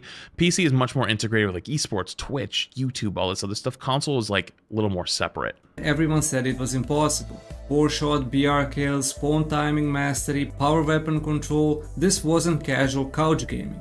Halo pioneered the LAN party atmosphere that every modern esports event tries to recapture. Those MLG Anaheim crowds weren't just watching a game. They were witnessing history. The game might be swimming in a smaller pond now, but it's a pond Halo helped dig. That counts for something, even if the current fish aren't as big as they used to be. I agree with this. That's actually best take so far. Level 4, Halo. Overwatch. Okay, let's hear it. Overwatch is the most expensive lesson in esports history, and we all we're about to get cooked. Got to watch the train wreck in 4K. Activision Blizzard threw 20 million franchise fees at the Overwatch League, convinced they could buy their way into traditional sports legitimacy. For one brief shining moment in 2018 to 2019, it actually looked like it might work. 40 million plus viewers for grand finals. That's actually not totally true. It actually worked into 2020. The problem is 2020 they shifted to the home and away format. So basically, history lesson time. 2018, every match was played in LA. Every team lived in LA until the grand finals, and then they all went to like New York or something. I forget where they went. 2019, they started experimenting with home and away formats by doing things called homestands. So Dallas hosted one. I think Atlanta hosted one. It was the only events outside of grand finals that were in a different city, and then Philadelphia hosted the finals, right? So basically they were trying to see if fans would travel to events. They were trying to become the next NFL of esports. These went well because you would go, and it wasn't just one match. You would go and see a bunch of different teams playing, right? You'd have like 4 days of matches with like all 12 teams or all 20 teams. You know what I mean? Like you'd have like, not all 20, you'd have like, let's say 16 of the teams would go, right? And so you'd see tons of matches run, tons of teams. So like if you were a fan of like 2 or 3 teams, you could get to see all those teams play at the same time. It worked. 2020, they tried to go to home and away format where you would go to an event and you'd actually either see just that one team playing one other team, just like an NFL game.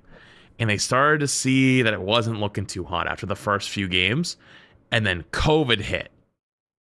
COVID saved them, actually, low key, because they went home and started to have to play from home to like go to the events, and they would play from home / like facilities.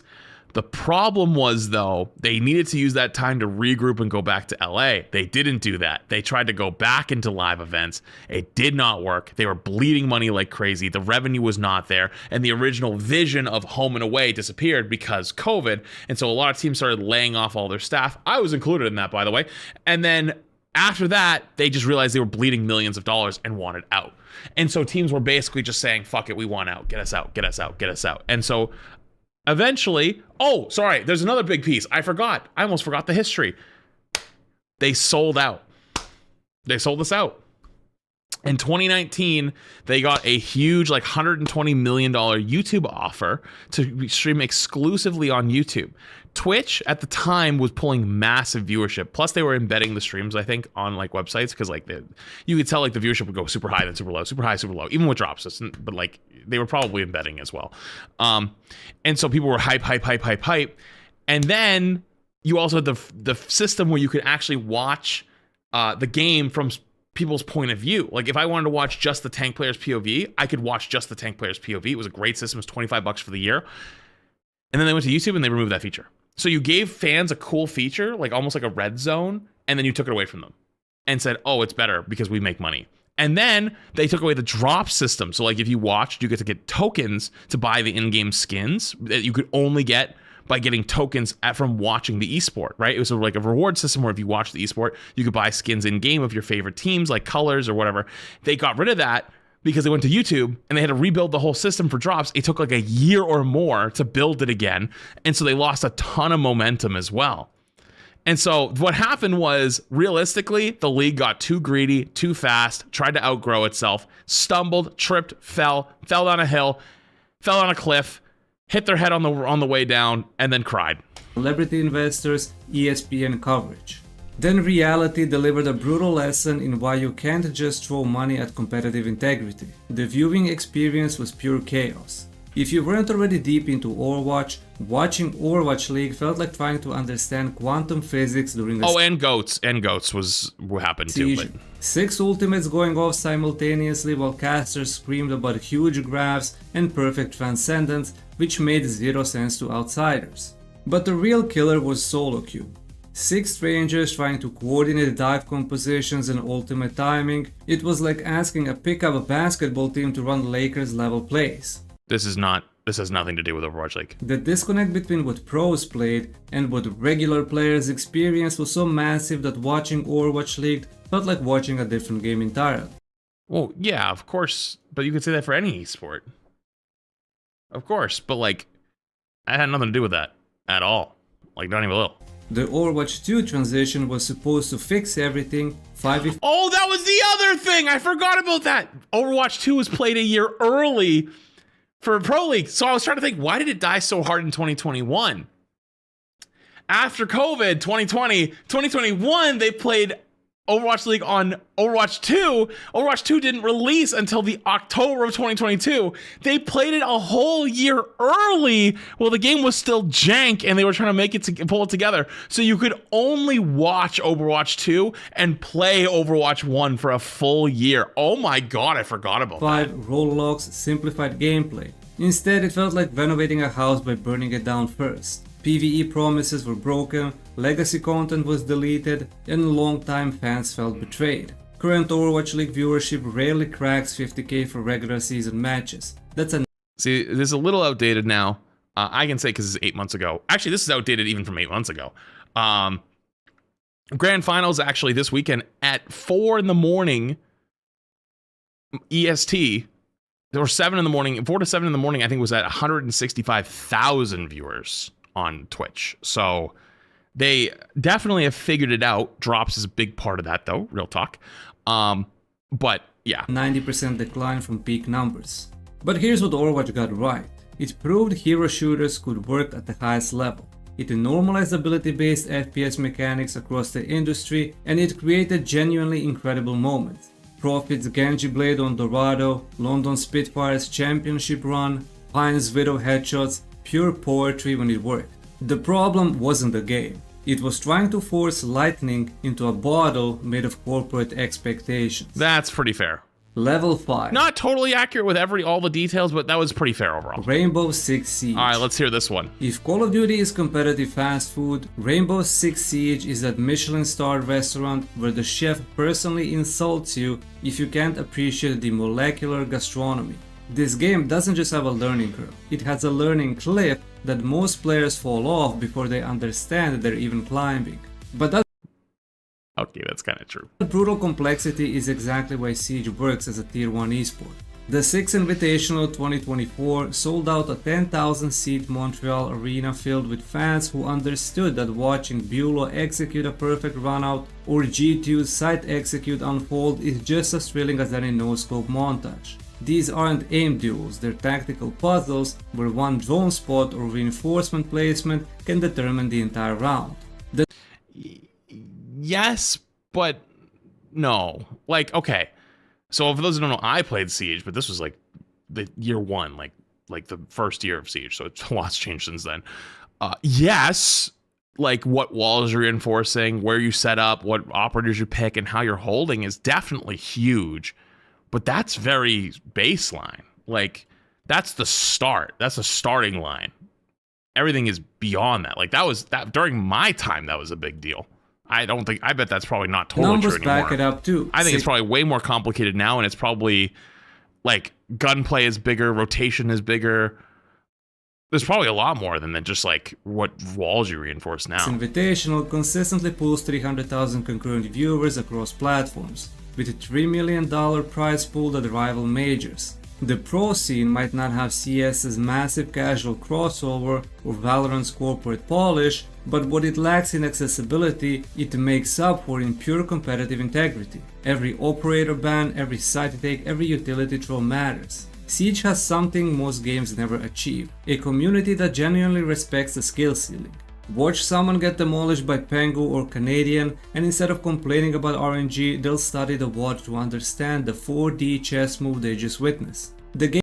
True, because it actually is like you have full control over the game, right? Like there's no RNG mechanics, and it's like they hit the shots, they hit the rotation. You can literally watch them doing it, right? Like they threw a flashbang, threw a frag, droned it out, whatever. So it's like much more receptible, right? So like Overwatch is a good example where it's like you feel like, oh, I can't do that because like let's say you see some crazy tank player make a crazy play and it's like, well, I can't do that because my supports aren't that good. Like only reason he could do that is because his supports were so good.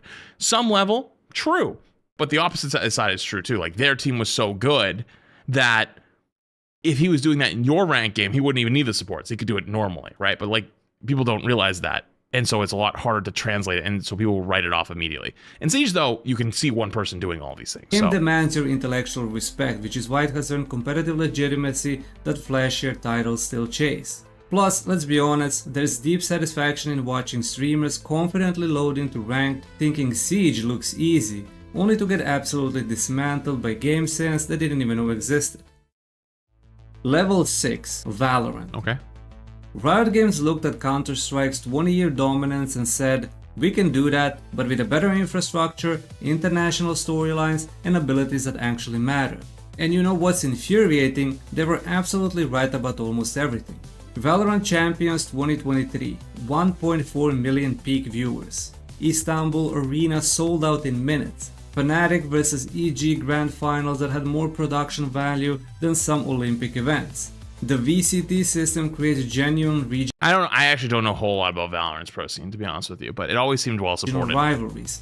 NA vs EMEA isn't just marketing, it's built into the tournament structure. Meanwhile, Counter-Strike fans were still arguing about major formats from 2015. Here's what makes Valorant genuinely terrifying to other tactical shooters. Riot took CS's greatest weakness, Valve's hands-off approach, and weaponized it into Valorant's greatest strength. Consistent updates, aggressive anti-cheat that actually works, ranked system that makes sense, tournament production that makes other esports look amateur. They didn't just copy Counter-Strike, they improved on almost every aspect of the competitive experience. The abilities debate is where things So why is it lower? get spicy. CS purists will die on that hill that jet dashes and omen smokes somehow reduce skill expression. But watch us pass entry fragged or chronicle clutch impossible rounds and tell me abilities are crutches. The game demands everything CS requires: crosshair placement, economy management, tactical awareness, while adding another layer of utility mastery that separates good players from great ones.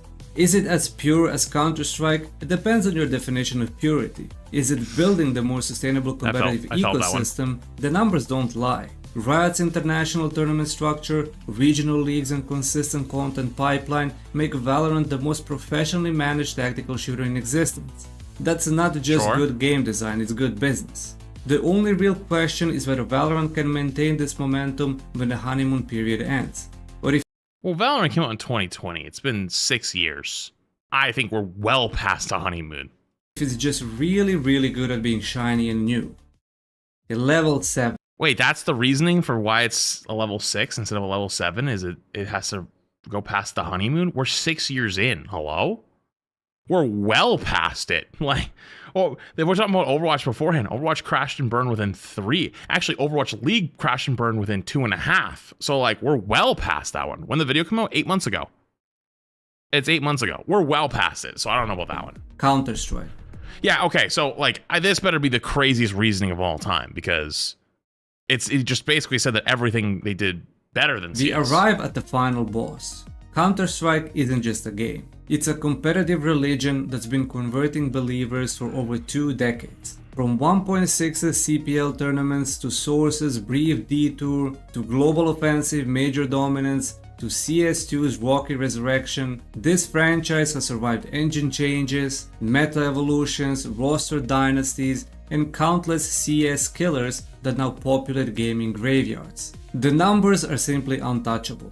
CS2 launch pulled 1.8 million concurrent players. PGL Major Stockholm 2021 peaked at 2.7 million viewers across all platforms. And the Paris Major 2023 sold out arena 9,000 seats in under 20 minutes. This isn't regional success, this is global cultural dominance spanning literal decades. Yeah, don't get me wrong, CS has definitely got the biggest numbers. I mean, it's been around for like 20 plus years, right? And I'm not trying to argue with that. Like, it's probably well deserved. But that said, though, like, that's maybe part of the beauty of CS in a lot of ways, where it doesn't update. It's the same type of game every day.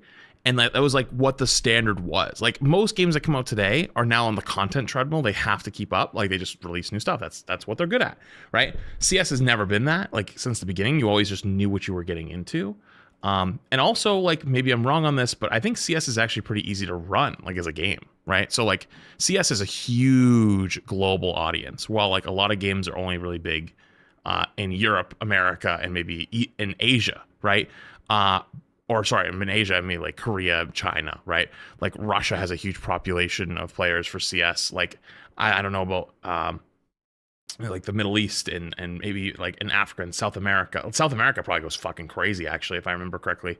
So you can play CS on like a toilet, you know, and be good to go.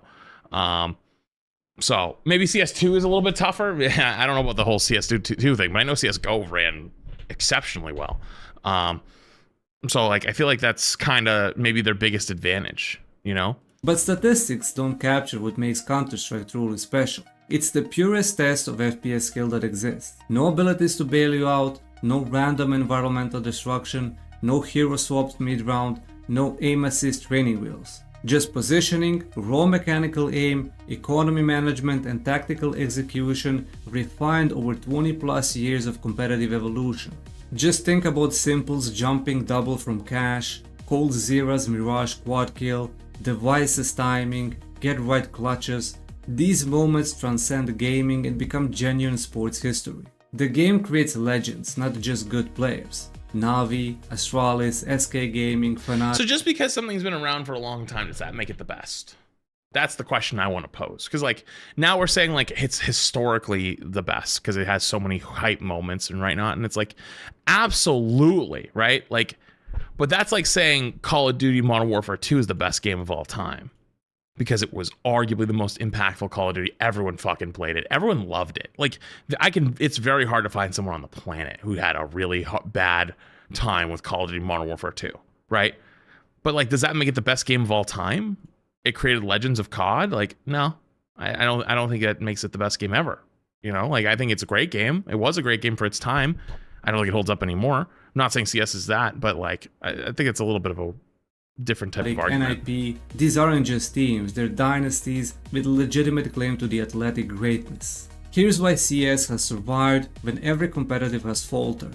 It respects its own fundamentals. Updates are incremental, not revolutionary. The core AK spray pattern hasn't changed since 1999, and that consistency is a feature, not a bug. Players can invest 10,000 hours into perfecting their craft without worrying that next month's patch will make their muscle memory obsolete. Even CS2 disastrous launch, broken hit track, missing features, community revolt couldn't kill the scene. The competitive ecosystem was so robust that players just adapted and kept grinding. Well, yeah, I mean, they're not just all quit overnight. Tournaments still sold out, pro salaries stayed stable, and Valve slowly fixed the issues while the scene proved its own resilience. That's the power of untouchable legacy. But I can tell you right now, as someone on the outside, I saw people bitching for months. It wasn't like they weren't fucking crying and screaming and shitting their pants. They hated it. Might still hate it. You can stumble without falling. Counter-Strike doesn't just sit at the top of competitive FPS. It is competitive FPS, the standard against which every other tactical shooter is measured and found wanting. I don't know, from the reasoning, it sounds like Valorant should be number one. Shoot. Here's what separates the pretenders from the champions. Longevity built on competitive integrity, not marketing budgets or viral moments. The games at the top didn't get there by accident. They earned their position by proving they can sustain professional ecosystems that outlast hardware generations, meta shifts, and changing social media algorithms. Counter-Strike dominates because it's proven it can evolve without losing its soul. The fundamentals that made 1.6 compelling still drive CS2's competitive scene. That's not stagnation, that's perfection of form. Valorant represents the hungry challenger with superior infrastructure but shorter history. It's doing everything right from a business perspective. But business success doesn't automatically equal competitive legacy. Time will tell whether competitive hang on.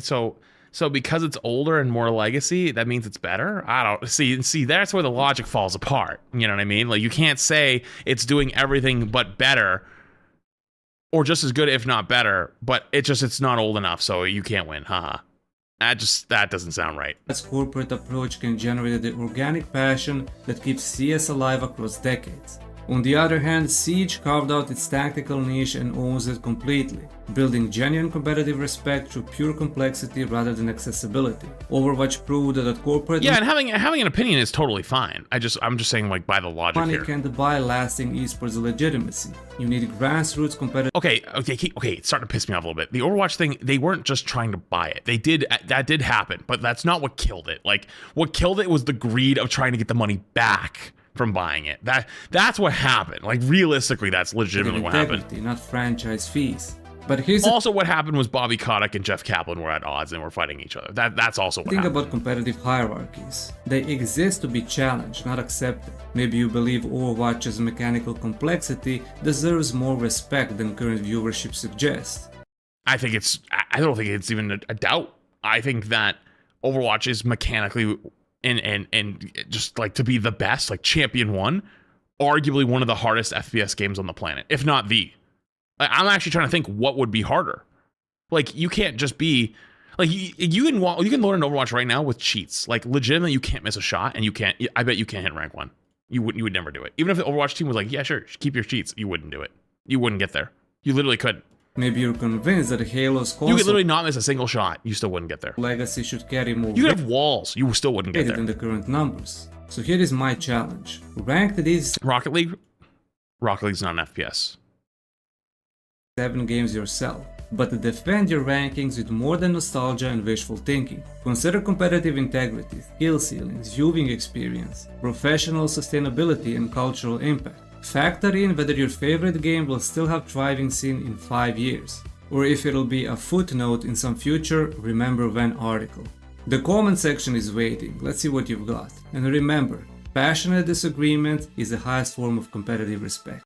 That's true. Okay, I kind of. That's actually kind of a based ending. Like, yeah, like obviously everyone's allowed to have their own opinion. Like I personally think that Overwatch is a little low, although understandable from making this video's perspective, not having all the details perfectly, but also like things have changed in the last like 2 years, a lot. Also, that said, you know, I think that 6 and 7 with Valorant and CS probably are a little bit shaky as well. But you know what? Honestly, outside of the bias, that was actually a pretty good video. That was pretty good. Obviously, very clearly more of a Valorant attack shooter bias than the other games because they don't totally know. So yeah, but it was pretty good.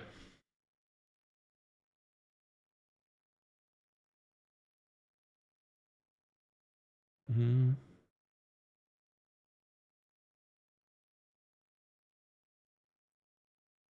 Okay. Cool. All right, what else we got?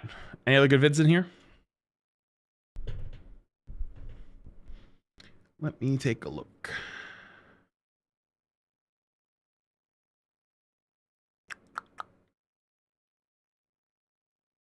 Oh, I've gotten linked this one a bunch of times. It's an hour long though.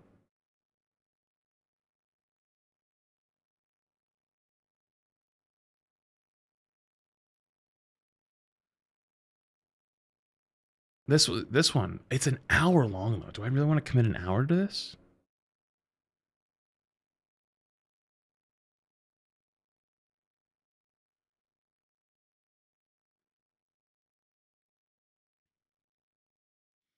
Let me see. Let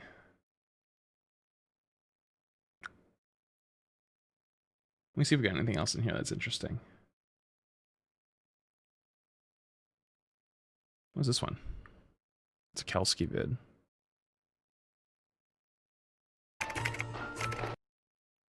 Oh, that's a good looking one. That's a very good looking one.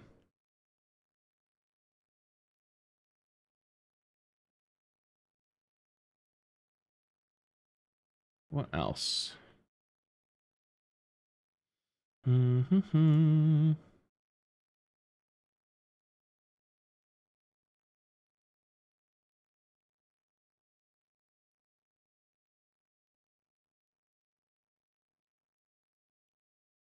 If you're wondering what I'm looking, there's a channel on my Discord called Flats Reacts. That's what I'm scrolling through right now. Let's look at the videos you guys have been submitting.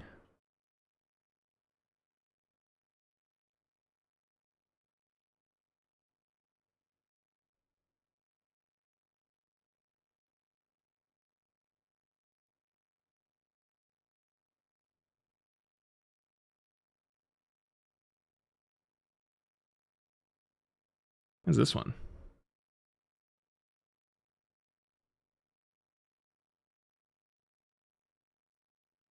No.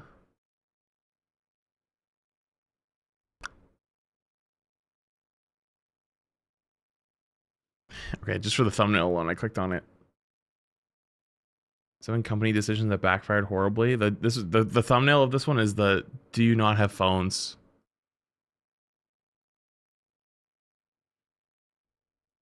Okay. What else have we got?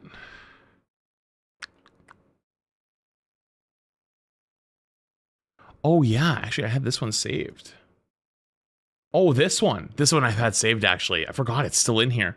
This video is different at 360p.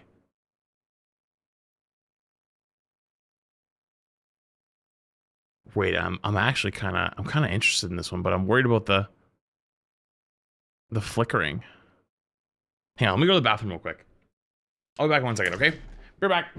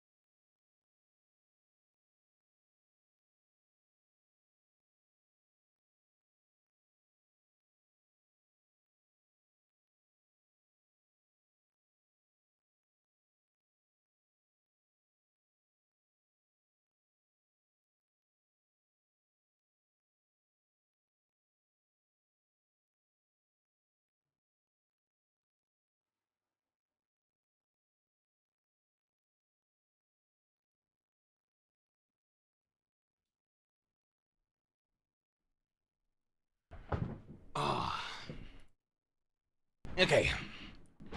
All right, dude, you guys have linked this to me so many times, I forgot that I had it, so I'm gonna watch it now. This video is different at 360p. So wait, should I go 360p now or just let it run? Let's let it run at first, see what happens. This is the quality at which you are currently watching this video.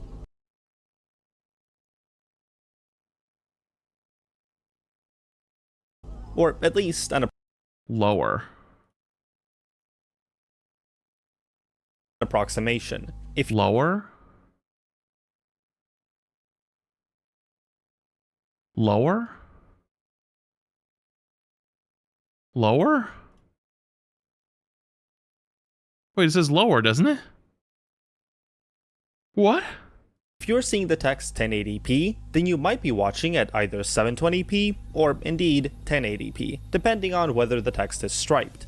But if you instead see the word lower, then you're likely watching this at one of the lower resolutions. And if you check the timeline near the current part of the video, you should see an entirely different bit of text. Now, depending on the device. Subscribe?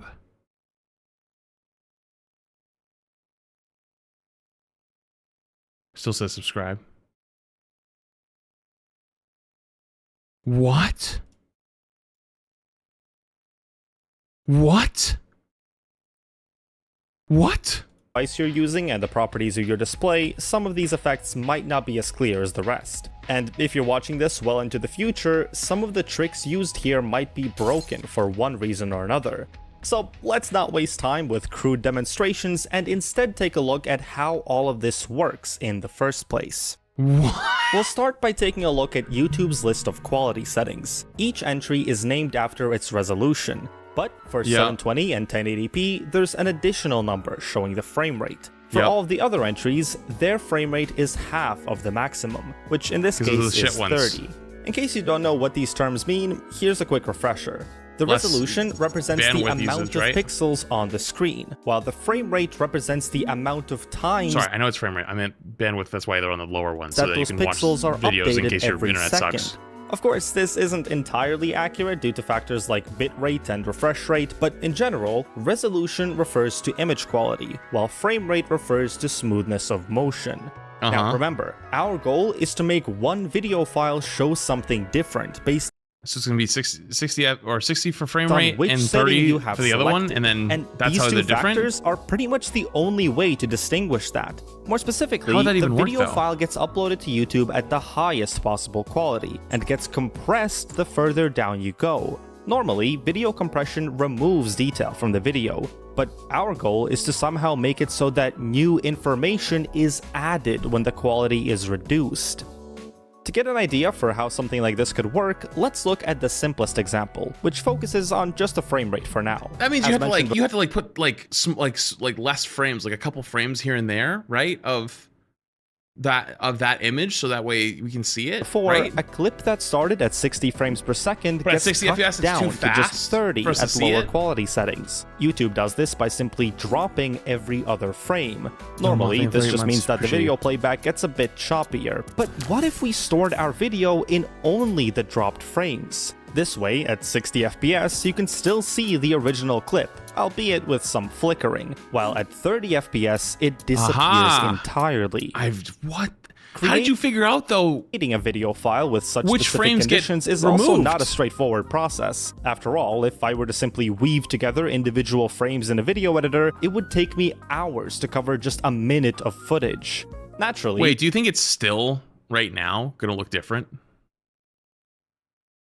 The solution was to write some code. In this case, that's a Python script that takes two images as an input and produces an interleaved video as the output. Scripts like these were very important throughout this project, and frankly, every other project on this channel has relied.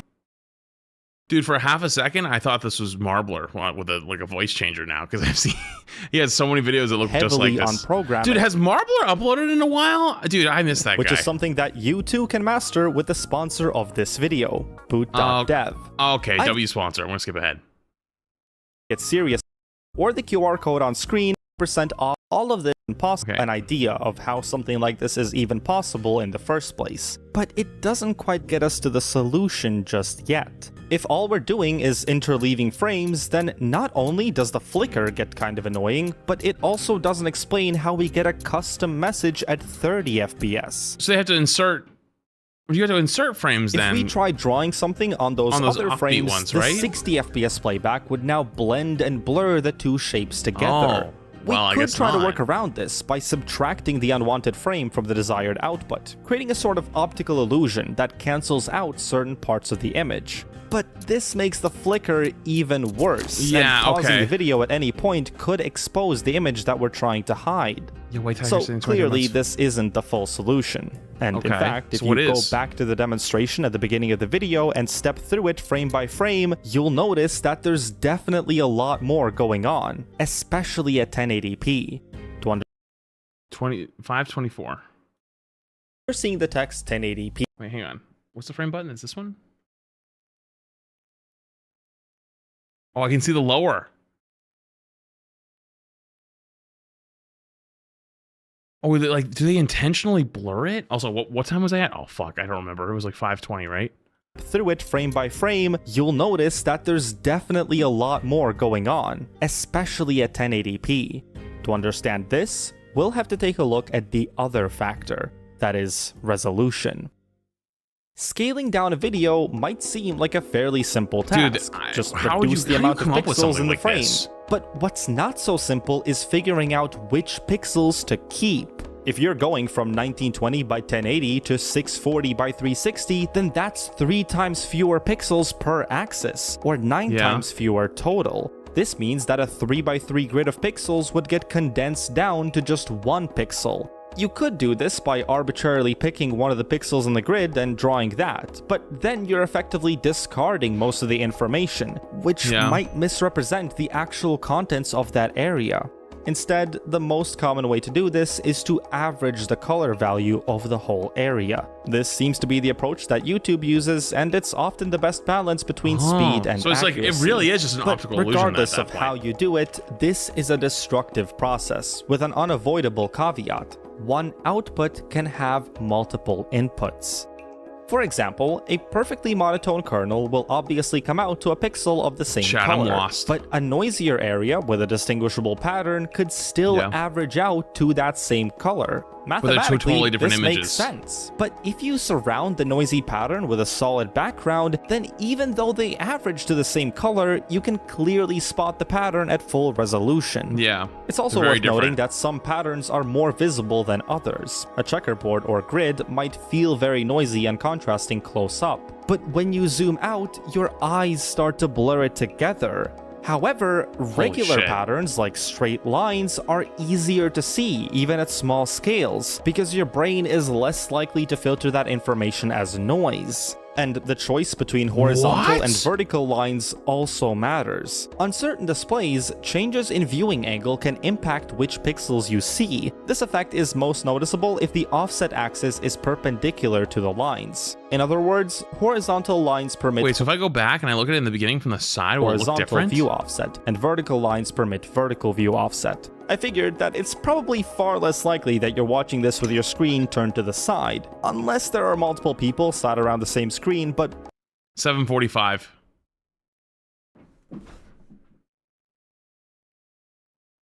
Nope, looks the same to me.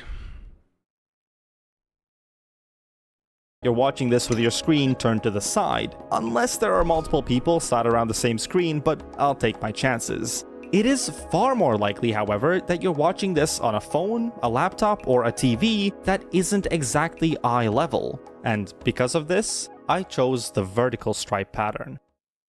So then, to draw an image using this trick, we can take a mask of the intended shape and use it as a reference for the placement of the 3x3 kernels. So again, if you're watching this at anything other than 1080p, then the pattern probably just disappeared. But if you are watching at 1080p, then you should see a reasonably clear image of that same mask.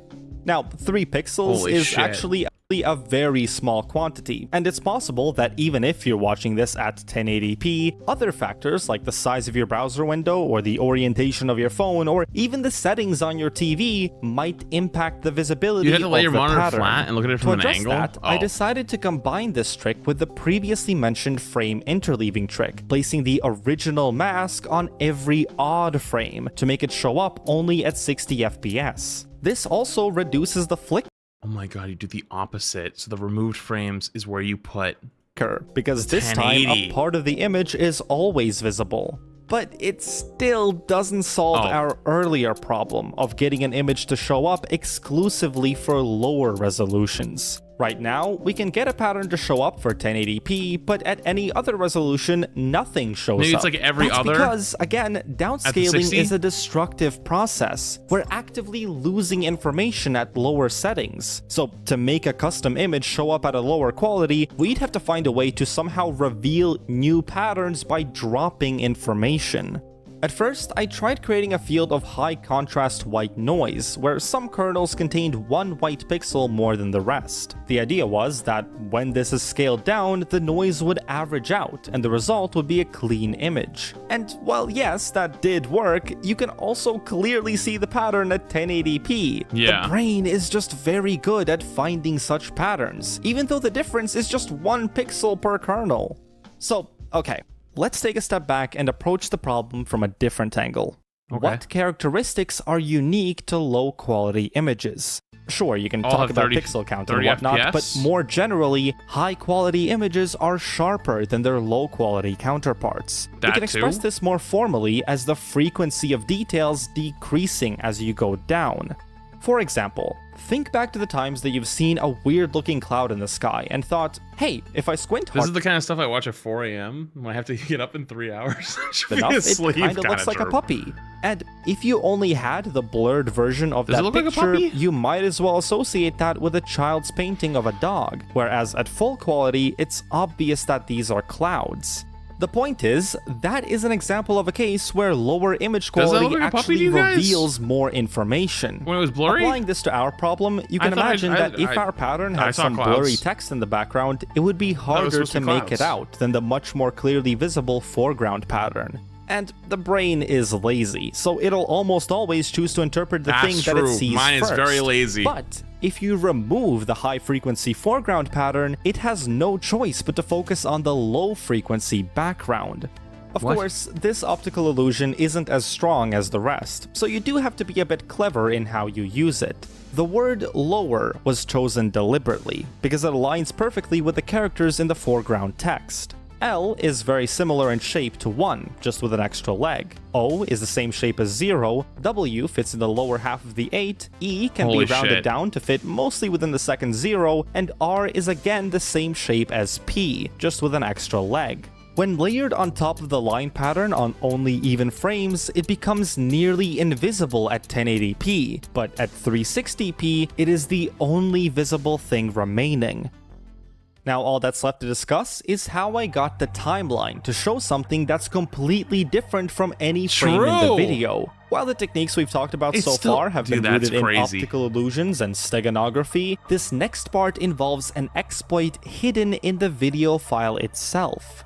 You see, while putting together this video, I ran a lot of tests on an alt account to determine how exactly YouTube handles different kinds of video files. Specifically, I was looking for a way to make the 60 and 30 Like as a content creator, like you have to do this if you want like a thumbnail on like YouTube Shorts. FPS streams We don't capture do a that, but completely different you set of can. frames. For example, if you uploaded a 90 FPS video, there would technically be enough room to assemble 2 distinct 60 and 30 FPS clips with no overlap. So I was basically hoping to find some way to trick YouTube into doing this. Unfortunately, what I found indicates that YouTube first transcodes the video to 60 FPS or below, and then takes every other frame from the result of that. This guarantees that the low quality and high quality video streams both contain the same content. And it's also probably much cheaper for YouTube to reprocess their compressed version instead of the original material.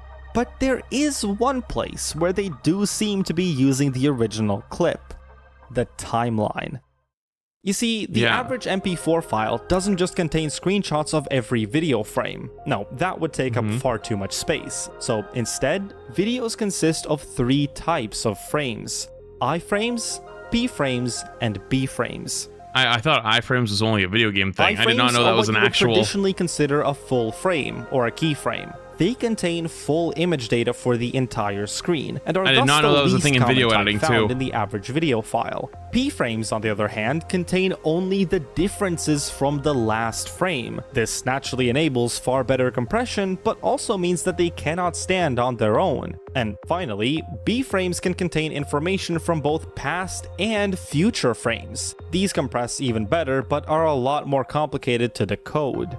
If you're a YouTube engineer looking to extract a that made all the sense to me. I understood all that. Representative timeline preview as cheaply as possible, it might be tempting to simply extract the iframes without doing any actual video processing. But you also shouldn't trust these iframes fully. It is entirely possible to create a video that consists of just p-frames, with only a single iframe at the very beginning. So if it seems like the iframes are particularly unreasonable, it makes sense to re-encode the video first. Of course, I can't know for certain that this is the process that YouTube uses, but my testing indicates that it's likely pretty close. So, as you might suspect, the key to exploiting this Why is would to you create ever want to a make a video with high those frame rate only those video frames though? and insert unique iframes among I guess that's not a question for me. That's a question for frames YouTube. that are going to be dropped when it gets re-encoded to 60 FPS. If the new iframes are sensible enough, YouTube may choose to extract them directly before they get completely removed from the final video. Now, if I'm making this process sound fragile, well, that's because it is. If any of these tricks fails over time, I'm willing to bet that this will be the first one to go. All it takes is for YouTube to re-encode the video. So go from 120, so because you start at 120, YouTube will drop it to 60. So that's where you put the subscribe message, and then you take the 60 and you drop it to 30, and that's how you get the, oh my god, wait. Go once. How the fuck do you figure that out, though? YouTube's built-in editing tool might ruin it. So here's hoping I don't have to blur or cut anything out of this video. Anyway, now you know how I set up that demonstration at the beginning. But to be clear, this isn't the only way to do it. Technically, there is a way to show 2 completely different video streams, but it comes with a few caveats. Let's come back to that frame interleaving method from earlier. The problem with this one was that the 60 FPS stream would invariably contain frames from both clips. Right. However, assuming a 60Hz display, the viewer can choose to filter out half of the frames by doubling the playback speed. But there are I hadn't thought to try that. Two major issues with this. Was I gonna do anything though? First, that 60Hz clause is a pretty big assumption. Many of you are likely watching this on way faster displays, so doubling the playback rate wouldn't change which frames you see. But perhaps more importantly, it also doesn't actually remove any frames from the video. All it does is simply doubles the time step between frames. So not only is it impossible to guarantee that you're starting on the correct frame, it's also possible for the time step to desync if the playback ever stutters, thus randomly changing which clip you see. Here, I'll let you see for yourself. In just a moment, if you're watching at 30 FPS, you'll see a 30-second speedrun of the map Ceiling Catapult from Portal 2. But if you're watching at 60 FPS and 60 Hz at 2 times playback rate, you might see the same run sped up, or you might see a 15-second run of pit flings, or some combination of the two. And if you're watching at any other configuration, you'll likely see a flickering mess. You've been warned. Wait, do you guys see the flickering mess on the right? I'm just curious, because I saw that. Do you guys see this over here? And if you're watching at any other Does anyone not see it? You'll likely see a... Does anyone not see the flickering mess on the side? He hasn't done it yet? Oh. Oh, it's just a demo. Okay, all right. I'm gonna say, wait, there's no way. Okay, everybody lost. Forget it, okay. Flickering mess. You've been warned. Okay, hang on. Seizure warning. If you're sensitive to flashing lights, you probably should not see this part. Okay? Just a warning. Ah! Ah! Ah! I see like 7 things! Wait, what do you guys see? What the fuck do you guys see?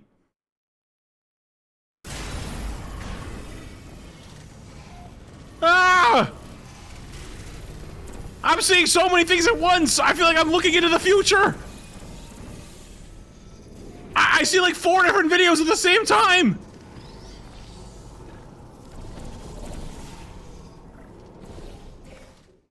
Thanks to Burger40 for the gameplay clips. Now, obviously, this approach is a lot What if I watch on like my phone or something? Do you think I'd see the same thing?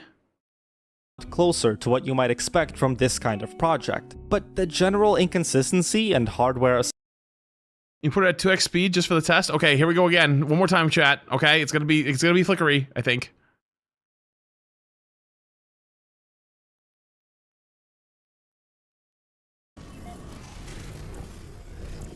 Okay, I'm gonna get an actual fucking headache if I. Let's go back. Thanks to Burger40 for the gameplay clips. I'm on a phone and on my TV it's the same. Your TV could be 120 hertz though, I guess. Change the frame rate? It is. It's on 60. Now, obviously, this approach is a lot closer to what you might expect from this kind of project. It's so smooth on 360. Hold on, let me go to 360 actually. Good call. Oh my god, guys.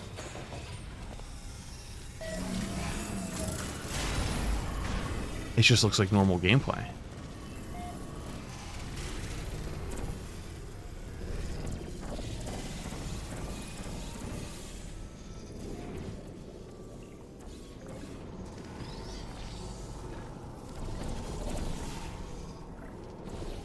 Now at 2 times speed.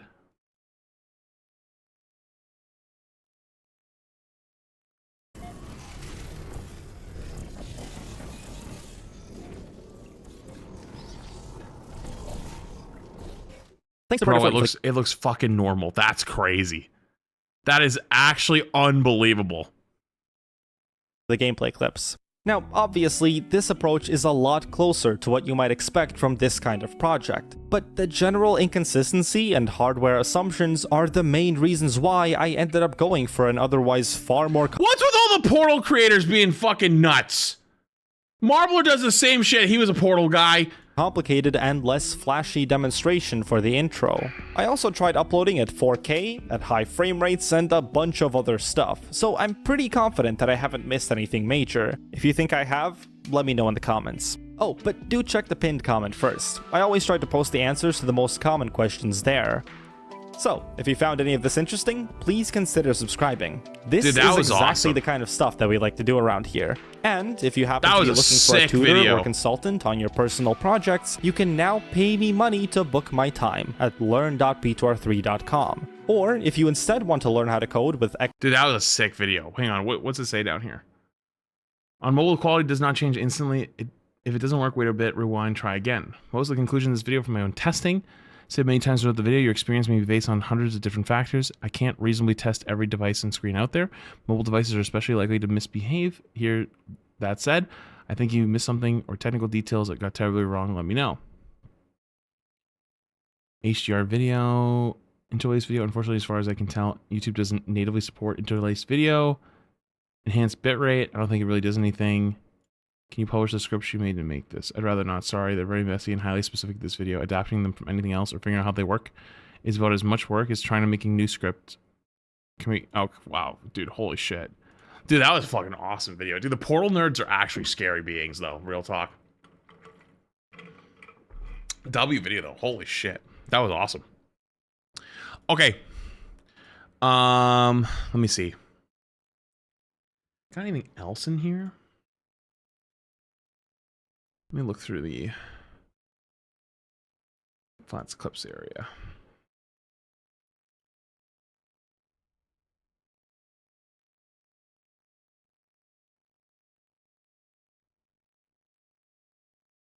Where is it?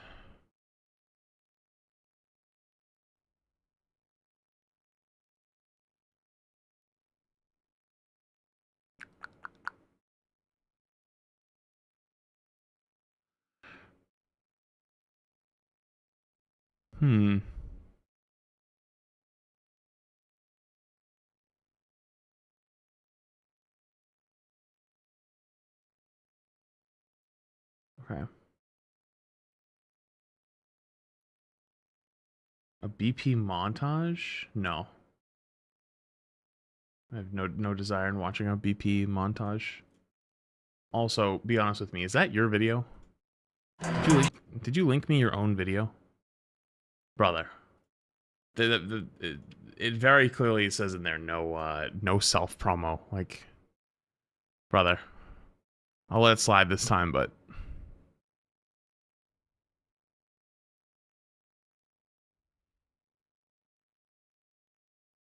okay.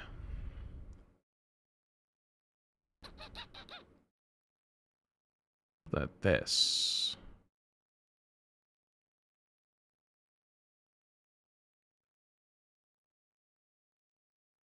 No, let me see.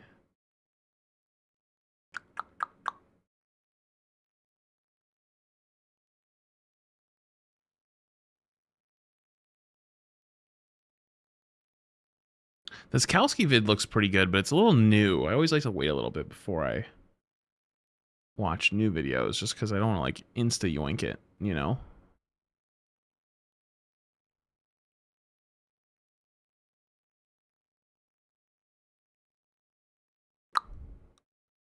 What else have we got?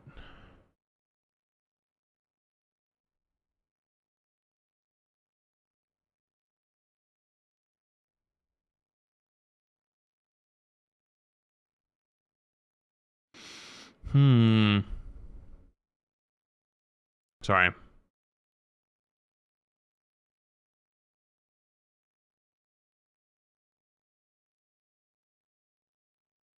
A lot of the videos you guys link are like an hour long, and I'm like, I don't really want to commit to an hour.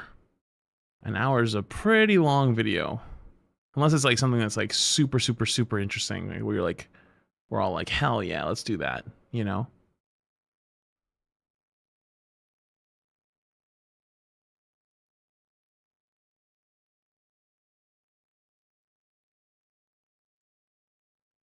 Oh, wait, this one just got recommended. What is this?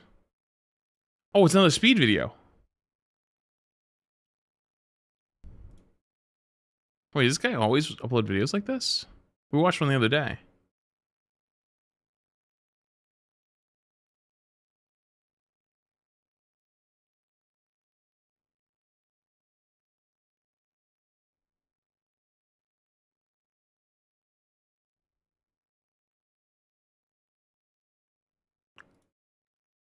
Ooh. It's actually a good video, but I don't know if I...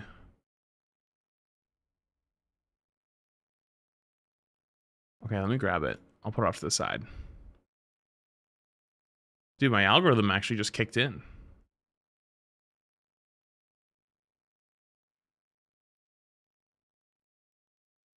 What's happening right now? I'm looking at videos for from chat reacts. Like chat links me videos and like we watch them on stream. And I have a section of my Discord called Flats Reacts.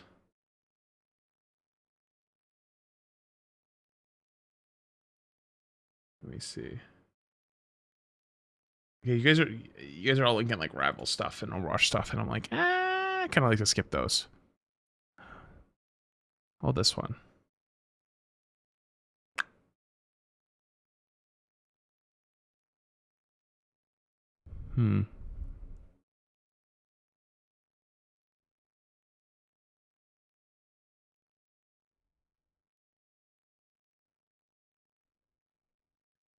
It's okay.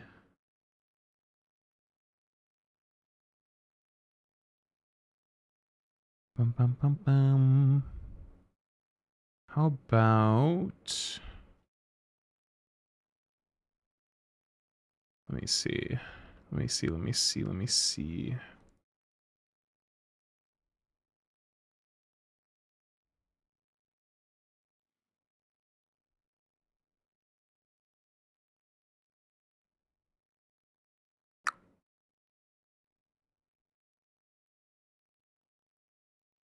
What is this one?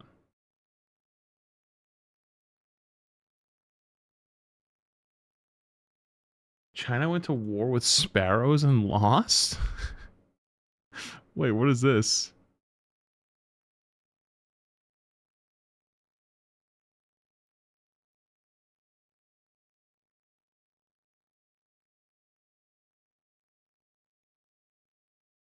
Oh, what is this one? This one's actually good.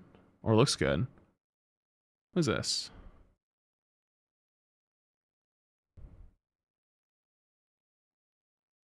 Okay, when do you guys link this before?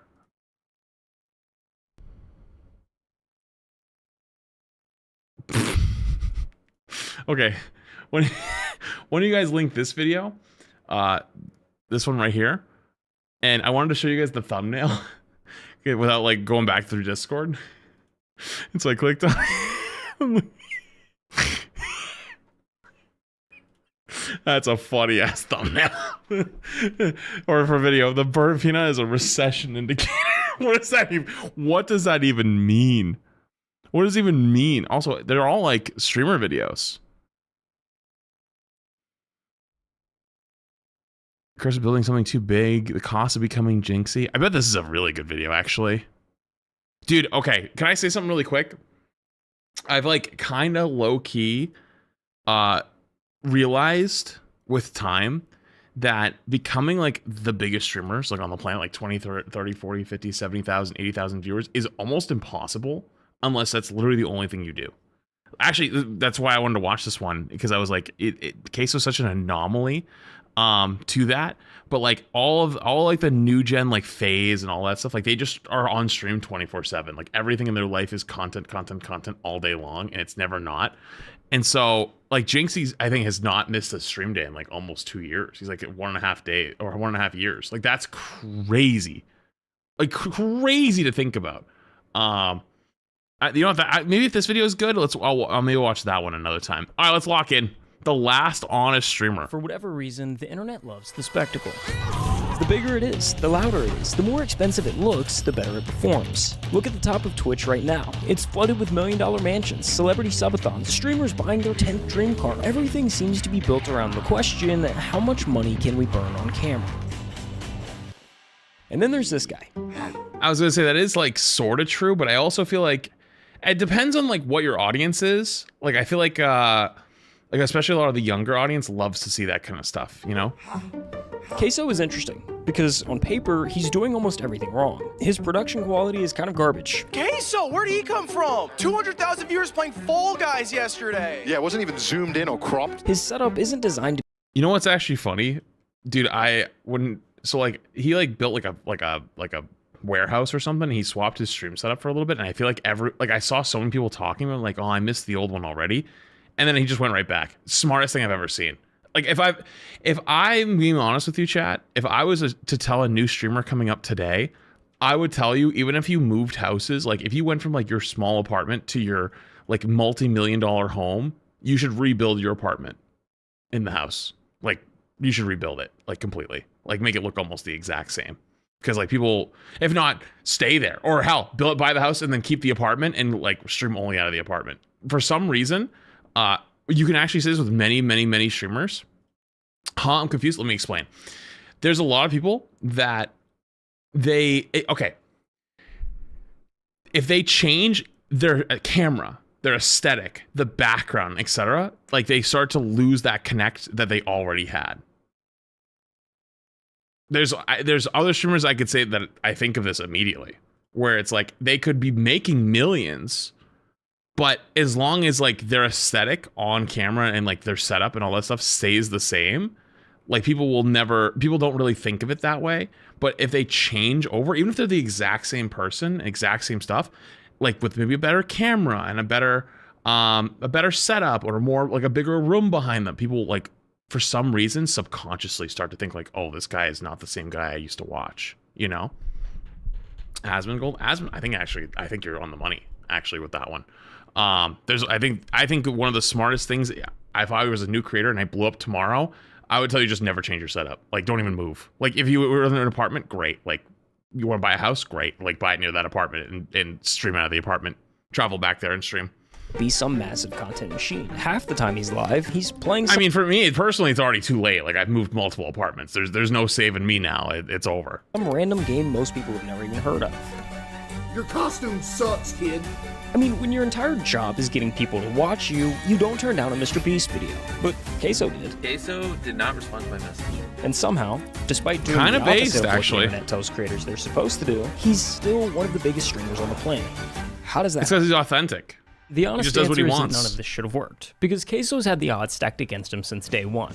Case Baker grew up in rural Arkansas. His hometown has a population just over 1,500. It's the kind of place where a new Walmart makes the front page, and where the churches outnumber the stoplights.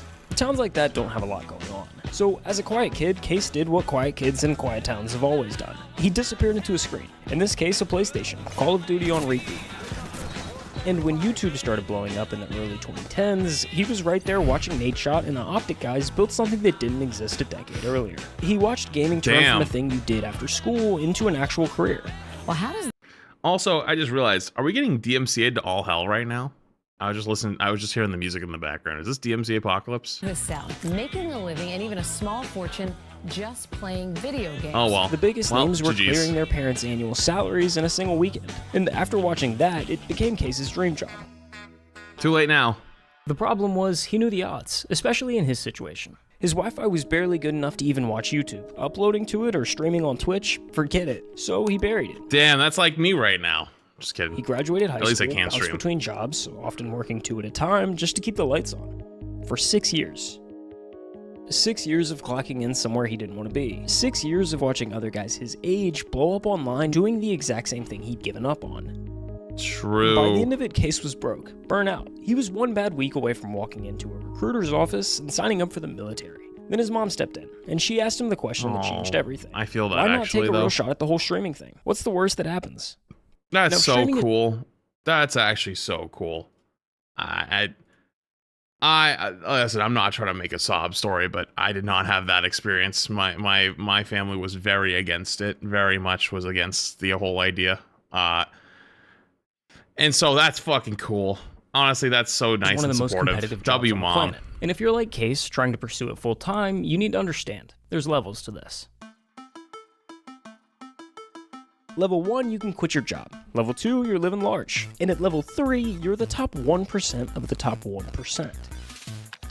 Now, there's no direct translation from Twitch viewers to money. So for the sake of the example, we're gonna say you reach There's level some 1 at ads. around 100 There viewers. is. Once you're there, Wait, you can hang on. take the sake of the example, we're gonna say you reach level 1 at around 100 viewers. Once you're there, you can take the leap. I don't think you can quit your job at 100 viewers. I don't think so at all. Okay, to give you an idea, I can say quite confidently, I at one point was like, okay, for those who don't know, I used to have this guy named Bias. He worked for me. He was a literal data analyst. He just wanted to learn about video game stuff, right? Actually, funny enough, we're talking about that. Now he works for, I'm not going to say who, but he works for a fucking massive YouTuber now. And the funny thing is, he did market research on Twitch with me. And I was at one point, for between sub to viewer ratio to like followers, all this stuff, I was the 3rd highest on the entire platform, where like I was like somewhere between 100 and 300 viewers, and I was averaging like 2 to like 3 to almost 4,000 subs. It was crazy. I had such a supportive community, and I still do to this day. Like I like genuinely always I have always had such a nice, super supportive community, and I appreciate you guys a ton. But like when I was like that small, like it was getting hard backpacked. It was insane. Like there was like 10 people that allowed me to basically like live, which was insane. And I can tell you right now, that is not the norm. That is not the norm at all. And that I think you probably, with today's Twitch where you have like ads and stuff, it's probably closer to like 400 viewers. And it depends if you're doing YouTube and stuff too. If you get YouTube spun up and you get TikTok spun up, you probably could get away with a little bit less, but like 100's not high enough, depending on where you live as well. Full time. Like I live in Massachusetts. It's expensive as fuck here. Getting there sounds totally reasonable. It's not.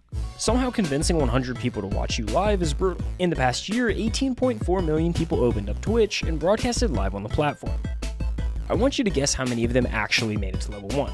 Seriously, throw a number out there. The answer Less is than 1%. 165,536. That's less than 1%. For every person who okay. gets to level I'm 1, sorry. there's 100 that don't. Every big streamer you see today spent days, weeks, if not months streaming to an audience of 0. I mean, take Jinxie for example. Yeah. He streamed to just 5 viewers for a year and a half before he ever made it. Which is crazy. Honestly, that level of dedication is insane. And you know what's kind of sad though? It's like, dude, it does really feel like there's some luck involved, you know? And I think that your chances of luck go up the more you show up and the more you post and the more you're there every day. But like, 5 viewers, he's grinding! And I'm throwing all of these numbers at you for a reason, because without them, you wouldn't understand how truly insane what happens next is. Okay, so hate to interrupt myself here, but let's say you're like Queso and don't love your day job. Maybe you're not all that interested in streaming, but you've got a business idea and just don't know where to actually start. Is this an ad? Well, let me tell you about WAP. Okay. While you're working. So, all right, W ad. Business today. W ad. 24 hours, y'all took me from nothing to crazy. Oh, the 2K. You see, Queso hit level 1 in the first hour of his first ever stream. And he dude, so many streamers came from 2K. Just get lucky. Hey, y'all came through deep from the top, man. In the days before he went live for the first time, Queso was already laying the groundwork. You know what sucks now? Dude, I think he's probably going to talk about it in here. I think a lot of Queso's like blow up was from TikTok, and like he used to stream on TikTok too. So TikTok and streaming now is so fucking bad. It is so bad. I've tried to be like, you know, more on top than streaming more on TikTok. It is falling off a cliff. I don't even think he streams on TikTok anymore. Spent days. Does Jinxie even stream on TikTok anymore? I don't even know if he does. And editing clips. I feel like you can't even. 2K23. And on September 10th, 2022, he uploaded 22 videos to TikTok. The next morning, he woke up to over 10,000 followers and a comment section flooded with one question. So that night, he went live for the first time and the floodgates opened. When I look down and I see 126 viewers, bro, I cannot believe it. From that day on, he followed the same routine. Clock into the 9 to 5, hit the second job, cut a few lawns, then come home and stream until he couldn't keep his eyes open. I don't want to go sleep, man. I want to go to work, man. I want another build, dog. All I want to do is make builds and play 2K forever. Why do I gotta go work?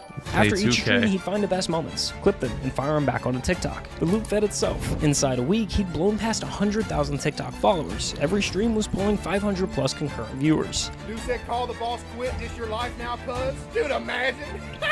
And the number that actually mattered, he was making more money streaming it. You know what's really like amazing to say? I know that feeling. No, I didn't have a job to call because it was COVID. I was already laid off. But like, I know exactly what that feeling feels like right there. When you start to see like the glimmer of hope of like, wait, this is working. I could do this. Night than he was at his and I'll tell you right now, it's a blessing. And no, y'all literally just donated more than I make in a week in one night. Bruh. But Queso kept his head on straight. What shows up overnight can also disappear overnight. So before he quit his day job, he needed proof that this wasn't a fluke. So he made a deal with his chat. Hit 5,000 Twitch subs, and he'd quit his job. This a day we're gonna remember forever, you feel me? This a day we gonna remember forever. You know I love y'all, man. Thank you, bro. It's all y'all, you feel me? Thank you, man. Full-time Queso in the building, and I'm laying in their mouth, too. Within just a few weeks, it was a done deal. Laying in Queso's what? fan base was new, but dedicated, and they wanted to see him pursue this thing full-time. Like I said, I've been dreaming of wanting to, you know, be a streamer, a content creator since I was 13 years old. I finally took the leap, bro. I finally took the leap, and y'all came through for you, boy. For real, y'all came through crazy. Now, it wasn't all sunshine and rainbows from here. His internet was still garbage, like genuinely bad. Streams would lag or even just end because the connection bottomed out. Do you see what my God, that's bad. I thought I had it bad. That's real bad. And when you're trying to build an audience, that's the kiss of death. If your stream ends, they move on to the next. Eventually, numbers started slipping. For a couple months, it looked like... Dude, I can't wait till I move, chat. I'm going to be honest with you guys. It's so demoralizing when you're sitting there streaming. Like, dude, you know what was the worst? Season 1 of Overwatch release again, you know what I mean, in February. I was sitting pretty. It was me, Emong, I think like Aspen, Frogger, all at the top of the category. Dude, all these people were coming running in. Being like, oh my God, is Overwatch back? Like, what is this? And my internet dies for 45 minutes. Everyone left. Everyone, like I came back and I was at like 5,000 viewers as everyone was going whoom on the way up. I think Emon got to like 30 or 20. Aspen was like 15 or actually I think Aspen was like 20, 30.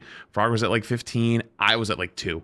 Because like I wasn't live at the time. Everyone had left. You know what I mean? I got stuck there. And then guess what happened? Halfway through the day, it went out again. After like it started catching back. Like, oh, you came back online? I thought you got off for the day. And I'm like, no, my internet died. Guess what? Died again. It was awful. That was a horrible day. I've never been more sad than that day. That really hurt me a lot because I was like, damn, like I was excited to hop back on. Like I haven't been playing Overwatch that much recently. You know, people were excited, you know. It was awful. Maybe the whole thing was a fluke. Maybe so the bubble had already popped. You know, I seen the Wait, what happened? Sorry. Ends, they move on to the next. Eventually, numbers started slipping. For a couple months, it looked like maybe the whole thing was a fluke. Maybe the bubble had already popped. You know, I seen the numbers when I very first started, because you know the hype was there because I first blew up. Had like 800 viewers every night. Then y'all seen it dip to like, you know, 100, 150. I was like, I gotta do something different or it's gonna go under. Then he picked up a different game, Hogwarts Legacy. It was kind of a weird choice. It had a totally different audience from the This is actually the first clips I saw of him. But he streamed it anyway, clipped a moment, and posted it to TikTok. Well, I see the sun peeking through the window a little bit. Sleep schedule gone now. Gotta make Hufflepuff proud though. Hey, it is what it is, man. That one video alone pulled in over 18 million views. Just like that, he's back. Viewership climbs to 600, keeps climbing, month after month. Every week, another clip going viral. Another wave of new viewers funneling straight to the stream. The snowball was rolling again. By May 2023, Queso was averaging over 2,500 viewers. A legitimate name in streaming culture. If you don't know who he is, you gotta be living under a rock. And this is level 2. At level 2, you're starting to live large. You're in big boy money territory. At this point, you're not going to bed afraid the whole thing vanishes overnight.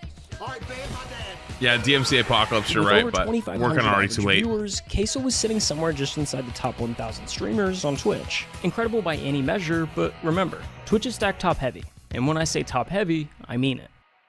True.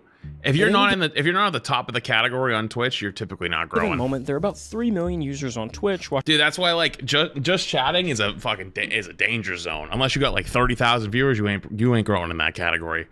Content. When you break down the viewer distribution by channel rank, the picture gets pretty clear. Out of the millions of channels on the platform, the top 250 pull over half the viewership. That's the difference between level 2 and level 3. While it seems like the easiest jump on the ladder here, it's actually the most difficult. There's a specific blueprint nearly every streamer has followed to make this jump. Here, I'll break it down for you. What you're looking at right now is 5 of the biggest streamers on the planet. Each at the moment they were averaging exactly 2,500 viewers. Pay attention to the setups. None of them are exciting. The rooms are pretty basic, the camera quality kinda sucks. There's no production value. They look like what they are, just guys streaming from their bedrooms. Now fast forward to when those same streamers are pulling 10,000 viewers a night. Everything's changed. The lighting's dialed in. The cameras are crisp. The rooms look intentional. This is the blueprint kicking in.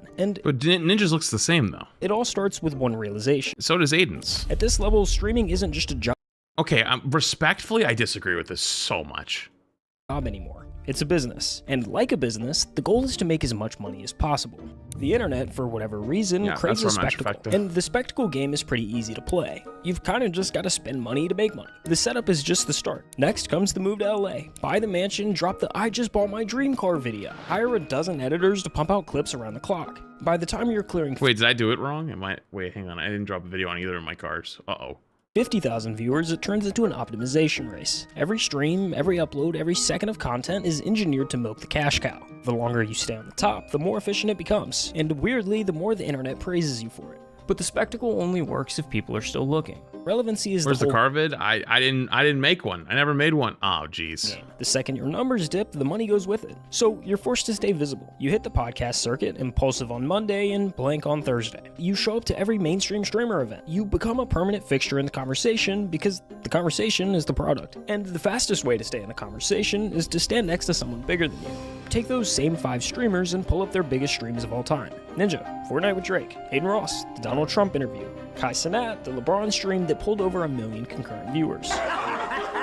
That's the blueprint. I'm not necessarily saying it's bulletproof or guaranteed, but... He's kind of right, though.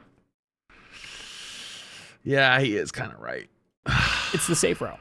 Every streamer who's made it to the top 250 has run some version of that exact playbook based on constant evolution. But Queso ignored this approach altogether. His strategy is quite literally the opposite in just about every possible Yeah, that's what I was saying. He's just a anomaly. The last time we talked about Queso, he was fresh off of Hogwarts, averaging 2,500 viewers. So let's run that same comparison from earlier and fast forward to when he's at 10,000.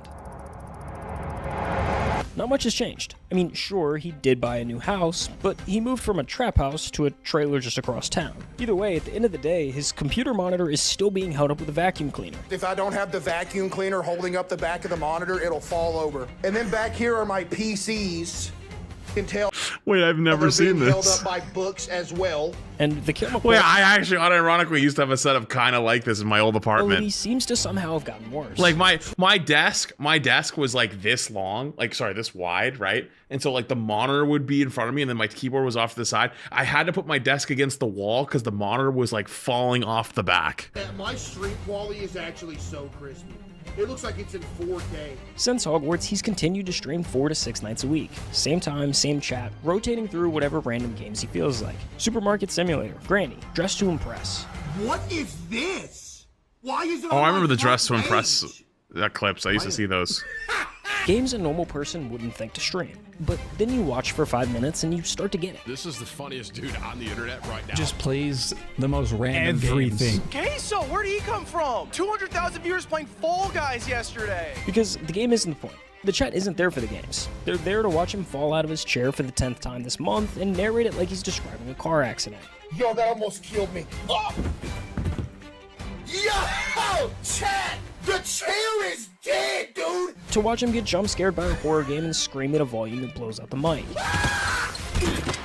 And that's why it worked. By January of 2024, Queso was averaging over 50,000 concurrent viewers every single night, making him the #3 ranked streamer on all of Twitch. Like, my mind is weird. Like, in my mind, I still don't have the thought of, like, I still made it. Yeah. Because in my mind, I feel like if I have that thought and tell myself that I made it, you don't want to get, like, lazy. It's going to go downhill. Yeah. You know what I mean? By every metric I know the what he industry means. actually uses, Queso is underperforming. He's leaving growth on the table at every possible turn. He doesn't invest in new setups, he doesn't upgrade his gear, and has no real plan to optimize himself. Every analyst will tell you he could be 12. No, but I think it's actually super smart. It's the size he is if he just ran the playbook like everyone else. And honestly, they're probably right. But here's the thing.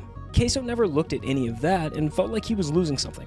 Buying a house in the hills, pulling up in a supercar, collecting all the things that say you've made it. None of that ever seemed to be important to him. And there's nothing wrong with wanting those things. No, I think it's actually the opposite. I think he recognized that that is not what people were looking for. And especially his audience.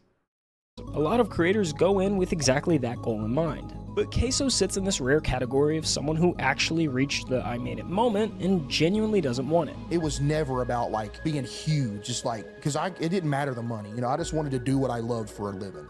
I could be, you know, pinching pennies to make it, but as long as I get to stream every day instead of go to work, I was cool with that. You know? But to be clear, it's not like he's allergic to money. He's the #3 streamer on Twitch. The guy is doing just fine. But there's a difference between making money and squeezing every last cent out of your audience. He's never done any kind of subathon, he doesn't say yes to every brand that comes knocking, and he doesn't manufacture drama to give the numbers a little bump. The way he sees it, you can't leave money on the table if it was never what you sat down for. Some of my most favorite jobs I ever had were the jobs where I was making pennies. Wait, was that a stream? Did he go driving around? Give the numbers a little Also, bump. holy fucking The way jump he scare. sees it, you can't leave money on the table if it was never what you sat down for. Some of my most favorite jobs I ever had were the jobs where I was making pennies. Yo, I'm not even finna lie. Did you do a to y'all. driving stream where we just drove around?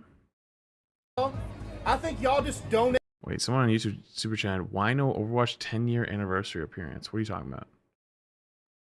I was on Overwatch yesterday. What do you mean? They did more than my week's paycheck in one night. I'm talking about sitting in the parking lot of the dollar store, having to call my mom, be like, "Hey, can you spot me $50 for food for the rest of the week?" Oh, the short? Oh, I just didn't send in anything. But you know what? I was happy. Like, if I could turn this into something and just be able to do this with y'all every day, that'd be a dream come true. Yeah, I was broke, but it was all right because the job was cool. Dude, I'm not worried about Twitch ad revenue. I would rather people have a good viewing experience than make an extra, you know, whatever a month. That whatever a month would probably be like, unironically, probably like $1 million. So that's the money half of the blueprint. The mansion, the supercar, the optimization. At that level. But the blueprint isn't only about money. The other half of the blueprint is relevancy. The streaming world has a short memory. And the way you fight that is by staying in the conversation. Podcasts, events, collabs, it all comes down to the same idea. Stand next to someone bigger than you, and you get to share some of their spotlight.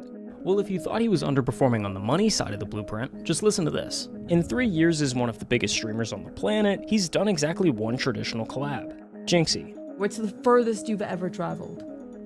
Florida, and that was one time to go to Jinxie's house. And that collab is, almost word for word, the only existing footage of Queso outside of his own house. My friend I think this is like one of Jinxie's most viewed videos of all time too, if I remember right. brought this up yesterday to me when we were chilling. He said it's crazy that Jinxie has the only recorded footage of me outside of my own stream setup. Like, he's the only one that's got me out of my room. Matter of fact, it was the first time he ever left the state he was born in. So this is the first time you've ever been out of, like, Florida? Or out of Arkansas, my bad. Wow. It's just, I don't know, I be getting homesick. I get away from home for too long, I'm just, man, I don't know. Over the I think he last doesn't like flying either, which I get. I don't like 3 flying years, either. Queso has won 5 different awards. And the streamer award goes to Queso. Queso. And he didn't go to any of them. He hasn't shown up to a single one in person. Mr. Beast tweeted you? Oh yeah, I talked to him, yeah. I can't even go on a Mr. Beast video due to fear of airplanes. Ain't that bad, chat? According to the blueprint, all of those things just come with the territory of being in the top 1%. But Queso is avoiding all of it. And when you stack, I kind of get that though, dude. I've had so many things over the years where like, unless I really want to go to something, like I've had a couple like go play test a game early, get paid to go play test a game early, and I'm like, nah, I'm good. Like I don't honestly, I'm not that interested in your game, so like I'm not. Even for the money, I ain't flying. I'm good. Back it all up. Not going to award shows, turning down the only time I've ever traveled for stuff is like Overwatch stuff, because like I was super involved with the game and super into it. And was there anything else? I don't even know. I think we went to Nashville, but like Nashville was a much easier flight. Honestly, I was very nervous at first, but like after doing it a couple times, like I don't feel that bad anymore. Even the fact that he's only left the state of Arkansas once, you start to wonder if there's more to it than just not caring. Oh, the streamer awards. Yeah, you're right. Streamer awards. I forgot about that. The first one I went to because I felt like, dude, I really had to go because like I'd never been connected outside of like Overwatch stuff, and I was like, oh, I really should. Like everyone I knew was like, yeah, you need to go, you need to go, you need to go. And I went, and dude, like it wasn't bad, but like, dude, I kind of like low key regretted it later. I was like, dude, I wasted my money, wasted my time, whatever. And then the second one actually was much better because I was much more outgoing. I met a lot more people, and also I had friends that were there, which was a nice change. I actually knew a lot of people at the second one. The second one, like Super was there, Aspen was there, Boger, SK, Shay came with me too. And I knew a bunch of people too, like just from like meeting and passing. So that one was much better. Chat, I didn't tell y'all this, bro. When I was changing setups to go from the trap house into the trailer, I was literally a mental wreck for like a week straight. Because I don't know if anybody else has this, but dude, I have like some form of horrific OCD that I've had for years, that if something even minor changes, I'm gonna die. You see, OCD is one of the most misunderstood conditions out there. People hear the word. I know what he means. I don't have anything like that, but I know what he means. I have a hard time letting go of stuff. Picture someone who just likes things clean and organized. And while that can be a part of it, that's not exactly what it is. At its core, OCD is anxiety. For Queso, moving into a new house meant moving into an environment that was full of variables his brain hadn't had the chance to map out yet. Like when I take my hat off and put it on the counter, same spot every night. If it goes in a different spot, I'm dead. Everything becomes unpredictable, and for I do that with like my keys and stuff, and my CPAP and my phone and stuff, but nothing too bad. I don't think. Is one thing that can't be controlled. Each unknown stacks on top of the last until his brain is sent into overdrive. Nothing like that, though. Nothing too bad. Every time I would leave to work in the morning, I would go outside my house and I would have to check that my doorknob was locked 37 times. I would have to start my drive to work, take a block back around to my house. Oh, my mom's like that actually. And check it another 11 times. And then I could go to work. My mom's like that. Which explains why his setup has barely changed over the years. The amount of times like leaving the house, my mom had to go back up and check her hair, like her curling iron, check the door, all that stuff. It's one of the places where his brain already knows the answers to all the questions. It's his rules at his pace, all in an environment that makes him most comfortable. But that need for predictability doesn't stay contained to his house. It follows him everywhere. I went out in public 3 times in a row. I got recognized all 3 times. I never went outside again, bro. Like some people, bro, came up like, hey, yo, can I get a picture? Everybody started looking. I'm like, oh man, dude, I was back. Oh, I actually get that. I feel that on a spiritual level. Pass out, man. Outside of that room, he controls nothing. Oh, I really actually understand that one. Most of the time, most people are cool about it, but like it does. Around him, how they It's got a little nerve-wracking at Before he first. sees it coming. It still kind of it is up to him. sometimes. I don't go there. I have like a sixth sense for it, dude. If somebody recognizes me in public, I know. I've called it out to Shay so many times. Like when we first started dating, I tell her like, oh, I can tell when someone recognizes me. She's like, oh yeah, sure. And then like I told her like I started doing it, and she was like, no, you really actually can tell. Because there was times where like, dude, I walked into like a Costco and I saw some guy like do a double take at me in the beginning of the store, and I go, oh, that guy's gonna find me later. I can tell. And then like I'm checking out, and it comes up behind me, goes, hey, are you Flats? And I'm like, every damn time, like 20 minutes later, you know. Never. When he's at home, it's easier to manage because, well, he's in his own house. But in public, there's no way to make the unknown stop. It's not only uncomfortable, but also insanely overwhelming. You would have a better chance of actually winning the Powerball lottery than ever seeing me in public. That's how rare it is. No joke. The blueprint says the path forward revolves around a constant state of evolution. The more you change, the newer things are, the more excited people are. I think when you get to his level too, you really can't go out in public that often because people are just going to be on you all day. Like imagine you want to go get dinner at a restaurant. Like there are people that don't know social boundaries, man. Like they might come up and ask for a photo, like sure, but like, you know, you're having dinner with your significant other, with friends, like okay, like, you know, maybe a quick photo, right? But then like they come back and they want to ask questions, and they're like, hey, like what are you doing, like whatever. Like you kind of lose that sense of privacy in public that you don't realize you take for granted every day as a normal person. And that's kind of like where I'm at as a streamer, where like I pay all my bills pretty well. I'm definitely known, but not like I go to a restaurant and I'm worried like people are going to come over and try to have conversations with me, you know? Watch. But for Queso, that path has never really been accessible the same way it is for everyone else. And yet, here he is. Literally almost 1,000 away from 10 million. Say it ain't so. This is a moment in history? No, this is a moment in history. Behind everything, the awards, the numbers, the journey from a rice mill to the #3 spot on Twitch, almost nothing has actually changed. You definitely gonna do this full time? Hey, I hope so, CJ. That'd be a dream come true for you, boy, man. Maybe my parents don't have to work no more either. That'd be a dream come true too, bro. He's been grounded in the fact that streaming was never about being the very best. It was always about building a life worth living, for himself and for the people he loves. Wait, Mom, we're about to hit 10 million.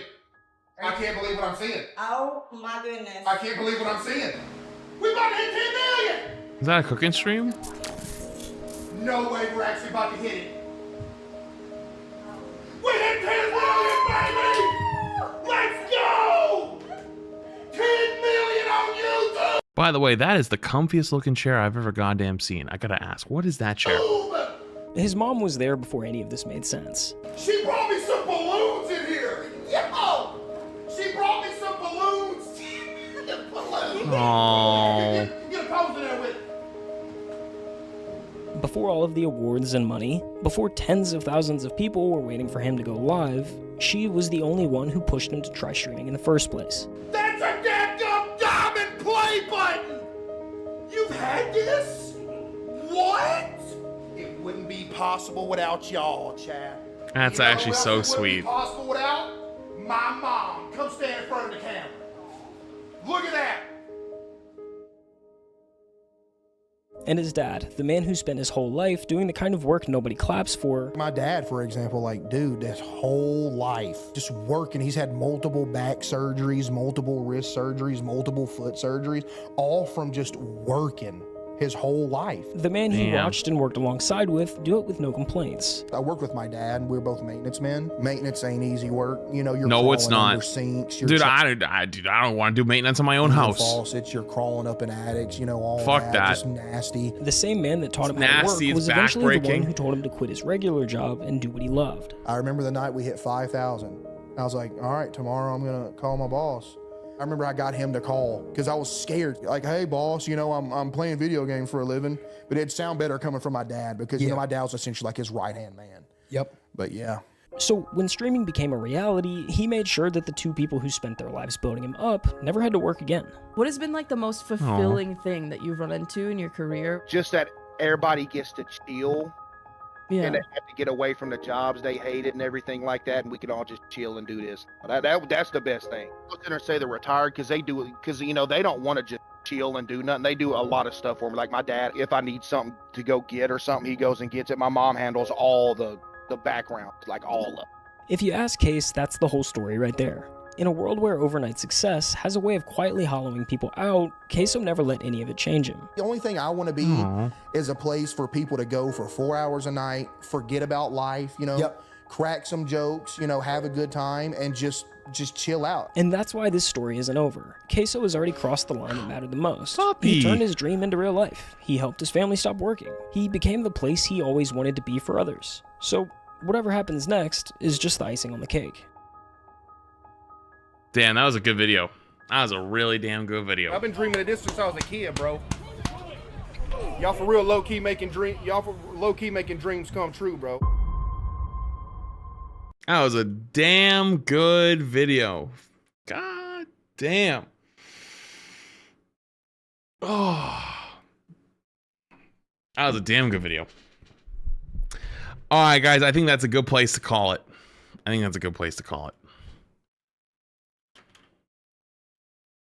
Chat, maybe that'll be us someday. That'll be us someday.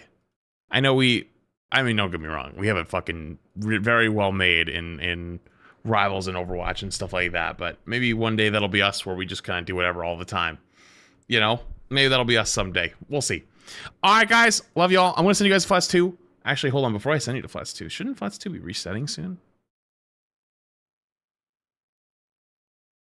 Oh, it already reset. Okay.